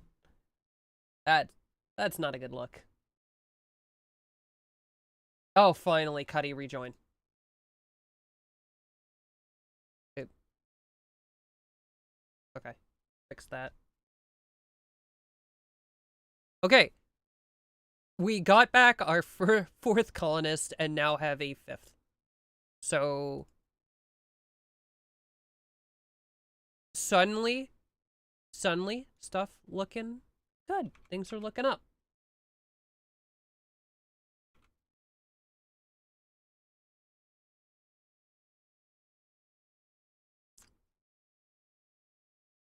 Hopefully this person will join whenever they heal.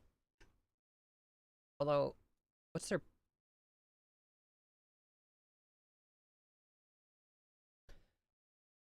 They have a better social than everybody. It's not a great social. It's like, they are familiar with speaking to people. They also have a little fire.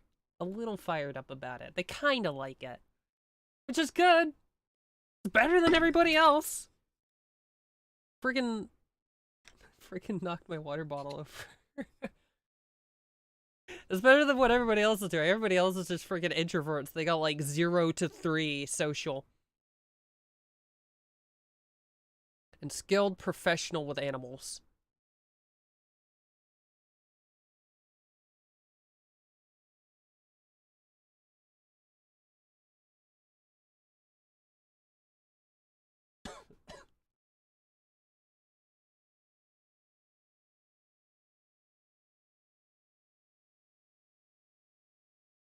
Limestone throwing shards. I'm just gonna leave that. Rodion tried to romance Kitten, joking about fighting fiends. Rodion and Kai are no longer in a relationship.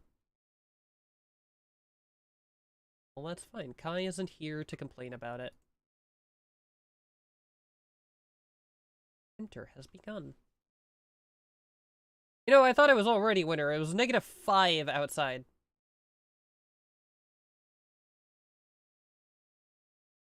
Good thing boomalopes are filled with gasoline. I don't think they can freeze.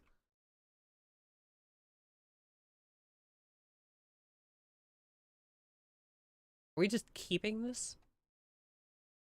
It's disgusting.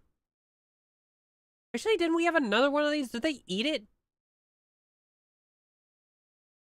Is that okay? Is eating SCP is dangerous? That sounds like something you shouldn't do. That sounds like it should be on the list of things you don't do. Like, I could be wrong. Maybe you can, but that sounds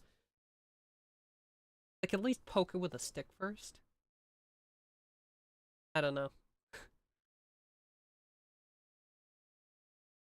Test it on a chimpanzee, maybe. It's probably inhumane. Oh, someone has the flu. Cuddy and Shalonda.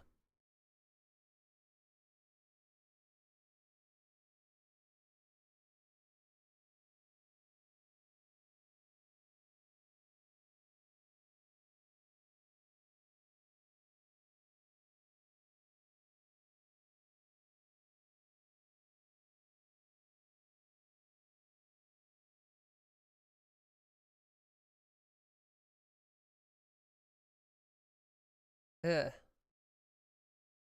That 10 quality is way too random. Uh,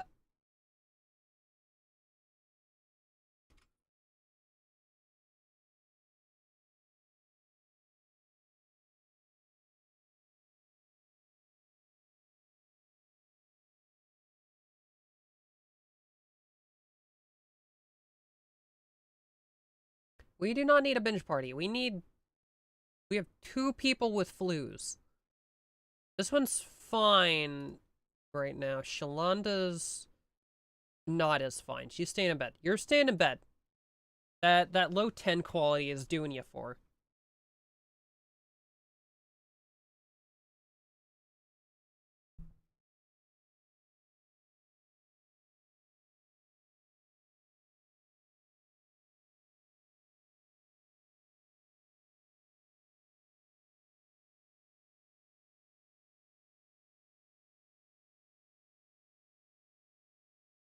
Everybody seems in high spirits. Like,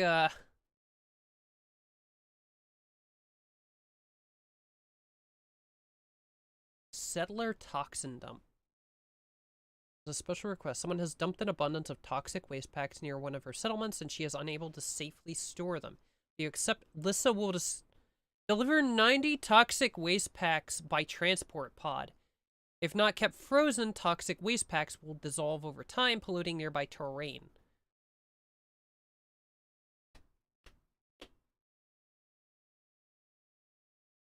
I think I can do that.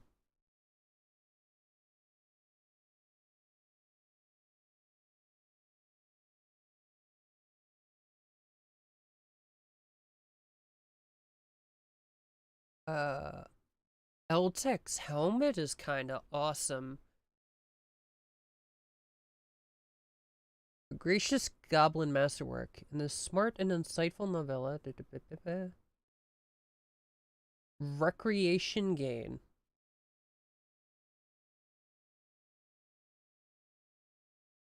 Temperature control and bronze working. This is like... That's not really useful.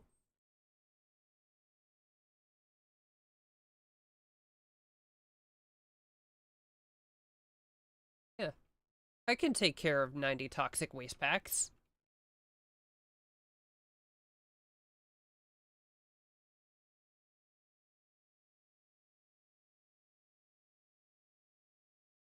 Okay, right now, outdoors is -8 degrees.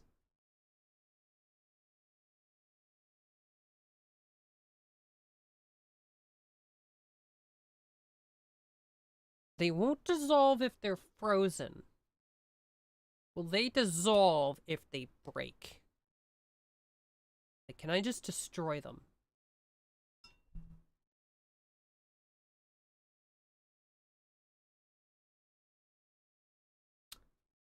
I gotta look that up.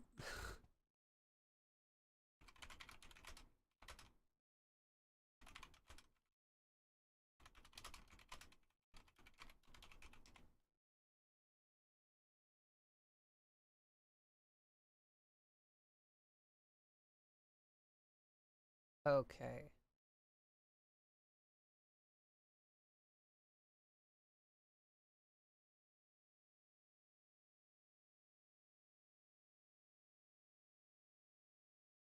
So if they are destroyed in any way,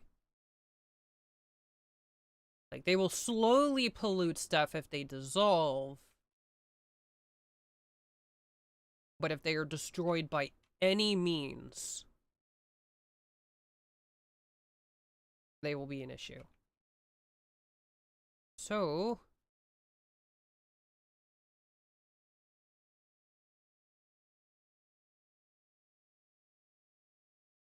guess we got to make the freezer bigger. Because now we gotta fill it with toxic waste. Yeah, that's probably a bad idea. I should probably make a spot over here.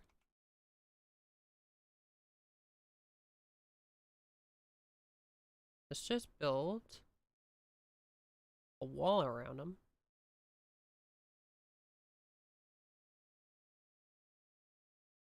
A little one door.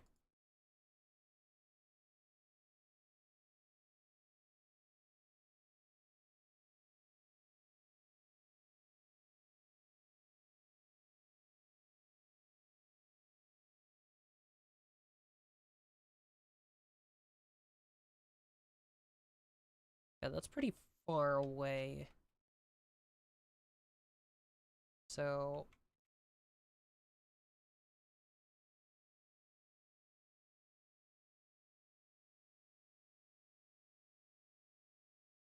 we want power for it. Power, power, power.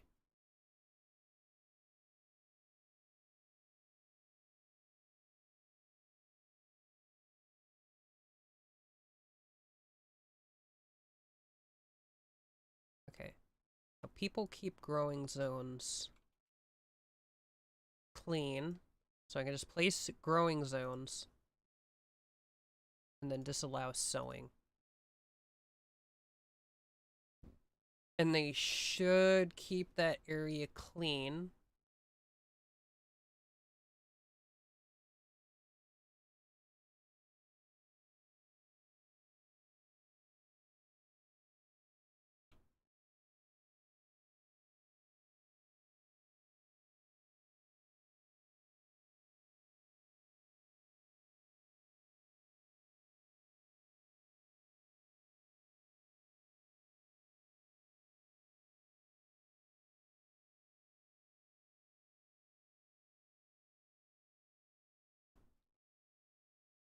Okay. This should work. Just keep it all over there. And we have plenty of time to build it. Journey to the derelict lab. Quest completed. Pods arrived. Waste packs arrived. Buddy is wearing the L-Tex helmet, even though you are not a psyker.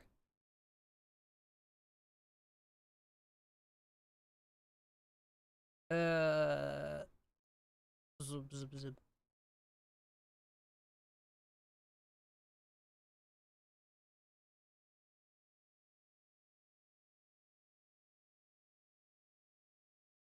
We're still moving the rocks. We are still moving the rocks. There's so many of them. At least we're keeping the bedrooms warm now.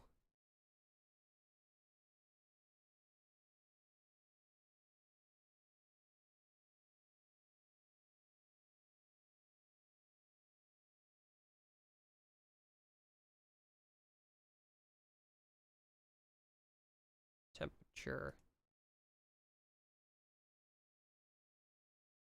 Protection fee. A band of thugs sent by the Blue Pond Bandits call you from nearby. They offer to keep your colony safe from any threats, even the ones potentially caused by them, as long as you pay 299 silver. Refusal can anger the thugs. I am sorry. I don't have money. They seem happy about you refusing their offer and cut the communication right after assuring you they cannot guarantee your safety. Why am I not surprised? This is like Total War. They ask for money. Hey, we won't attack you if you give us money. Alright, I'll give you money. Proceeds to attack me.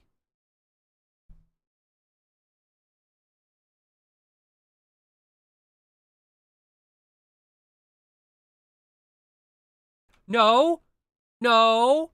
No! Put it back! Put it back. No.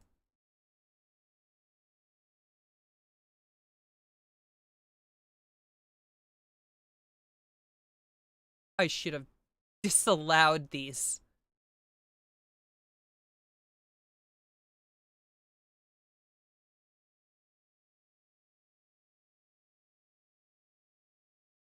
Okay. Toxic waste packs there. No toxic waste packs here. Put them back. Stupid frickers. Traitor?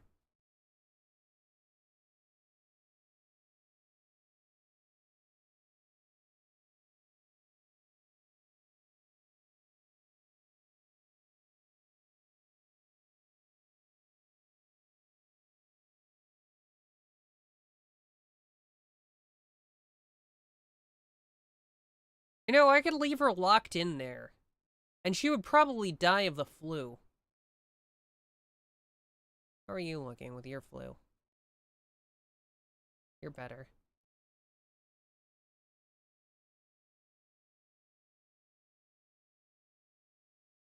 Everybody just come punch her in the face.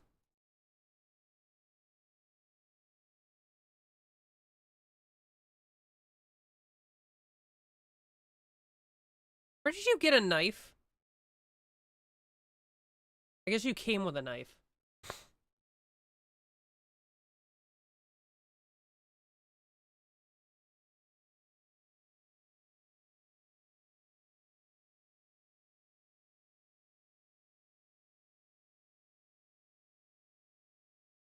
Oh, she died.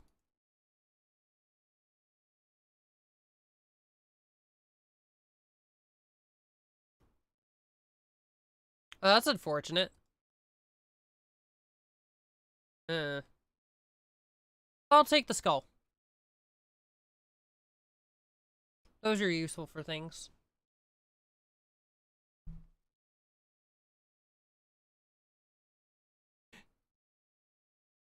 Well, that's an open bed now. Well, back down to 4 people. I have never had a game where my number of people is so up and down. Lose a person, gain a person, lose a person, gain a person. It's absolutely wild.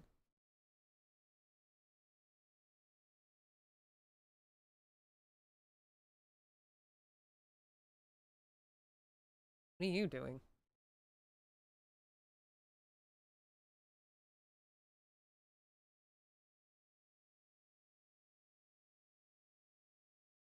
Okay.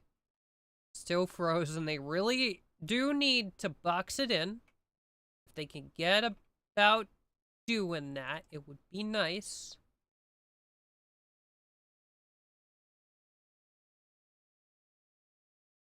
Maybe I should tell them to stop picking them rocks.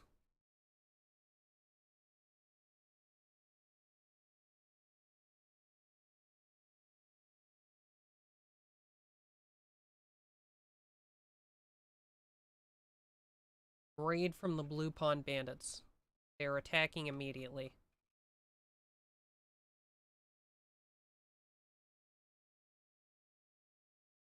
Hey, they brought me free guns! Okay.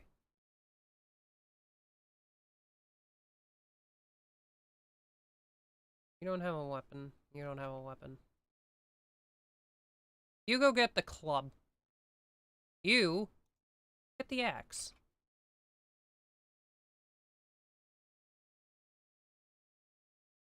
What's your plan?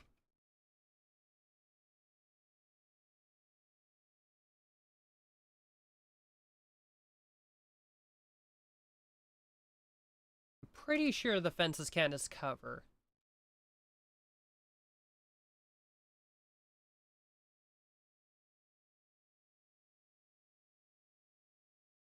Could your shooting be any worse?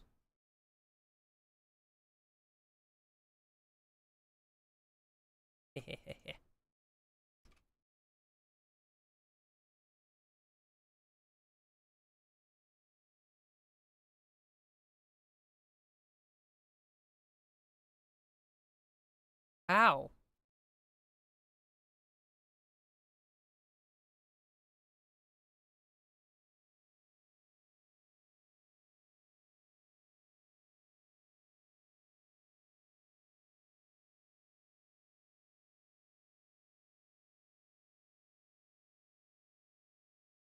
Did you really just say that after I whiffed 5 shots? Yes, I am in fact psychic. I'm not sure if you knew this. Please stop missing. You have a shotgun. It's easy.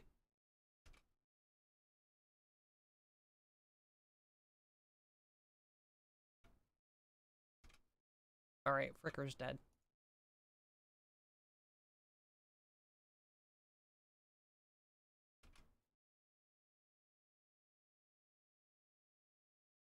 Uh, 10 without medicine. Make sure she doesn't bleed out. Close the big wounds.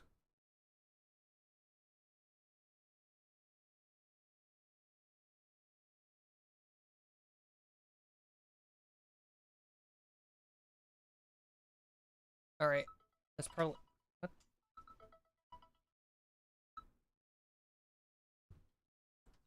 Oh, crap. I've been going like 4.5 hours.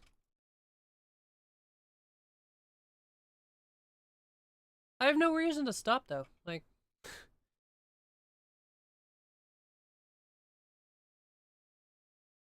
All right.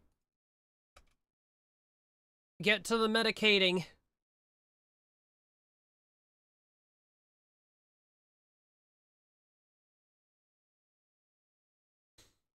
Ooh, ooh, ooh, ooh.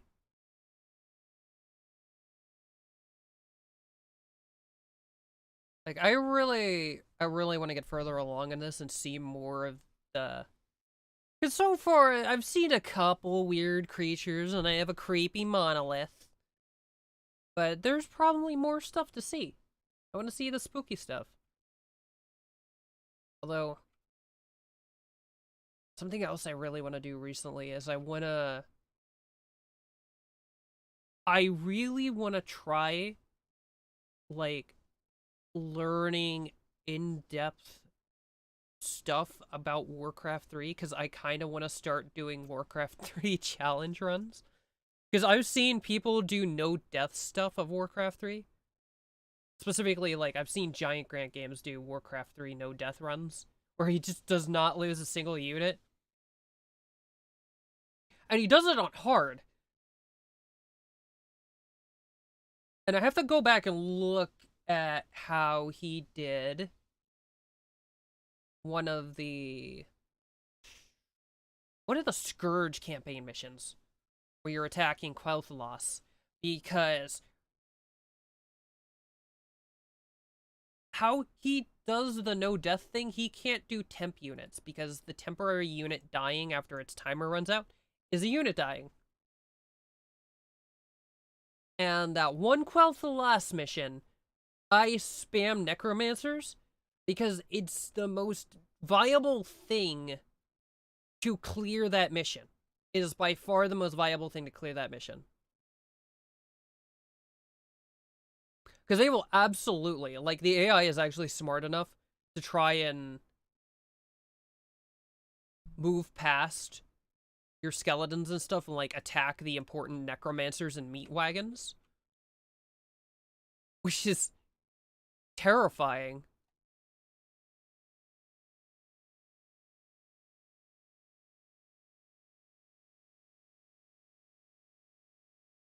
But I want to know how you do it without doing that, because the first time I tried that mission, I just did a very normal, like, battle line of ghouls with meat wagons behind it.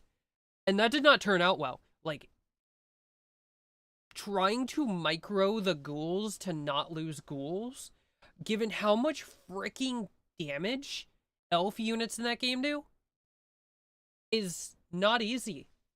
It is not easy. And maybe it's just that I'm bad at micro. Although I actually don't think I'm that bad at micro. I think I'm actually halfway decent at micro. I think I'm usually pretty bad at the macro. Because that's always kind of been my thing, is I'm pretty good at microing units to outfight superior enemy numbers, but I'm bad at fulfilling my macro properly. So I'm constantly fighting at a disadvantage.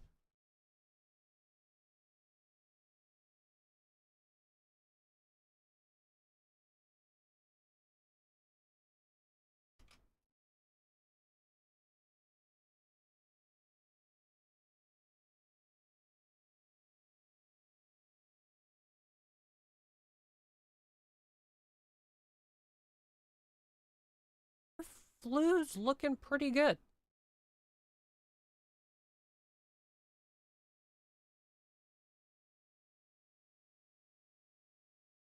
Okay.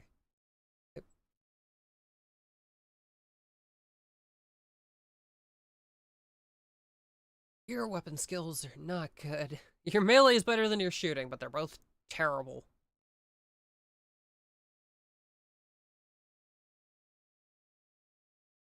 We really need... That fricker that betrayed me was a really good researcher! Oh, I'm mad. Oh, I'm steaming. Ah, that's annoying.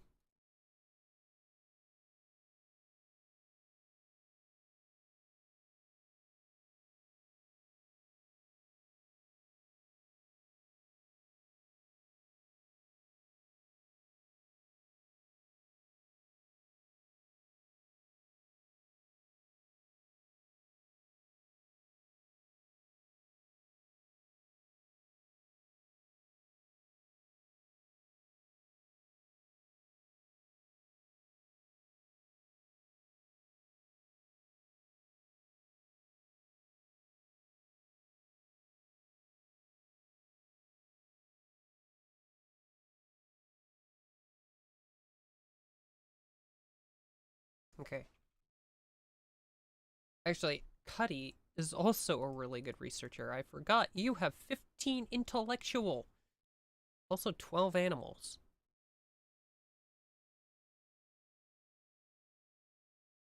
This dude's making weird freaking noises. Have we been feeding it? It is fed. We have been feeding it.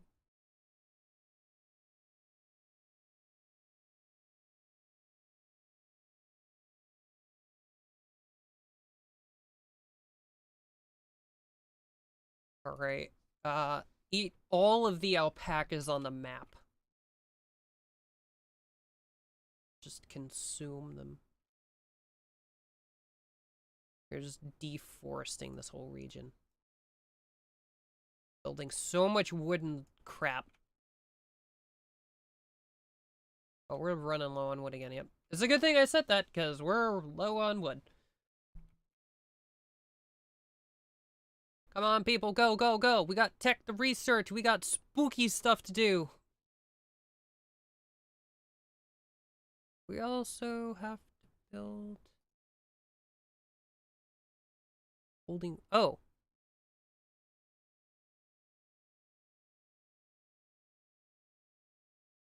Okay, so you don't need to research the holding platform to be able to hold entities. You can just build the holding spot.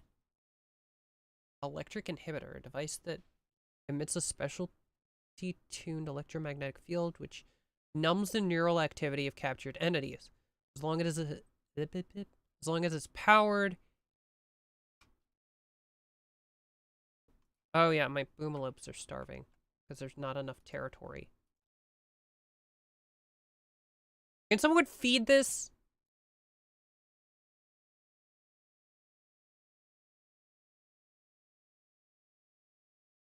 We need to, like, expand their area.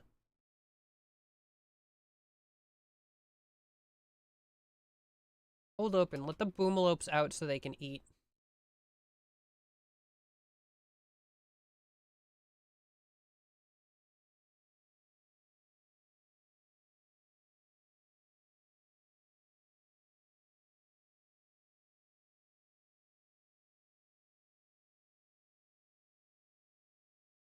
Okay, now that I'm out of my raid, how are you this psychic? It's my special power.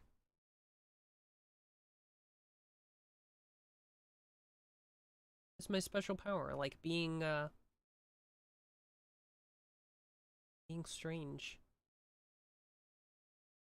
Ow. It's my tertiary magic power next to making pigeon noises.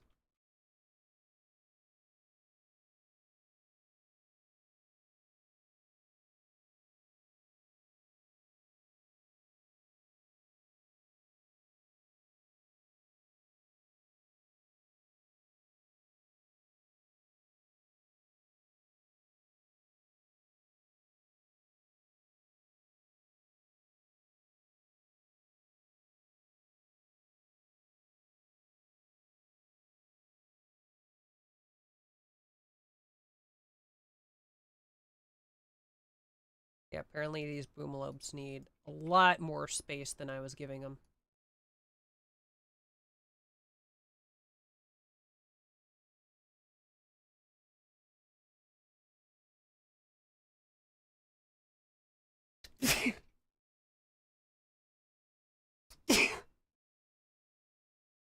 Ugh.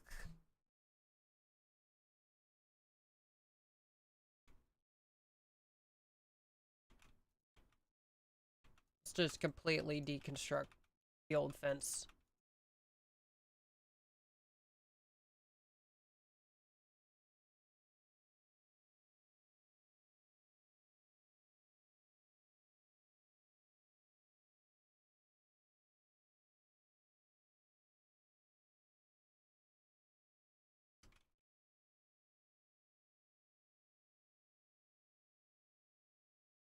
Uh,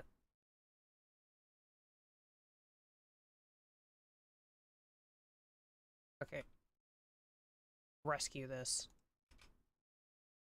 And... frick.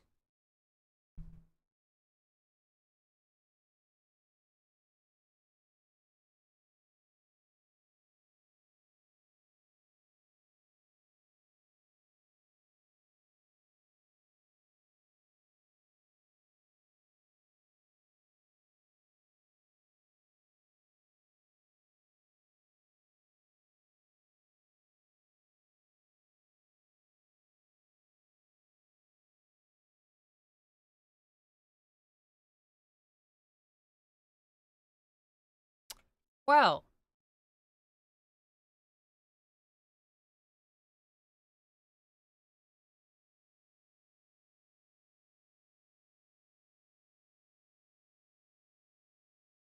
I guess I'm gonna settle for milking boom rats for the fuel that I need. Because my boomalopes keep dying.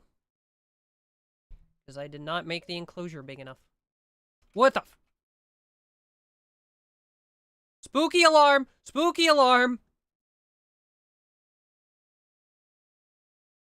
Get the sticks! Spooky alarm! Out of bed! Out of bed! Spooky alarm!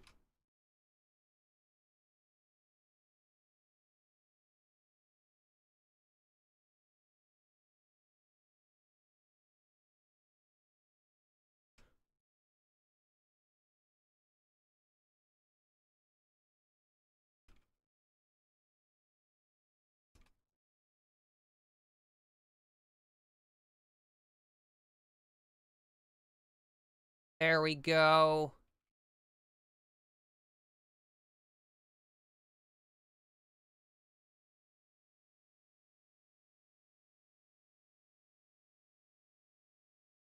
Okay.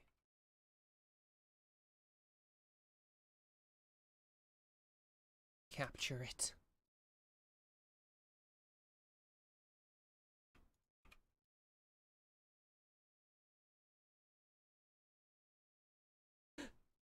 It works! The alarm works!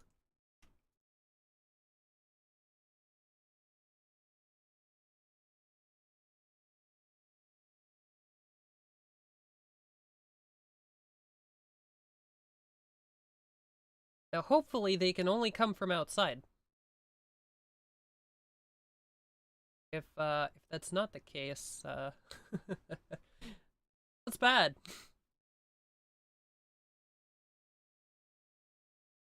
Oh, you can undraft. Do we need to tend to this thing's wounds?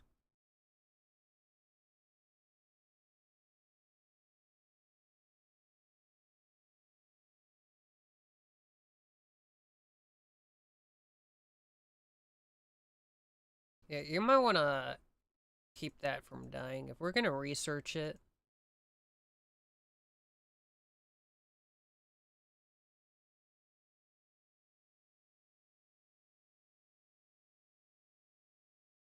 shard inhibitor. Increases containment strength of any holding platform or spot within its radius. The effect does not stack. Oh! Okay, is this a 40k thing? Does it need to be touching the radius, or does it need to be wholly within the radius?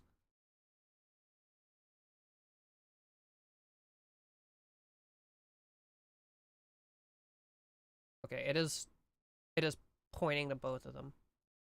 So it should be both of them.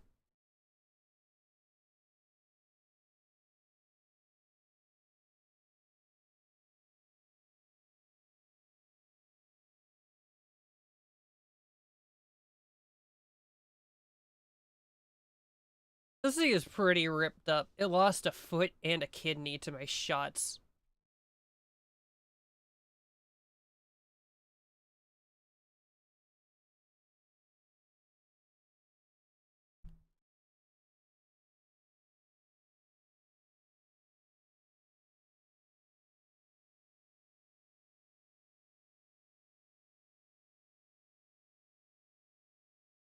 Cuddy's still sick?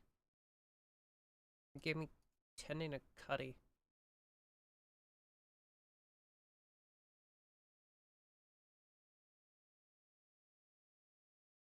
This person is still so hecked up.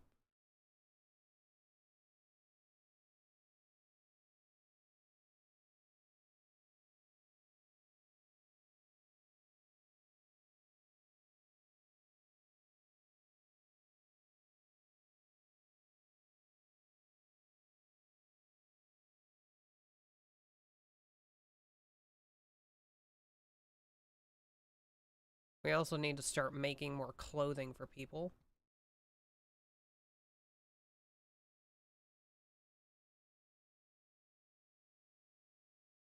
So, production. We have power, so we can start doing stuff electrically.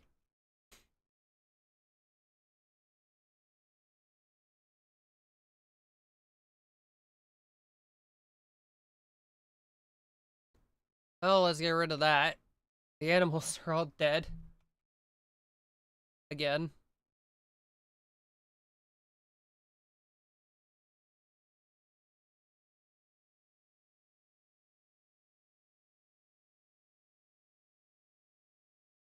What are you doing?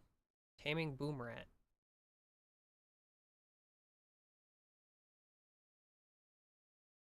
You know, I know I told you to do this, but I feel like there are higher priorities. There are a bunch of things for you to build. In fact, both of you go build the things that need building, please. The buildings that need building are a much higher priority than all this other stuff. There are plenty of things that need done, but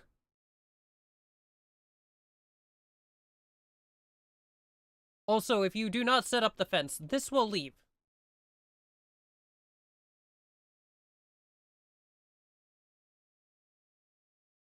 And then we will have no gasoline to power the generator. And we'll have to go back to full-time wood power.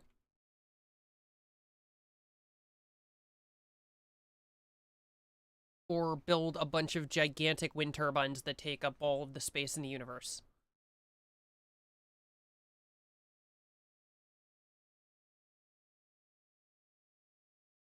Look how fast that went once you actually went over to go do it.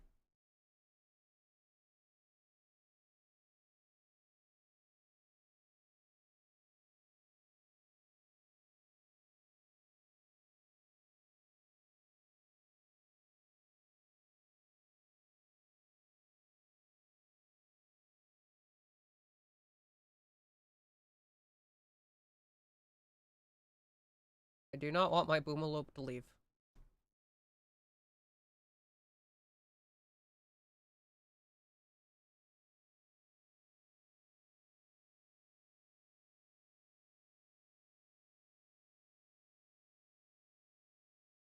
Can I make you build buildings? You're not good at it. But you can do it.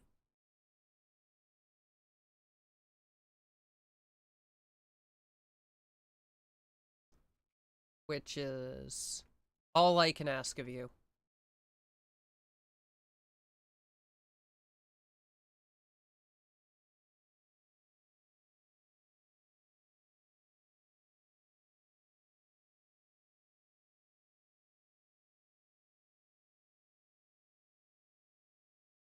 Oh, the cold is killing my plants.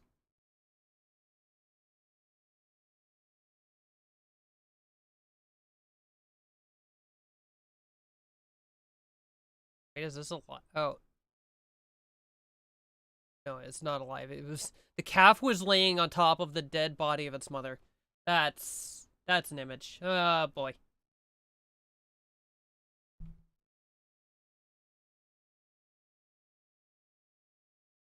It's 10,000 kinds of lies if anybody ever tells you this game isn't a horror game. Or at least emotionally traumatizing.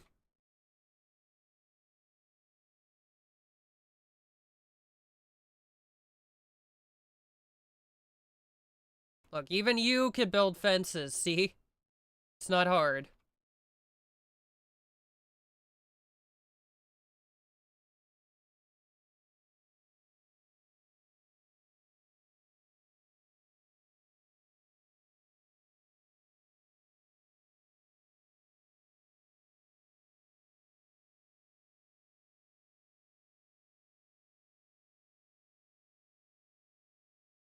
You need to...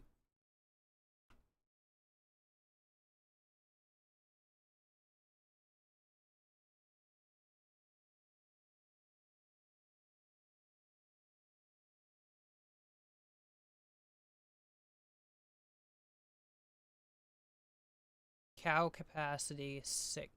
Oh yeah, it does tell you the capacity. Yeah, and that probably did not have the capacity.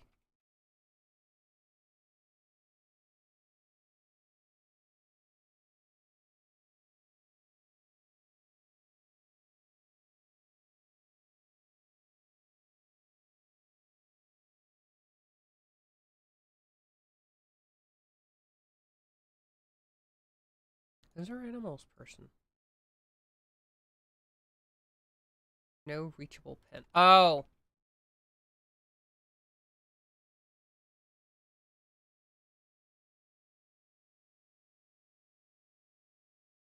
It's gotta have a door. You can't put them into the pen if there's no door. I'm like, why can't I put them in the pen? It's because there's no door. It's a simple issue. Ah, I tamed a rat. Oh, no, you don't. No rats in the house. No, no, no.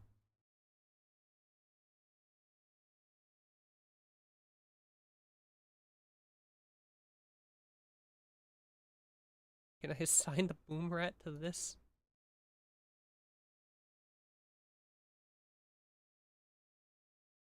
Boom wolf? Boom horse? Boomfalo? Boomalope paragon? Boom cat?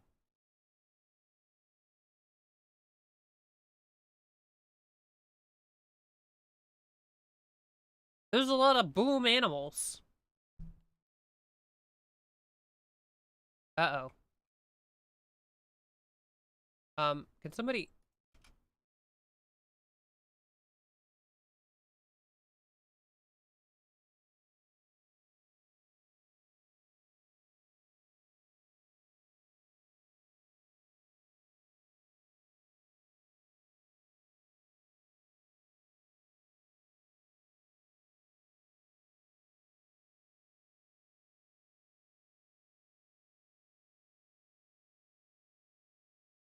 Okay. Over here, I just have to run a power conduit.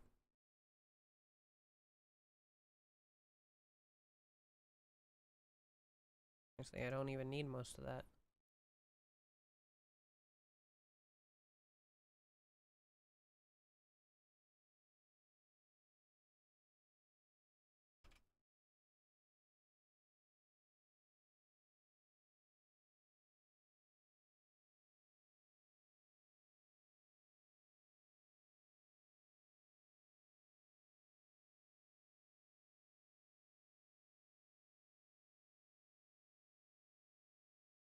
Clear this. We need it clear so that it can actually produce power.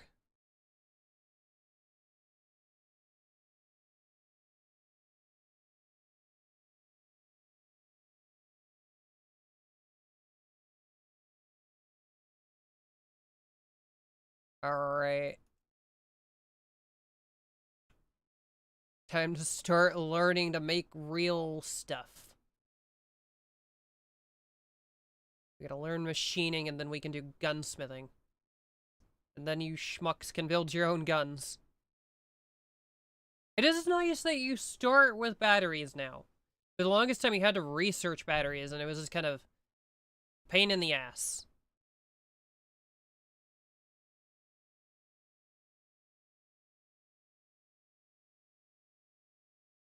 Create toxifier generators which generate electricity but also spread pollution. No? Ooh, I could research a watermill generator. That would actually... I got a river right here. That worked great.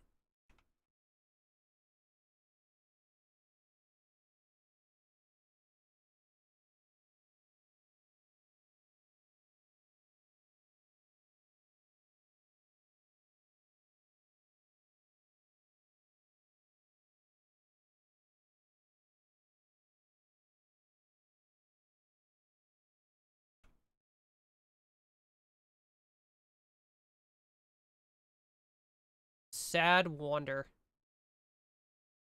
The final straw, awful bedroom. How unfortunate for you.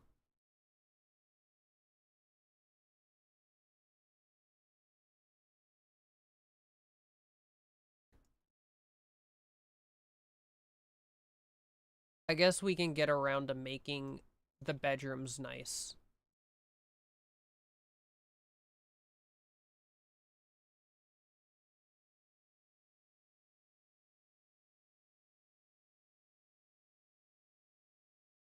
That way, people will not be miserable because they have awful bedrooms. Instead, they can be miserable because life is terrible and monsters keep trying to eat them.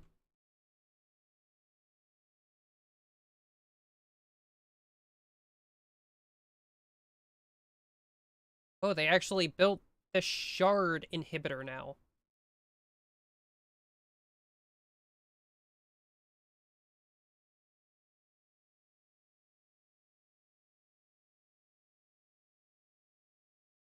There are some more alpacas. We can eat all of these horses.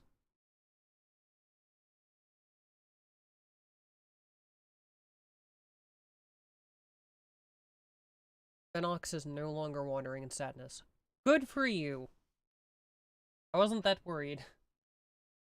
It's better than the earlier, I'm gonna be a wild man. Took like 3 days to solve.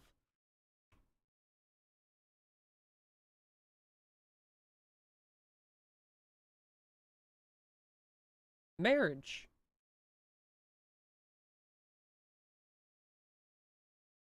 We now have 2 boom rats wandering around in the house.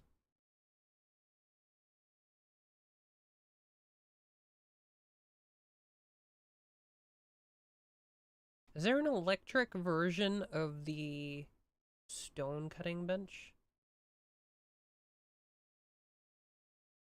No. Yes! Electrical saws and holders for cutting stone chunks and use locks and shorter duration time. Consumes a lot of power. Hmm. Oh, let's try it anyway. What could possibly go wrong?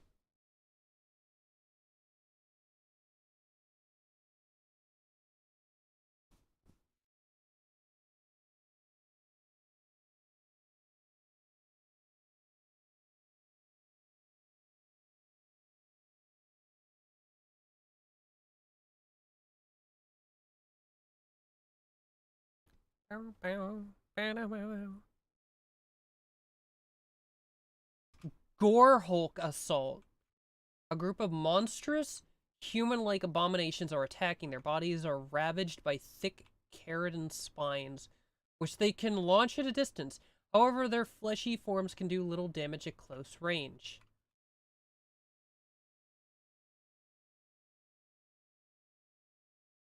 Ew! Ew! Um, Bliss lobotomy. No? No.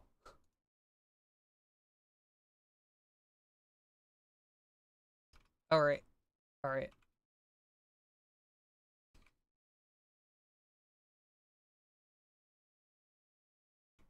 They're coming straight for us. Okay. Here. Oh, you dropped your shotgun because you...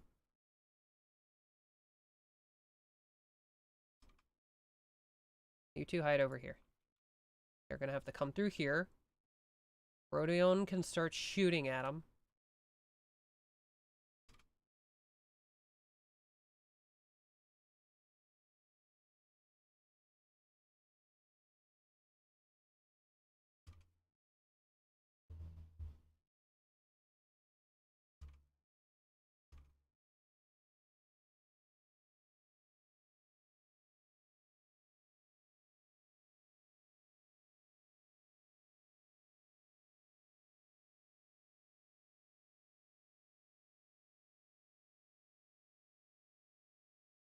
Come on, take it out. Yeah, it got stuck in the water.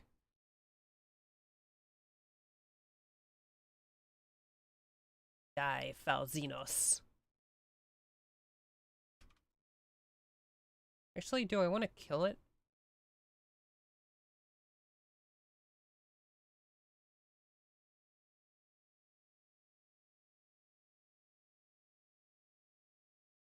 Actually,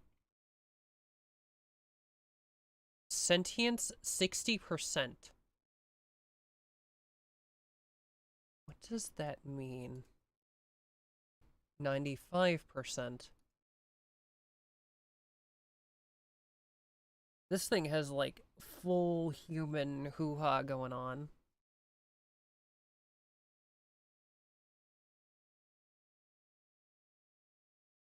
So this thing is like human intelligence.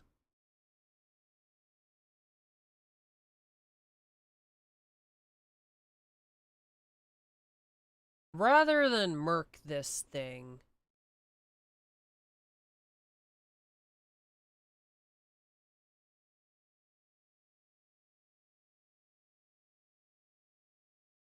that thing made quite a noise when he game ended it.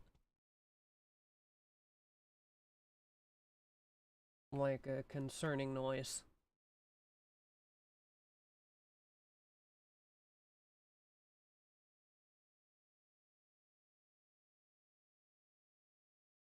Well, attack's over. Hopefully these things are not very good at escaping.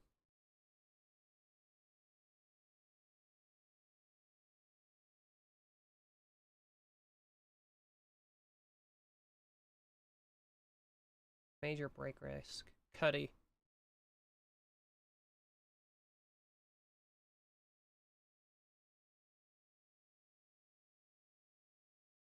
Not happy about a lot of things.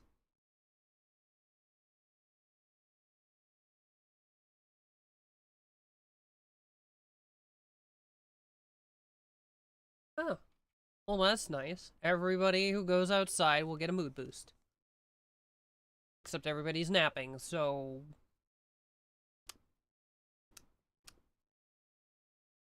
Well, that's just darn unfortunate.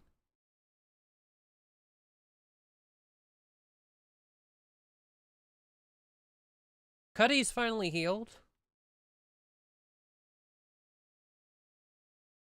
Fenelix is... Yeah. Fenelix is healing the flesh blob monster.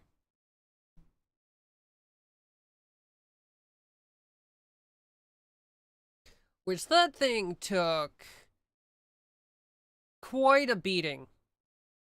And it is in no way... it was in no way, like, at risk of dying. From the absolute massacre it took. Make granite blocks. Do until you have a lot. Nope. Deconstruct that one.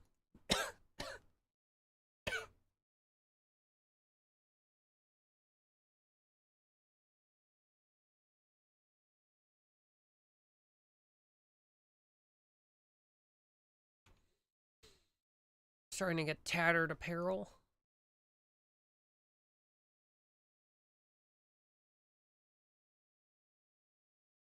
We need...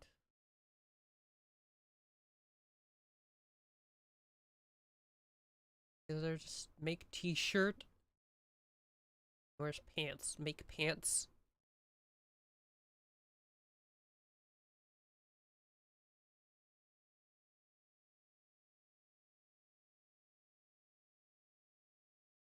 Ah, make a pant.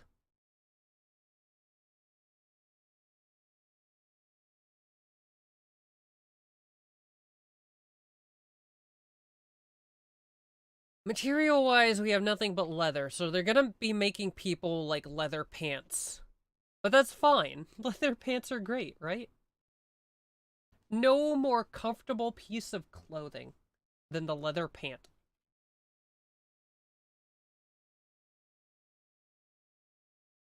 Is this safe for now?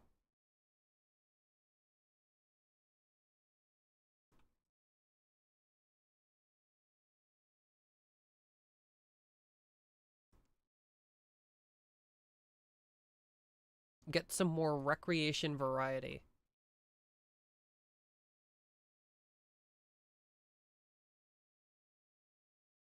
Recreation.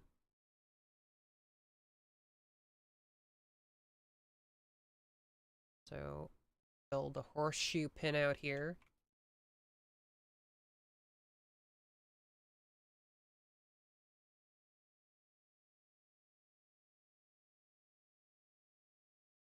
Why does it give me the eclipse like it's a bad thing? Like, the world is ending, the sun is eclipsed. Or maybe it's a lunar eclipse. Either way, it's not as if this is going to cause any serious issues.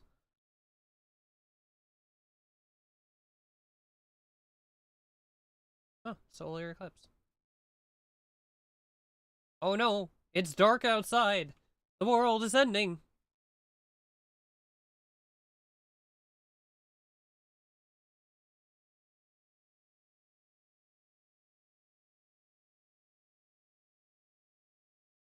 Never have I ever been less concerned. We're just tearing through the surrounding forests. Like, we're just deforesting this region.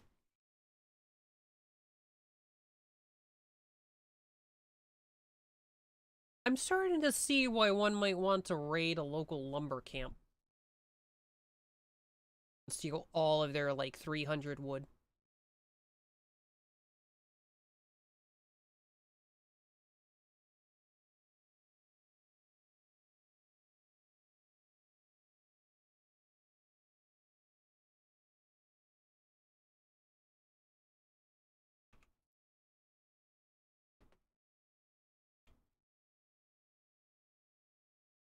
Build more chairs, fill in these walls. It just turned green outside. That's eerie.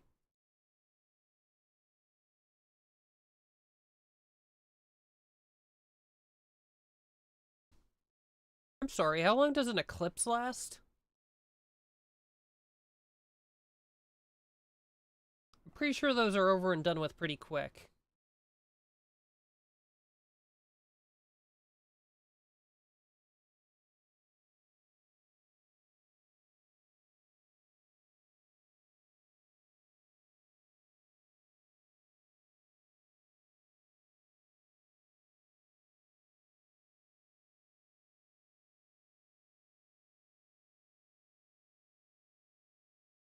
Um, could you fuel that?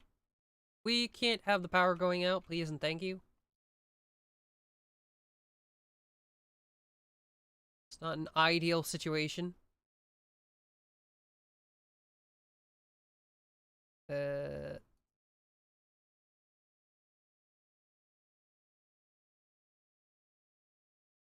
the boom rats do not have a milk fullness, so you cannot milk the boom rat for chem fuel like you can the boomalope, which is unfortunate. Because I have multiple boom rats, only 2 boomalope.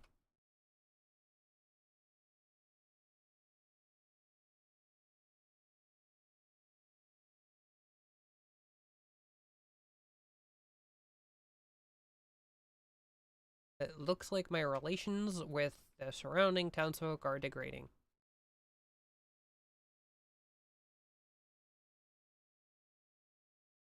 Okay, we don't need more boom rats, because apparently we cannot get fuel out of them.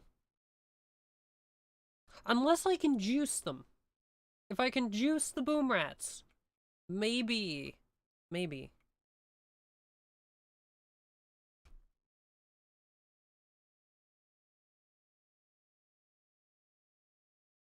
Oh no. Now they're gonna be multiplying. I can't get rid of them.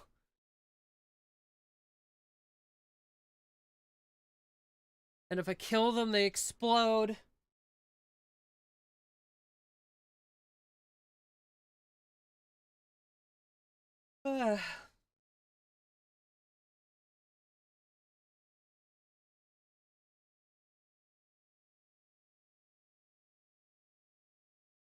Oh, Rilo. Fun fact. At some point, you should,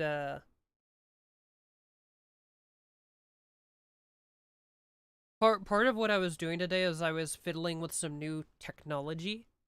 I have learned things. You should look at the YouTube.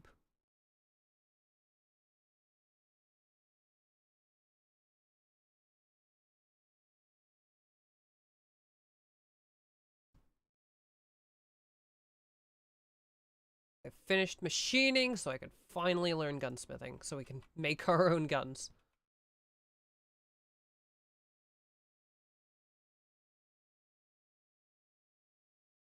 Production. Now I can make a machining table.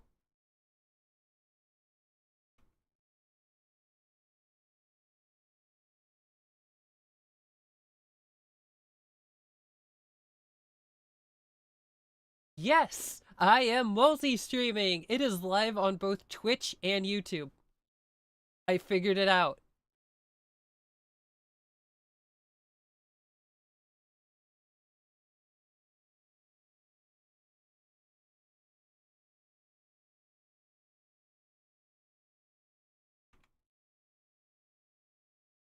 Why is this not connected? Is there just not enough power for it? There's probably just not enough power for it.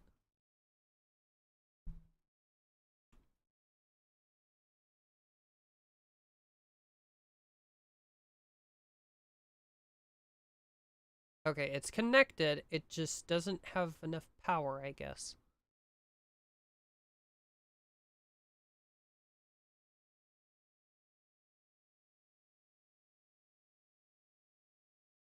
So not enough power to run this thing. We need more generators.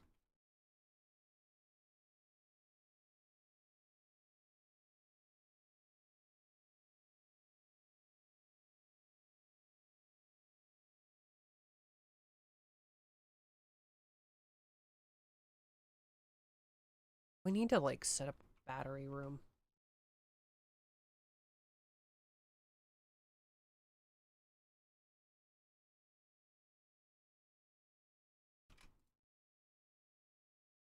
Oh, Jackalope died. Unfortunate. Rest in peace, I never knew ye.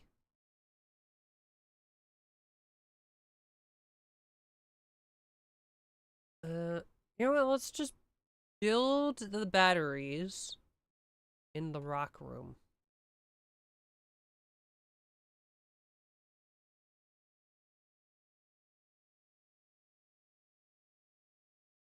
We can just build a couple big batteries in there.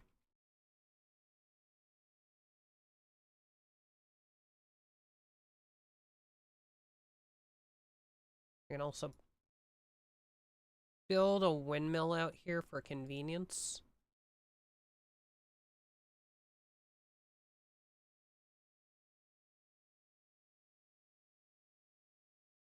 I also made a thing. If later on you go and look at the VOD, I now have an animated. It's shitty. It's shitty, but I made it myself. I made an animated intro for the stream.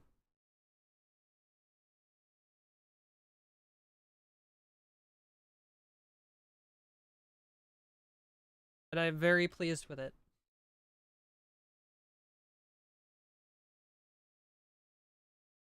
Major break risk.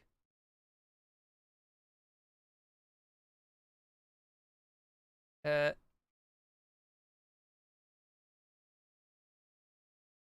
Power shortage is getting out of hand. Okay. That windmill is what I needed.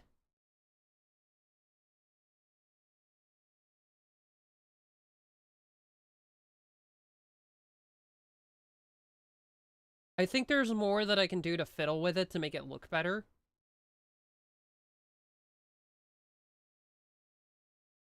Like, I think the lettering stands out too hard against the background. I think there needs to be more smoothing in it. But once I have it looking a little bit better, I can make different versions for, like, an intro screen, an exit screen, and an out to lunch screen.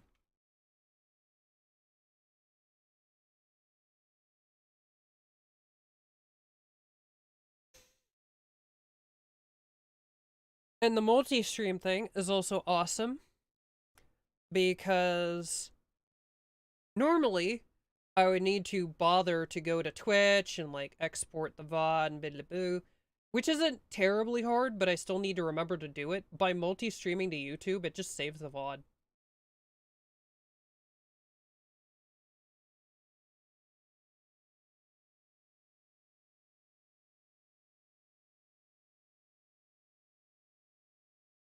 Yeah, I managed to sort it out with the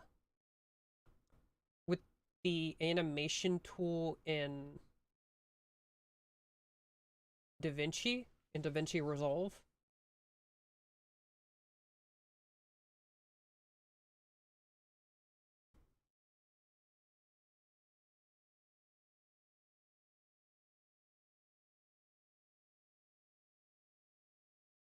I think the main issue with it is that the text just needs to blend better into the background.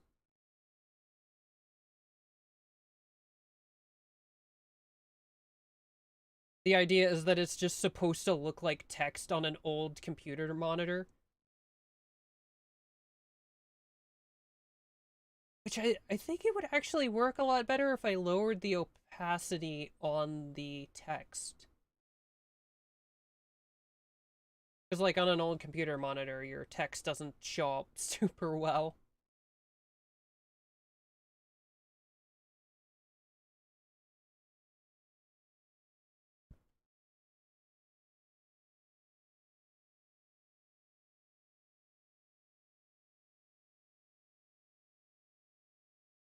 I'm just trying to try out new stuff and, like, get to grips with some of the technology. Especially since in about a month I'll have my actual, like, model. And then I have to learn how to use a couple different programs, because the programs I'm going to need to use for my new model are going to be different for the program that I use for this model.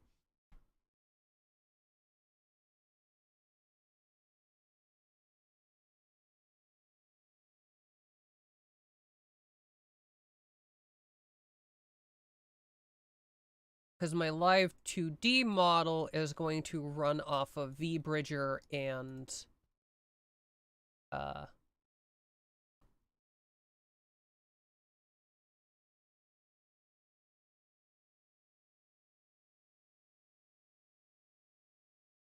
the live 2D model is going to run off of VBridger and wait.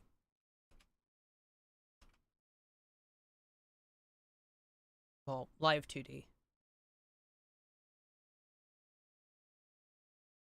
Whereas this model runs off of VC Face because it's the only thing that I could find that would do 3D and wasn't absolutely atrocious to work with.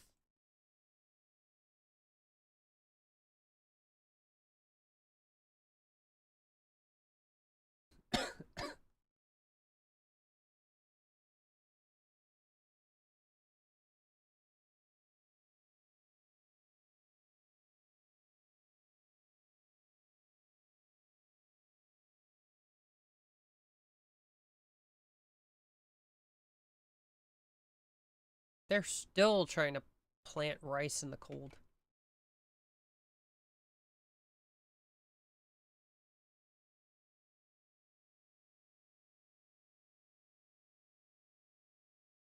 Is Sam up right now? Actually? Oh, you messaged me on... Okay, you... I was blue messaging.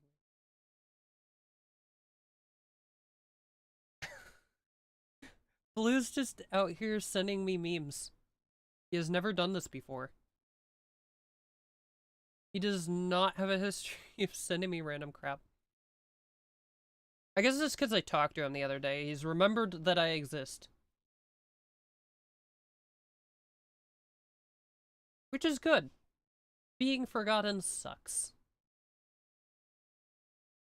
I like to think that waiting on the new model is akin to waiting on your clothes from the dry cleaner.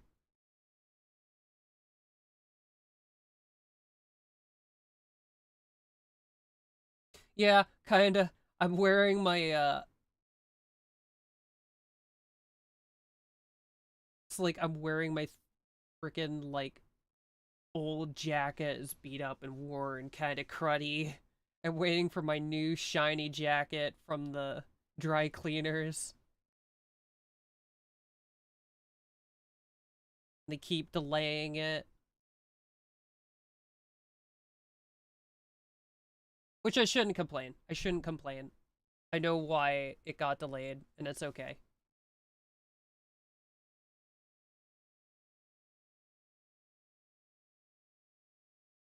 If anything, I think the speed at which he's still going despite the delay is really nice.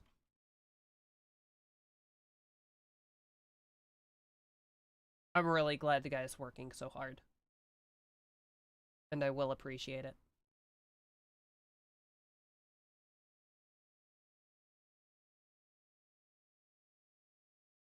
Let's make some bigger guns.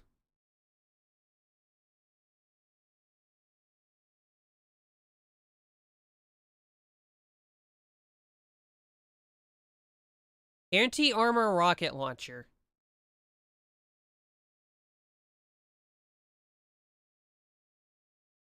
Is that really what I need? I mean, it would be really cool, but I also don't have that much chem fuel. Hmm.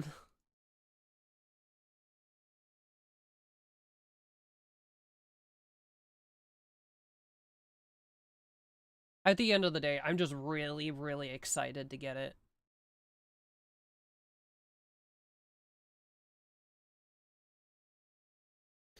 And I also put in for like a week off in June. So after the model does get finished, there's probably gonna be a solid week where I stream a lot.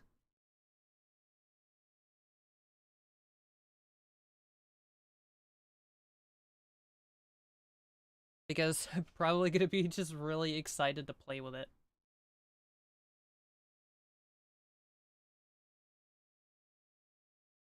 Also, I have a lot of games to catch up on. Especially because I've been working so much on my 40K stuff.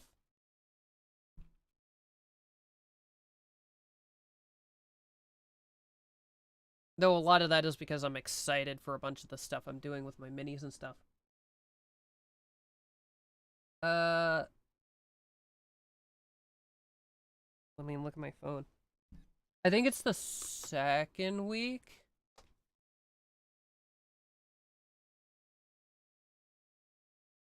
Let me look, let me look.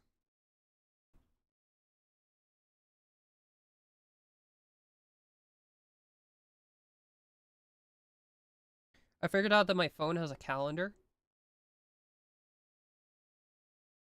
June.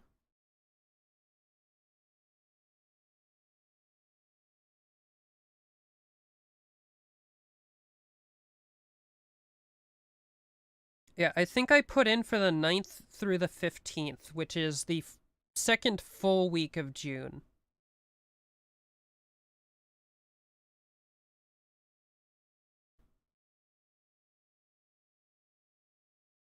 Why is the game suddenly, like, playing Stardew Valley music? I'm not alone in thinking that, right? This just sounds like Stardew Valley. I'm not complaining. I love Stardew Valley, though. Now I want to play more Stardew Valley. I was playing Stardew Valley a bunch the other day, and I was like, this is not good for me. Stardew Valley is just like... Stardew Valley is like my autism game. If I'm not careful, it will consume me. You cannot... Frick! I know why! The game has been silent this entire time. Theoretically, you can hear me. System. Sound. So, here's the thing.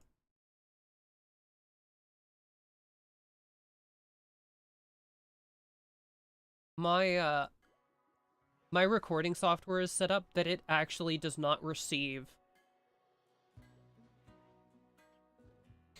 It does not read all of the audio lines from my computer. The system line, which is the default line that everything outputs to, does not get read by OBS. It reads from music, game, and chat mic, and chat. So it'll read Discord, which is perma-set to chat. It will read Spotify, which is perma-set to music. It will read Amazon Music, which is perma-set to music. But every time I start up a new game, I have to change its audio channel to game, or OBS will not hear it. Yeah, it is definitely very Stardew. And that setup is partially so that if I, for some reason, decide that I really need to listen to my favorite streamer in the background, I may or may not have, at points, been streaming and also listening to Matara. The stream does not hear it. And it also lets me play my own music without being concerned about getting whacked by YouTube. I actually, during the opening,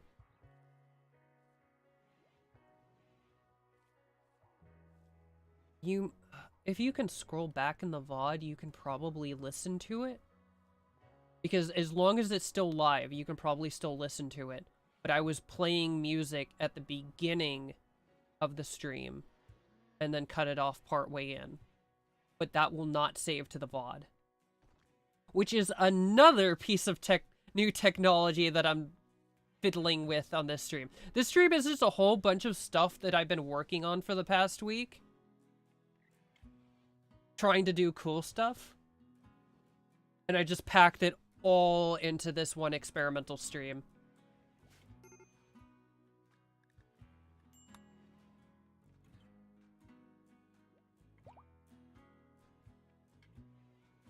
I really like this music.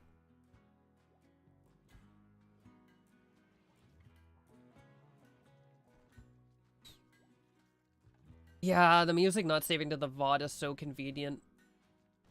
I thought of it... Well, technically everything, more or less everything that I have done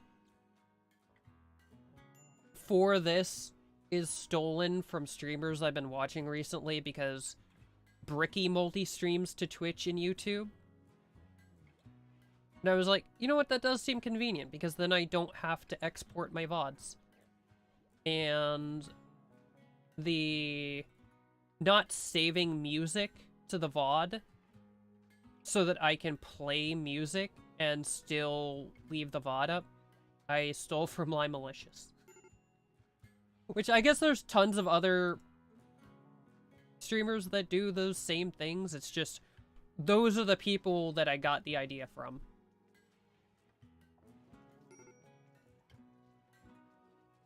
I was like, I was watching them and I was like, oh, that's a good idea. I can use that. Because I've always been afraid to, like, play music, but now I don't need to worry about it. Which, I think they can still technically catch you if they manage to, like, hop into your random, like, stream. But it generally doesn't happen. Technically, to my understanding, you also usually don't get bonked for playing video game music. And if I was going to play a soundtrack in the background, it was going to be this.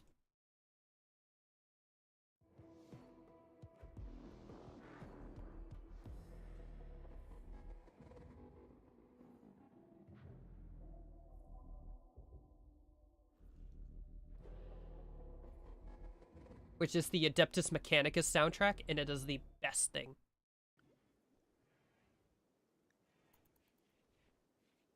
Which I do also have that down really quiet, so you might not be able to hear it, like, at all.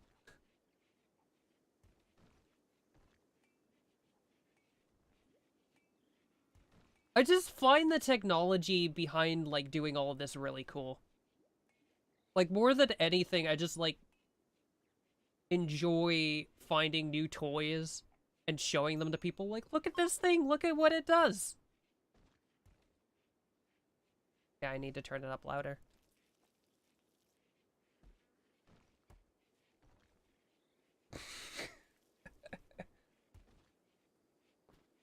Line pepper.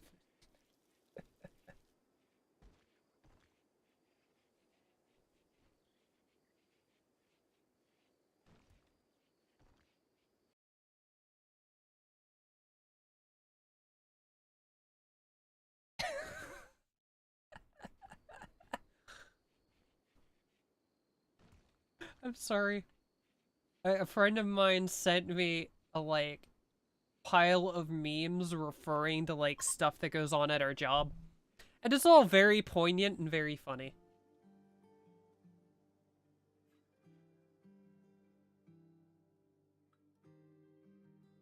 That's understandable.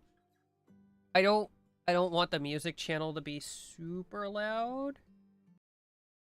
Because if I play music, I don't want it to eat people's ears. But you know, maybe I don't care about people's ears. Maybe I want you to suffer.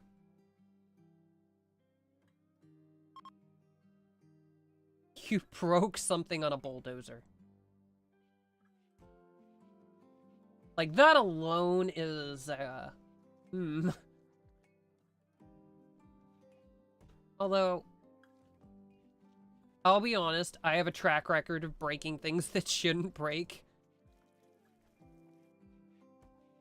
Alex's complaints about, my chair when he saw it.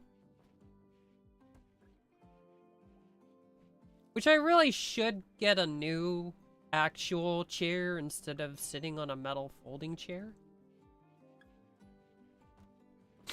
I don't break things often, but when I do, I break them good. Truer words have never been spoken. I'm generally careful with stuff. I'm generally very careful with stuff. But when there's something I'm not careful with, it gets destroyed.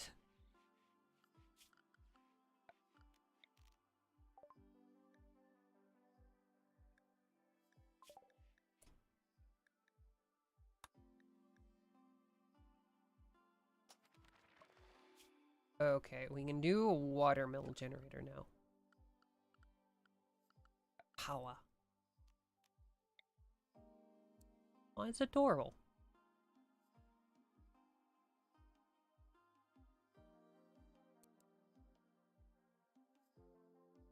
Need to...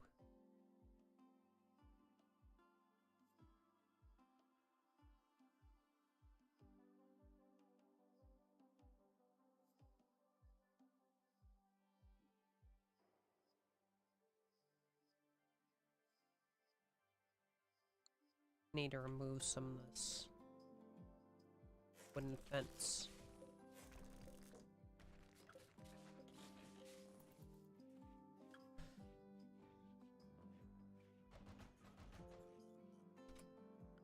Okay.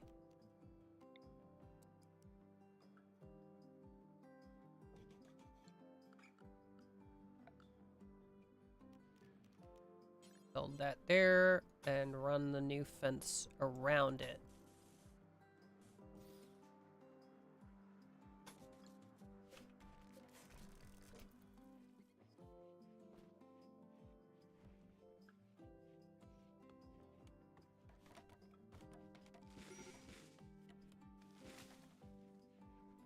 Major break risk. Somebody's mad again. Kitten's mad this time. Why are you mad? Failed to rescue Jackalope. Oh, you were related to Jackalope. Oh, that's unfortunate, but we don't travel around here. Touching grass is prohibited? I'm sorry? The boomlope is growing. We need to keep a close watch on what wild animals show up. Because if more boomalopes show up, I need them. Let's eat the donkeys.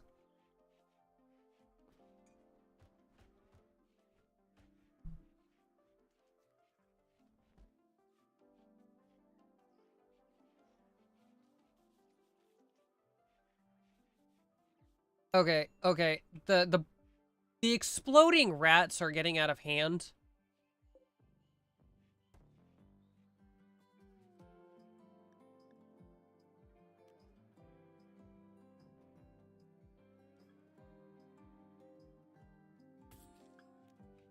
Okay. Let's see how poorly this goes. If we slaughter a boom rat.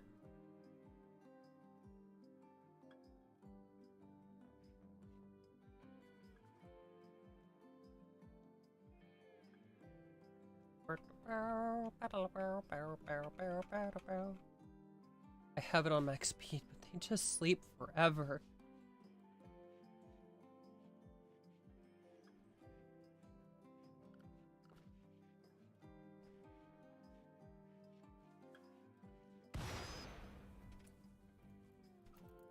I forgot that was gonna happen. Please put out the fire.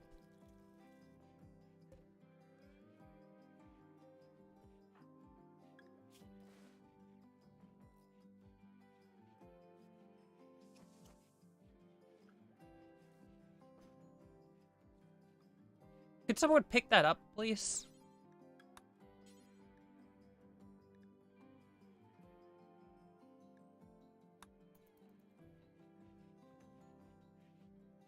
We're not gonna waste anything, even if it's a rat. Okay. Slaughtering boom rats, mildly dangerous. Oh, no, no, don't kill it in there. If at all possible, kill it outside.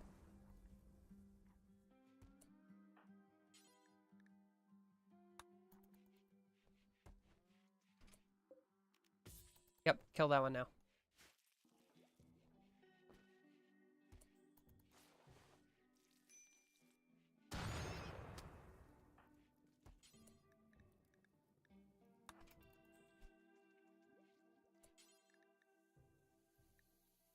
All the boom rat.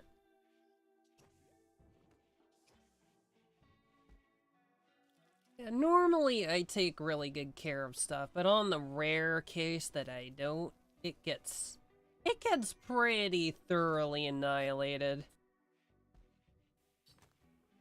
And then when I decide something needs to break, it gets pretty destroyed. You've seen firsthand how much I enjoy breaking things.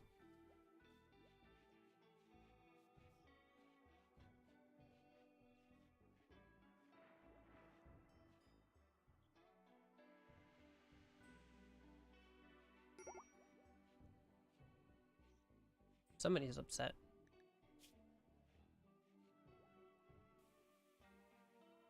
You're gonna be mad about that jackalope thing for a while, aren't you? Expires in 24 days.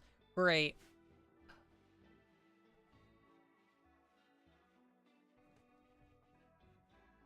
You're just all bent out of shape about jackalope.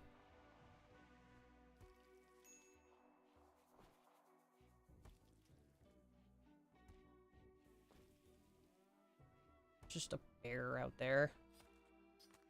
Bears. Run a power cable.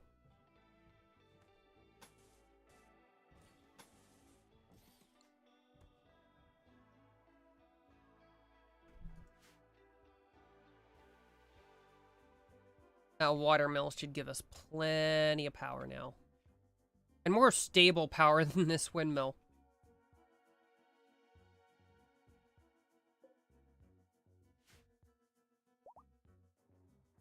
It's 2 degrees outside.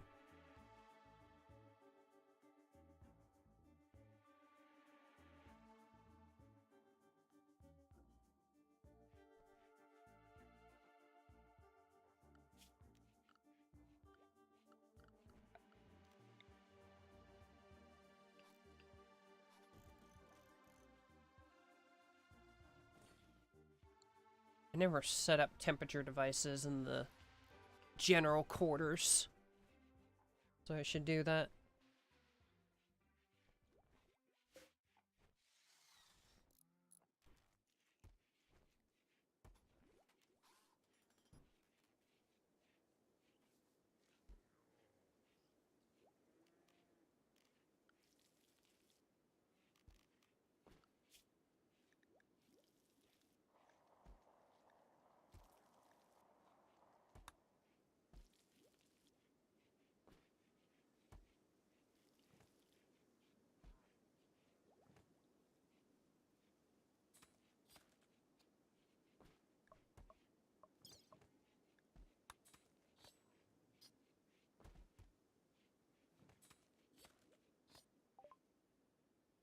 Ooh, blowback operation.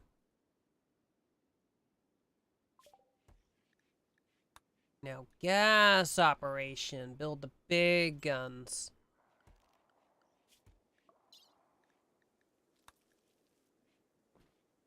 Hunting work site, investigation, rundown, research post.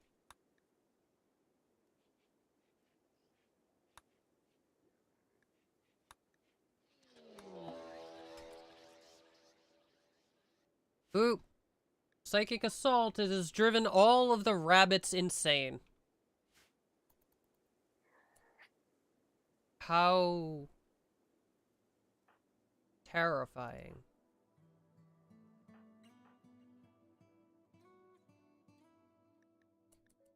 Oh, they're coming for me.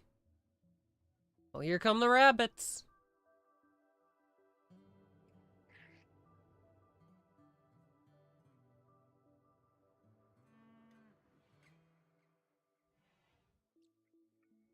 It's like 3 of them. Oh, 5 of them.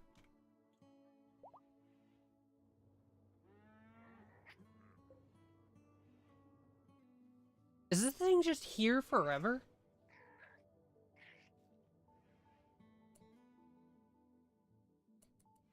Oh.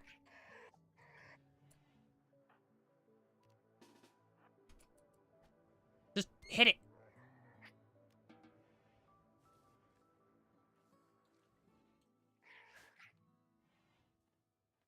Stupid rats.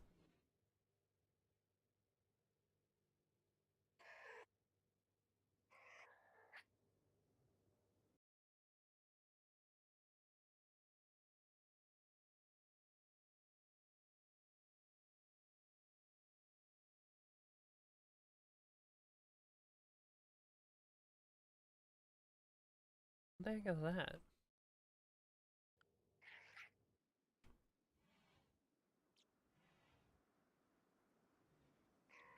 There are now 5 insane rabbits hanging around outside.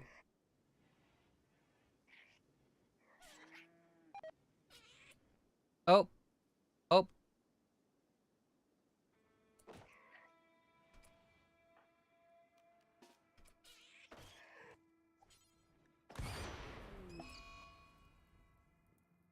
Oh, they killed the boom rat for me. And it took out some of the hairs. Can you come here with the axe?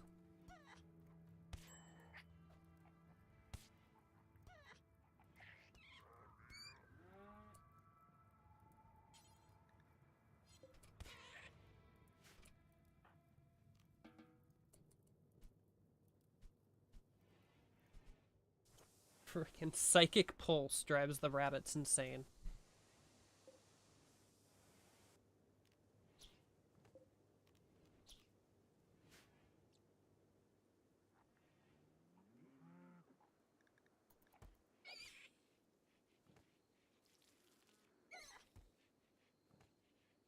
Convenient way to hunt all the rabbits in the region all at once.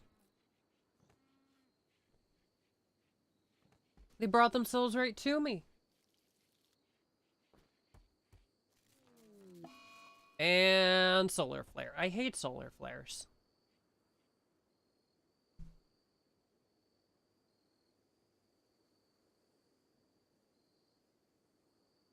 All of my food. It'll go bad.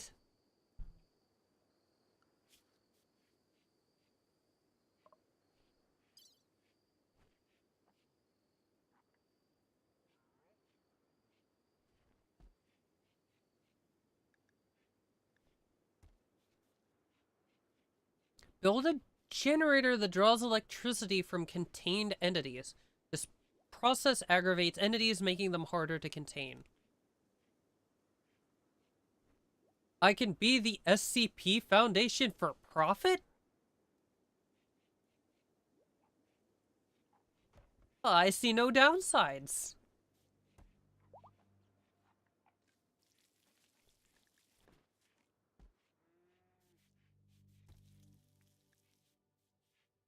Skip abduction. Abducts a random hostile person from anywhere in the world, putting them in a short-term coma for capture. That is like... That is some definite, like, evil installation crap right there. Like, that's spooky.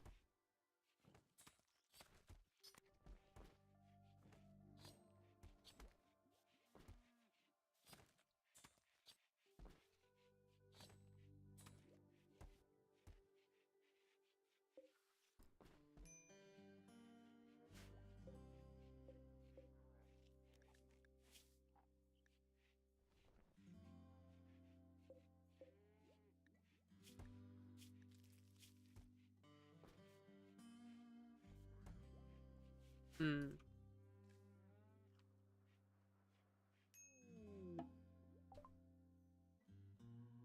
Proximity detector's done.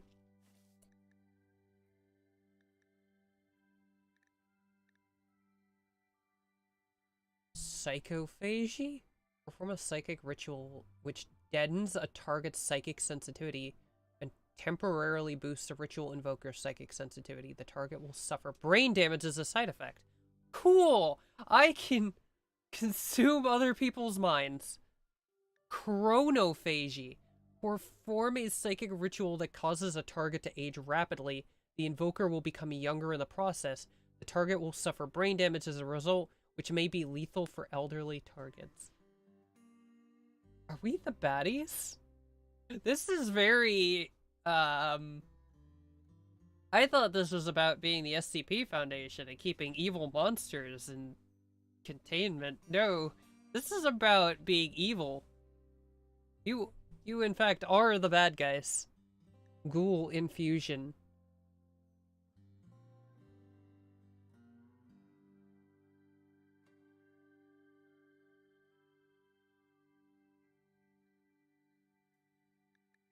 Ghoul enhancements. Ghoul resurrection.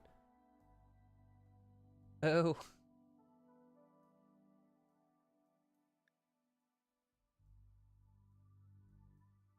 Advanced psychic rituals. All of this sounds, evil. Bliss lobotomy. Lobotomizes a person, making them happier while rendering them incapable of intellectual and skilled labor.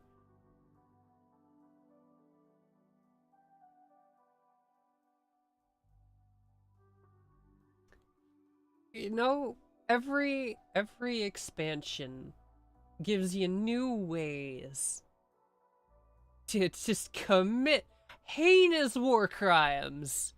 And man, am I here for it. Man, I love war crimes. Don't you love war crimes? Do not take that out of context.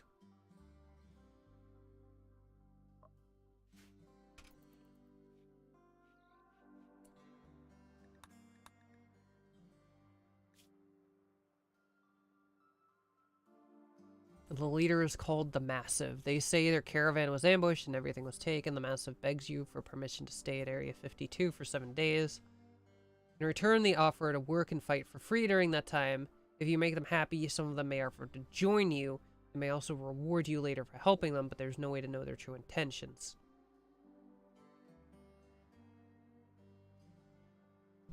There's 3 of them. I need 1 more bedroom. But... Monolith study progress? Fenox has had a breakthrough while studying the monolith. She believes the monolith is a conduit for psychic energy. connecting to some distant location. However, she is unsure where or what it connects to. Phoenix is convinced that by studying more anomalous entities, she can find a way to close the conduit or learn to harness its power. The monolith now provides more knowledge when studied. Good. Good.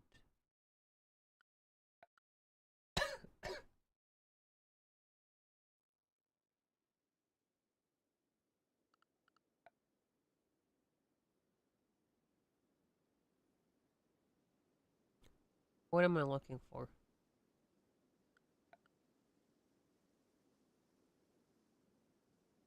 Oh yeah. I needed to make more bedrooms.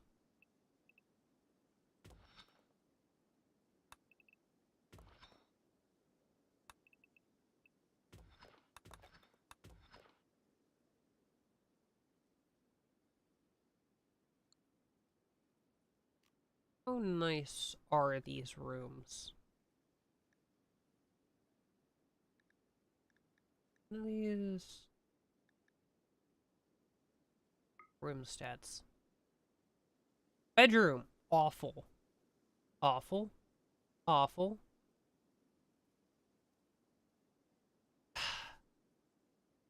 I'm so used to Dwarf Fortress rooms. You build a 3x3 room in Dwarf Fortress. The dwarf is like, I'm living in the lap of luxury. You build a 4x4 in this game, and they're like, this room is so small and tight. All the characters in this game come from America. They're all Americans. They're like, not enough space.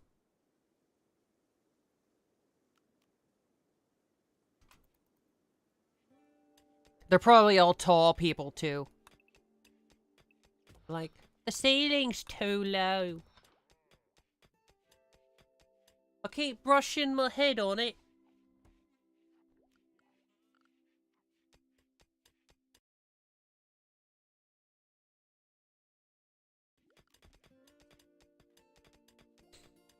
How unfortunate.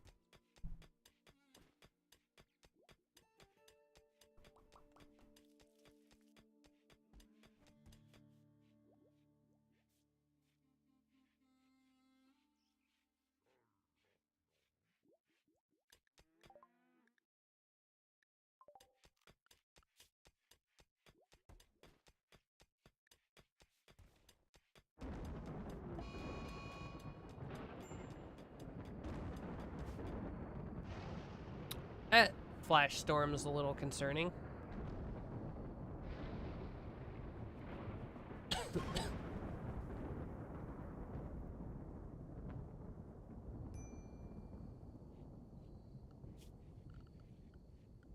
I just need to make these rooms nicer. I guess they also need to be bigger than 4x4. Apparently, people are not satisfied with 4x4 rooms.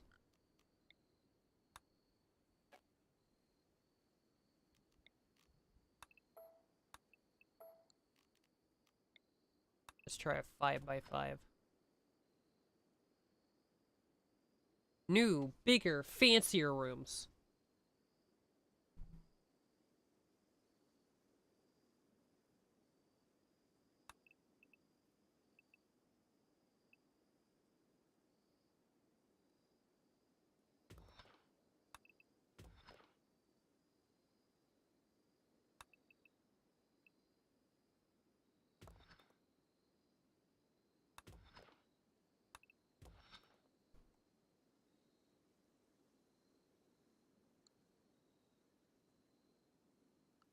Meanwhile, I'll start trying to make these other rooms not horrible.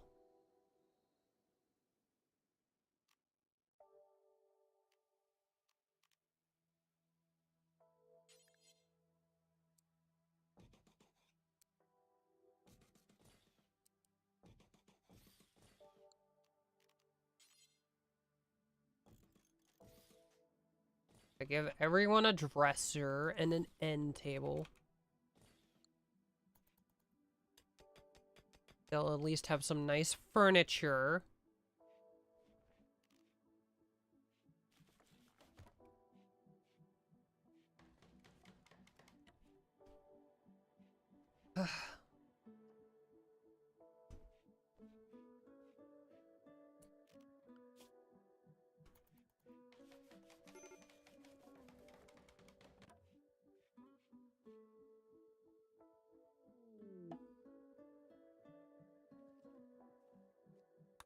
All the quests are expiring.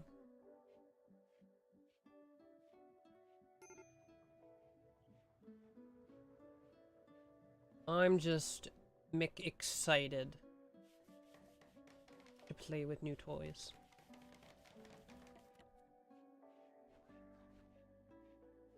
And heck, if you come across any, like, weird toys for me to throw onto the stream, like just weird stuff to fiddle with, I will absolutely try it out. I just like the tech.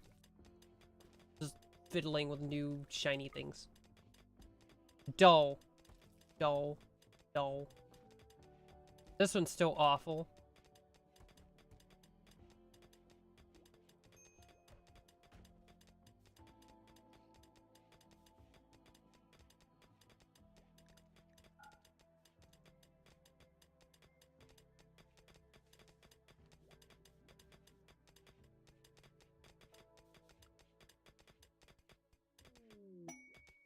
Shuttle crash.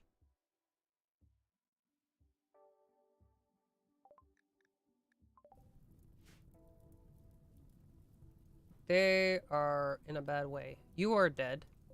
You're dead. 16, 7, 11. Okay.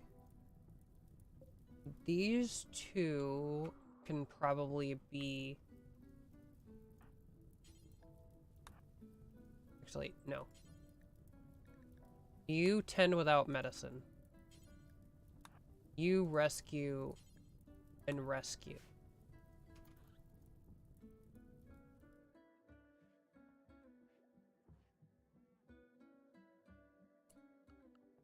And I will put a sleeping spot on the ground here.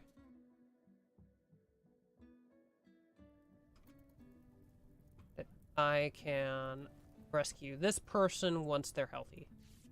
Her.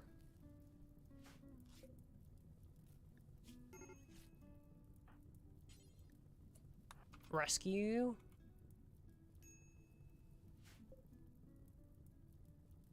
Still lots of fire going on.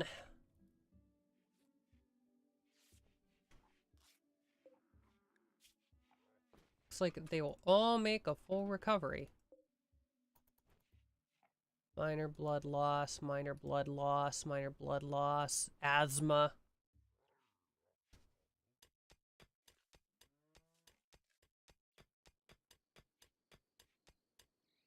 If we're lucky, some of them may join.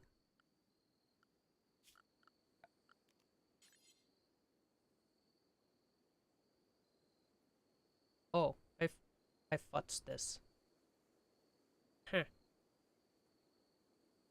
Huh. Oh well. This is actually an easy fix.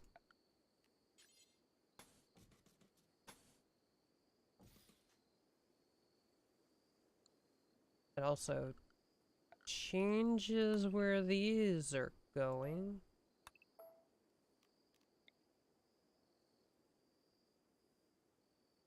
One, two, three, four, five.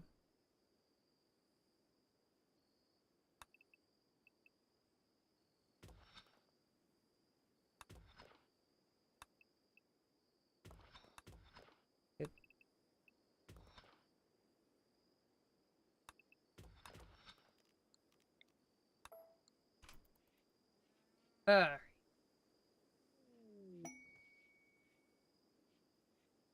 Loyal links. Senator of Western Republic is making a request. She wants you to take care of 2 lynxes at Area 52 for 19 days.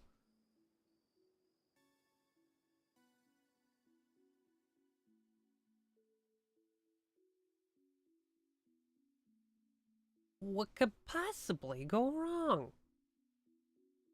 I'll take some glitter world medicine.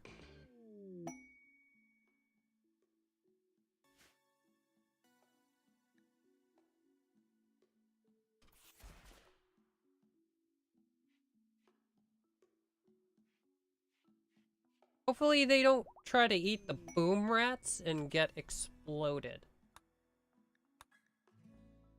Tail is thankful you rescued her. She has decided that she would rather stay than leave and is joining the colony.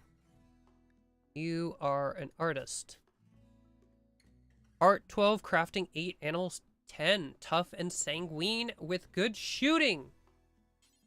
Sure. I appreciate you staying.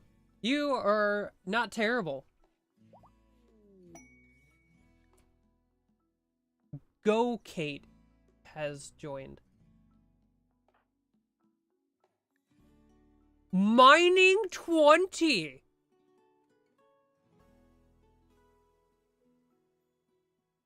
Medical 5. Xenophobe, incapable of violence, so he can't defend himself. But mining 20. You are my favorite person.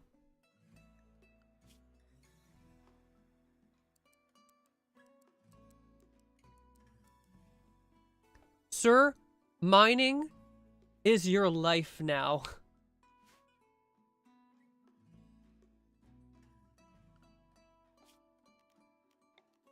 How big can I make this room without it exploding?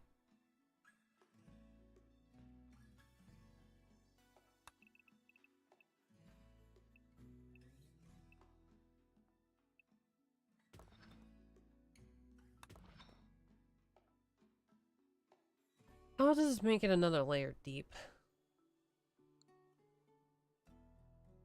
Build another big room with rocks.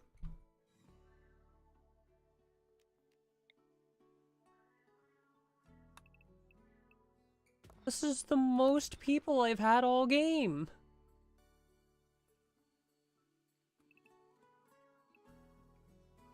All game, I've been having issues trying to have enough people, and suddenly I've got a butt ton of people.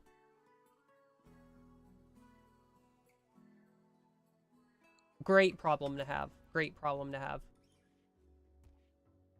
Hopefully, none of them will be traitors.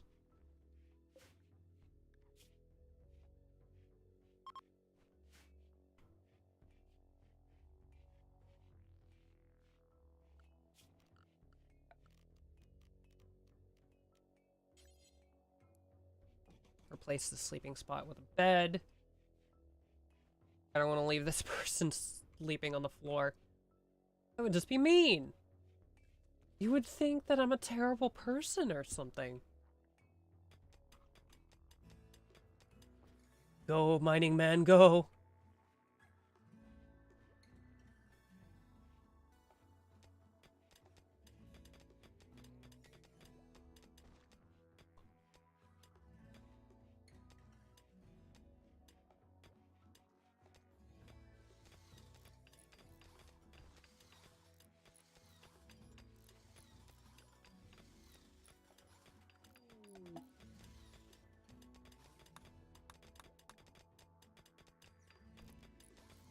I can also start doing floors. Bronze tile. Uso terracism slab.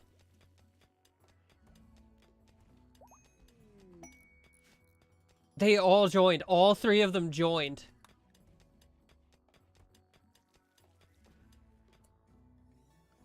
I still...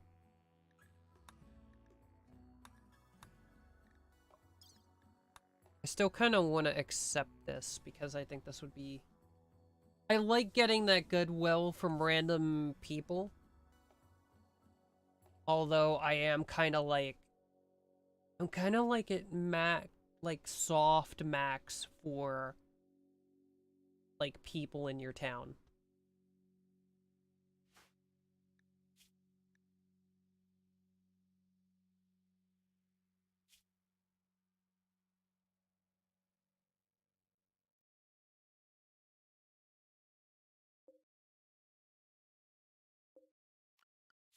Okay.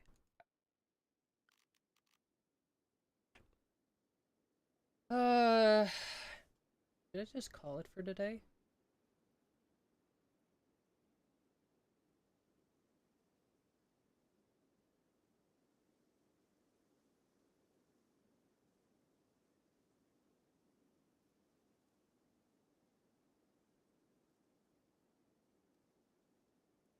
I don't really want to keep yapping. Like, I think I need a break from yapping or my throat will give out on me. I kind of want to keep yapping, but I don't have anything else in my brain to yap about. Unless you got something to yap about. If you desire conversation. Wall lamp.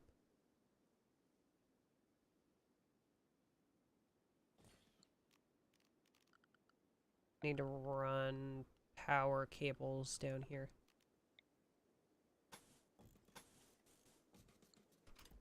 And honestly, while I can't get sit running right now, I did manage to get regular Escape from Tarkov running. And I do kind of want to play a little bit of that.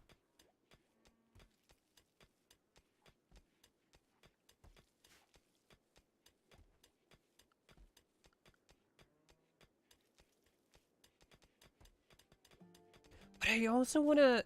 I haven't gotten the chance to try out biotech yet. A group of pigskins from Wound have arrived nearby. They will prepare for a while and attack. There are people who have relationships with colonists or prisoners.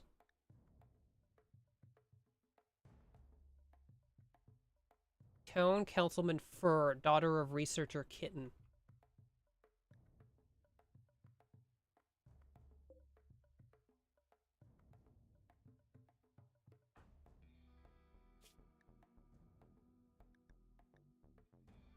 She's a baseliner and her daughter is a pigskin. I feel like that begs a lot of questions.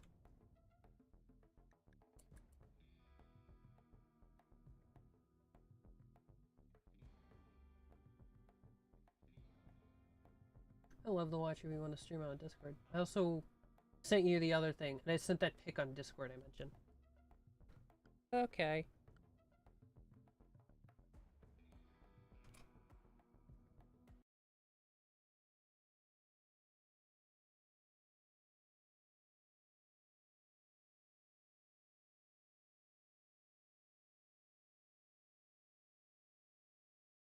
That's a really thick piece of metal to break like that.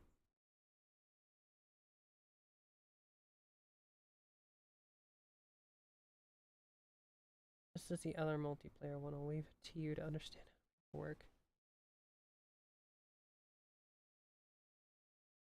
I'll have to look at that later.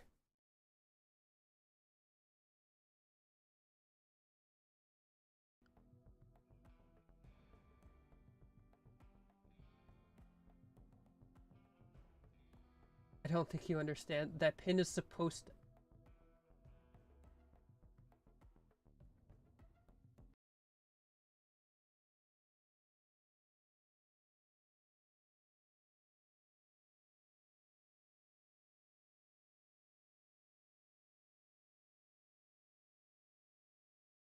What happened? What did you do? It's like half of the pin is missing. And not in the way that half of a thing is normally missing. Like, what did you do? How does that happen? Hmm?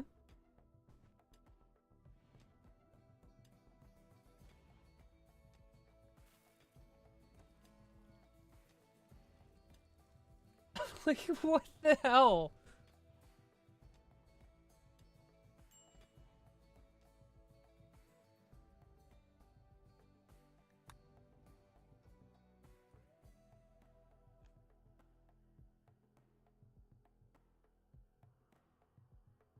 See the Kier's turreting.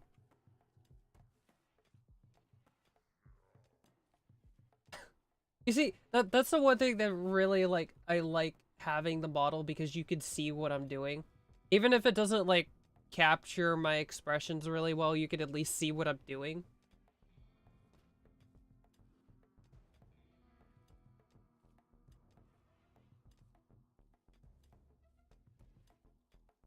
bolts that hold the pin in place broke. Okay. So while I was running at the track, I was pulling the big wheel into the little one in front of it.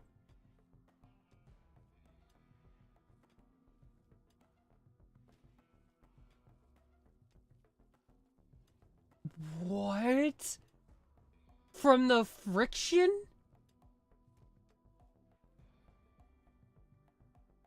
Dude. What the heck? Like, what the heck? I can't even. That is insanity.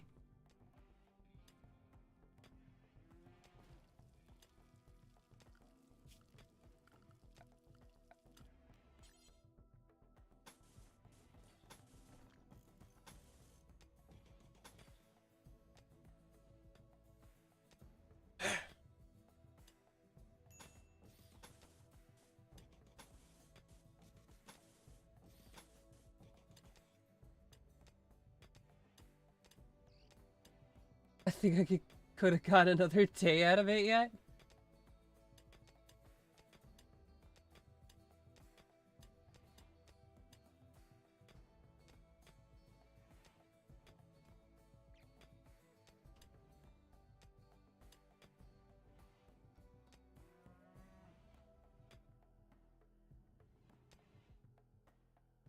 I don't know. I feel like that pin is about like 70% gone.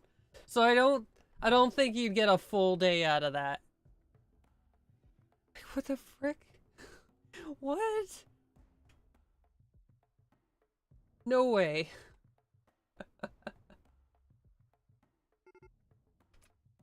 Oh, here they come.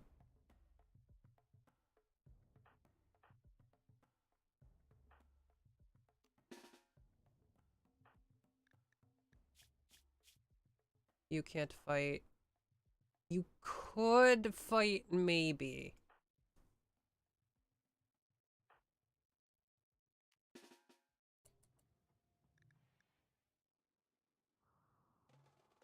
Where are they going to be coming from? They're probably going to come up along here.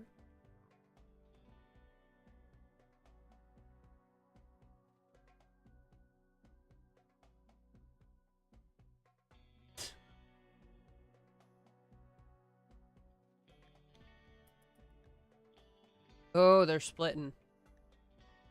So...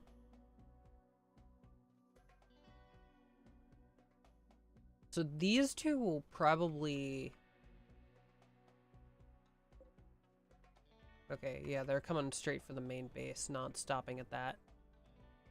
So these two are going to come from here.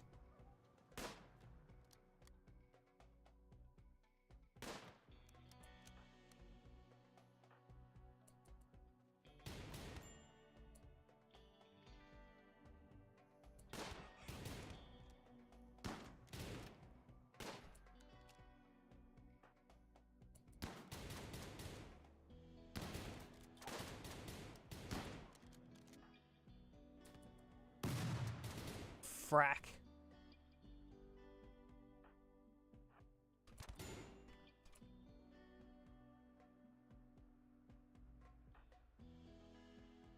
Alright.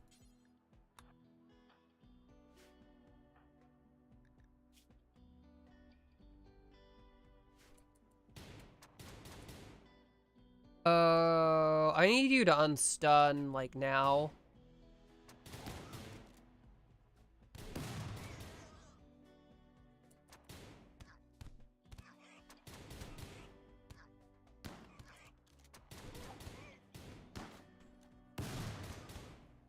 Those stun grenades are really annoying. This fricker will not die. Oh. Oh, he just did.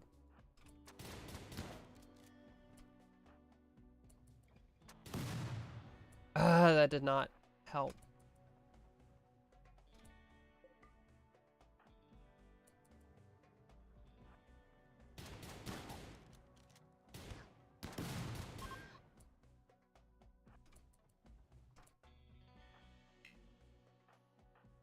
Oh, is he down? Ooh, he is down.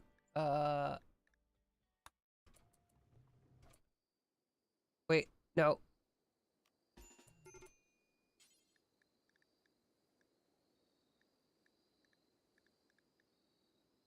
Tend him now.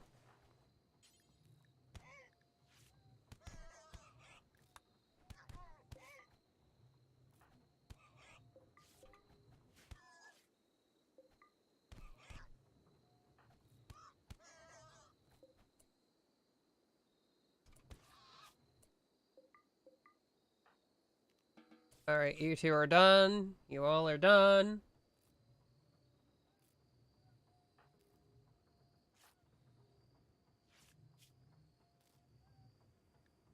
This is not going well.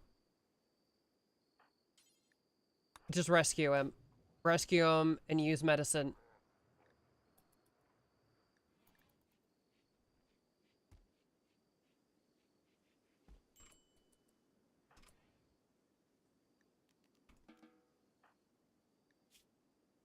Okay.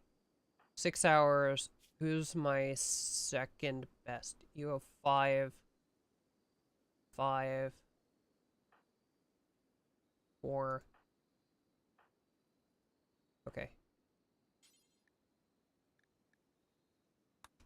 You.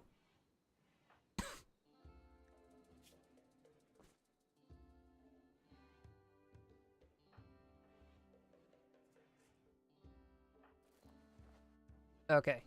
Gaby's taking care of Tail, and he can take care of Rodion.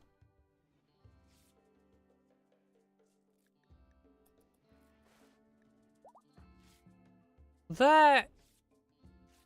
Those frickin' stun grenades. Like, that was brutal.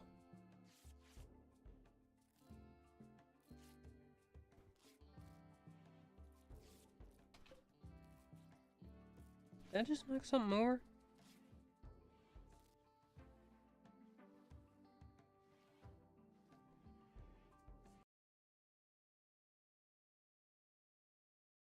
The cold air's blowing.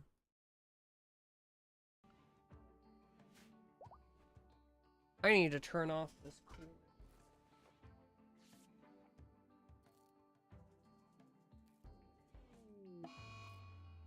Animal disease, plague. No, not the boomalopes!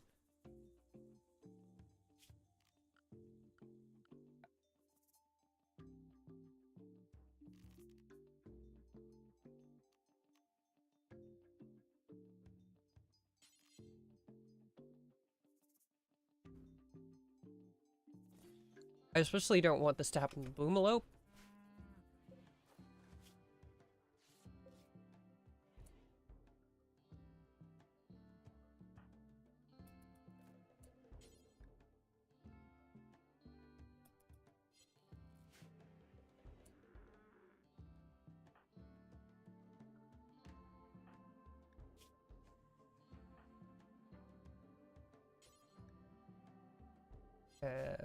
Who can build?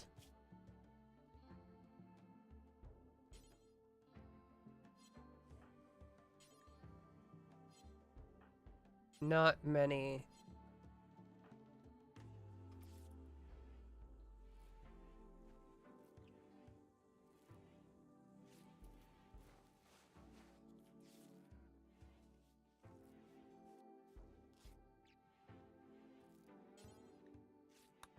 Okay.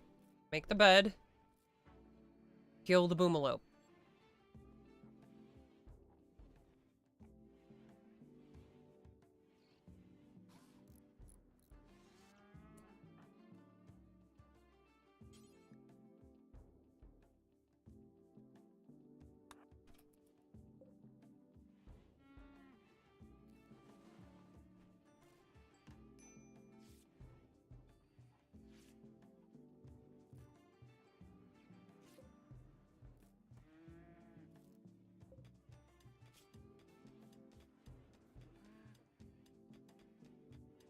Ten quality is 0%. Great. The immunity is going up pretty well. I really don't want one of my few boomalopes to die.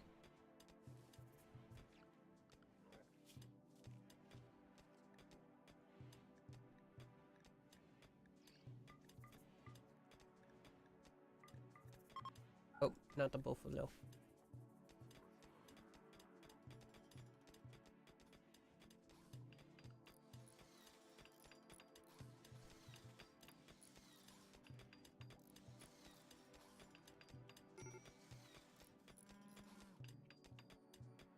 Dig, dig, dig.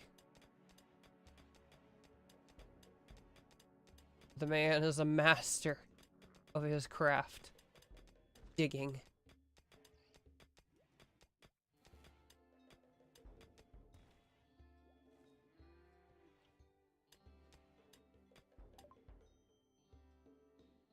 Alright, what are we researching now? I'm gonna start doing the genetic stuff.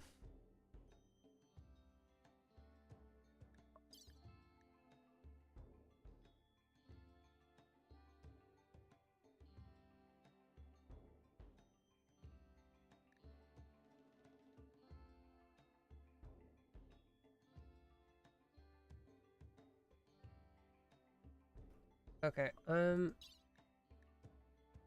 this stuff's from Vanilla Genetics Expanded. So this is stuff that adds to the genetic system. How do you access the regular genetic stuff? Is the question.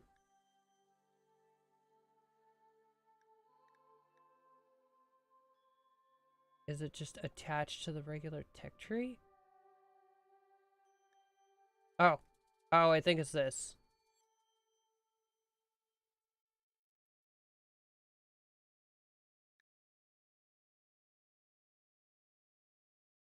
Yeah, it looks like it's this stuff. It's just further down the tech tree. Growth fats, biosculpting, bioregeneration. I feel like there should be more stuff.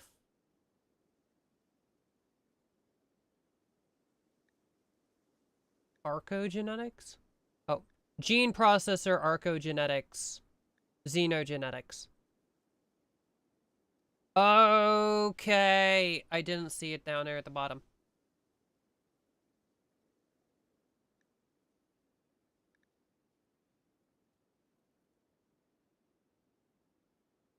Do I need to learn plate armor? Okay, I need plate armor before I can learn to make flak armor. So make the plate armor. And then the flak armor.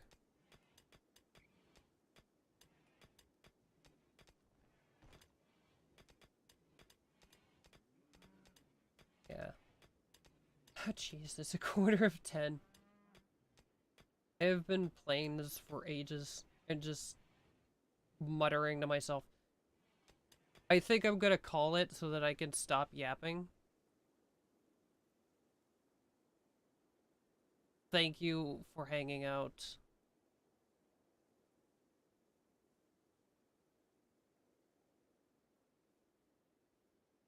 For way too long. I'm probably gonna go play Tarkov for a little bit and then paint my miniatures. Doge! What is this? Pop. Pop Nemo.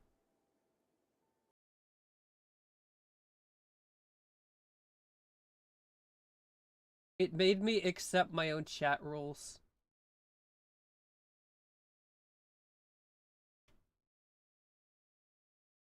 Yeah, sure, it's fine. I will be in Discord shortly. I'm going to go to the bathroom because I actually have not gotten up from here at all since I started streaming. So I have actually just been here for 6 hours. My water bottle ran out like 2 hours ago. So, yeah.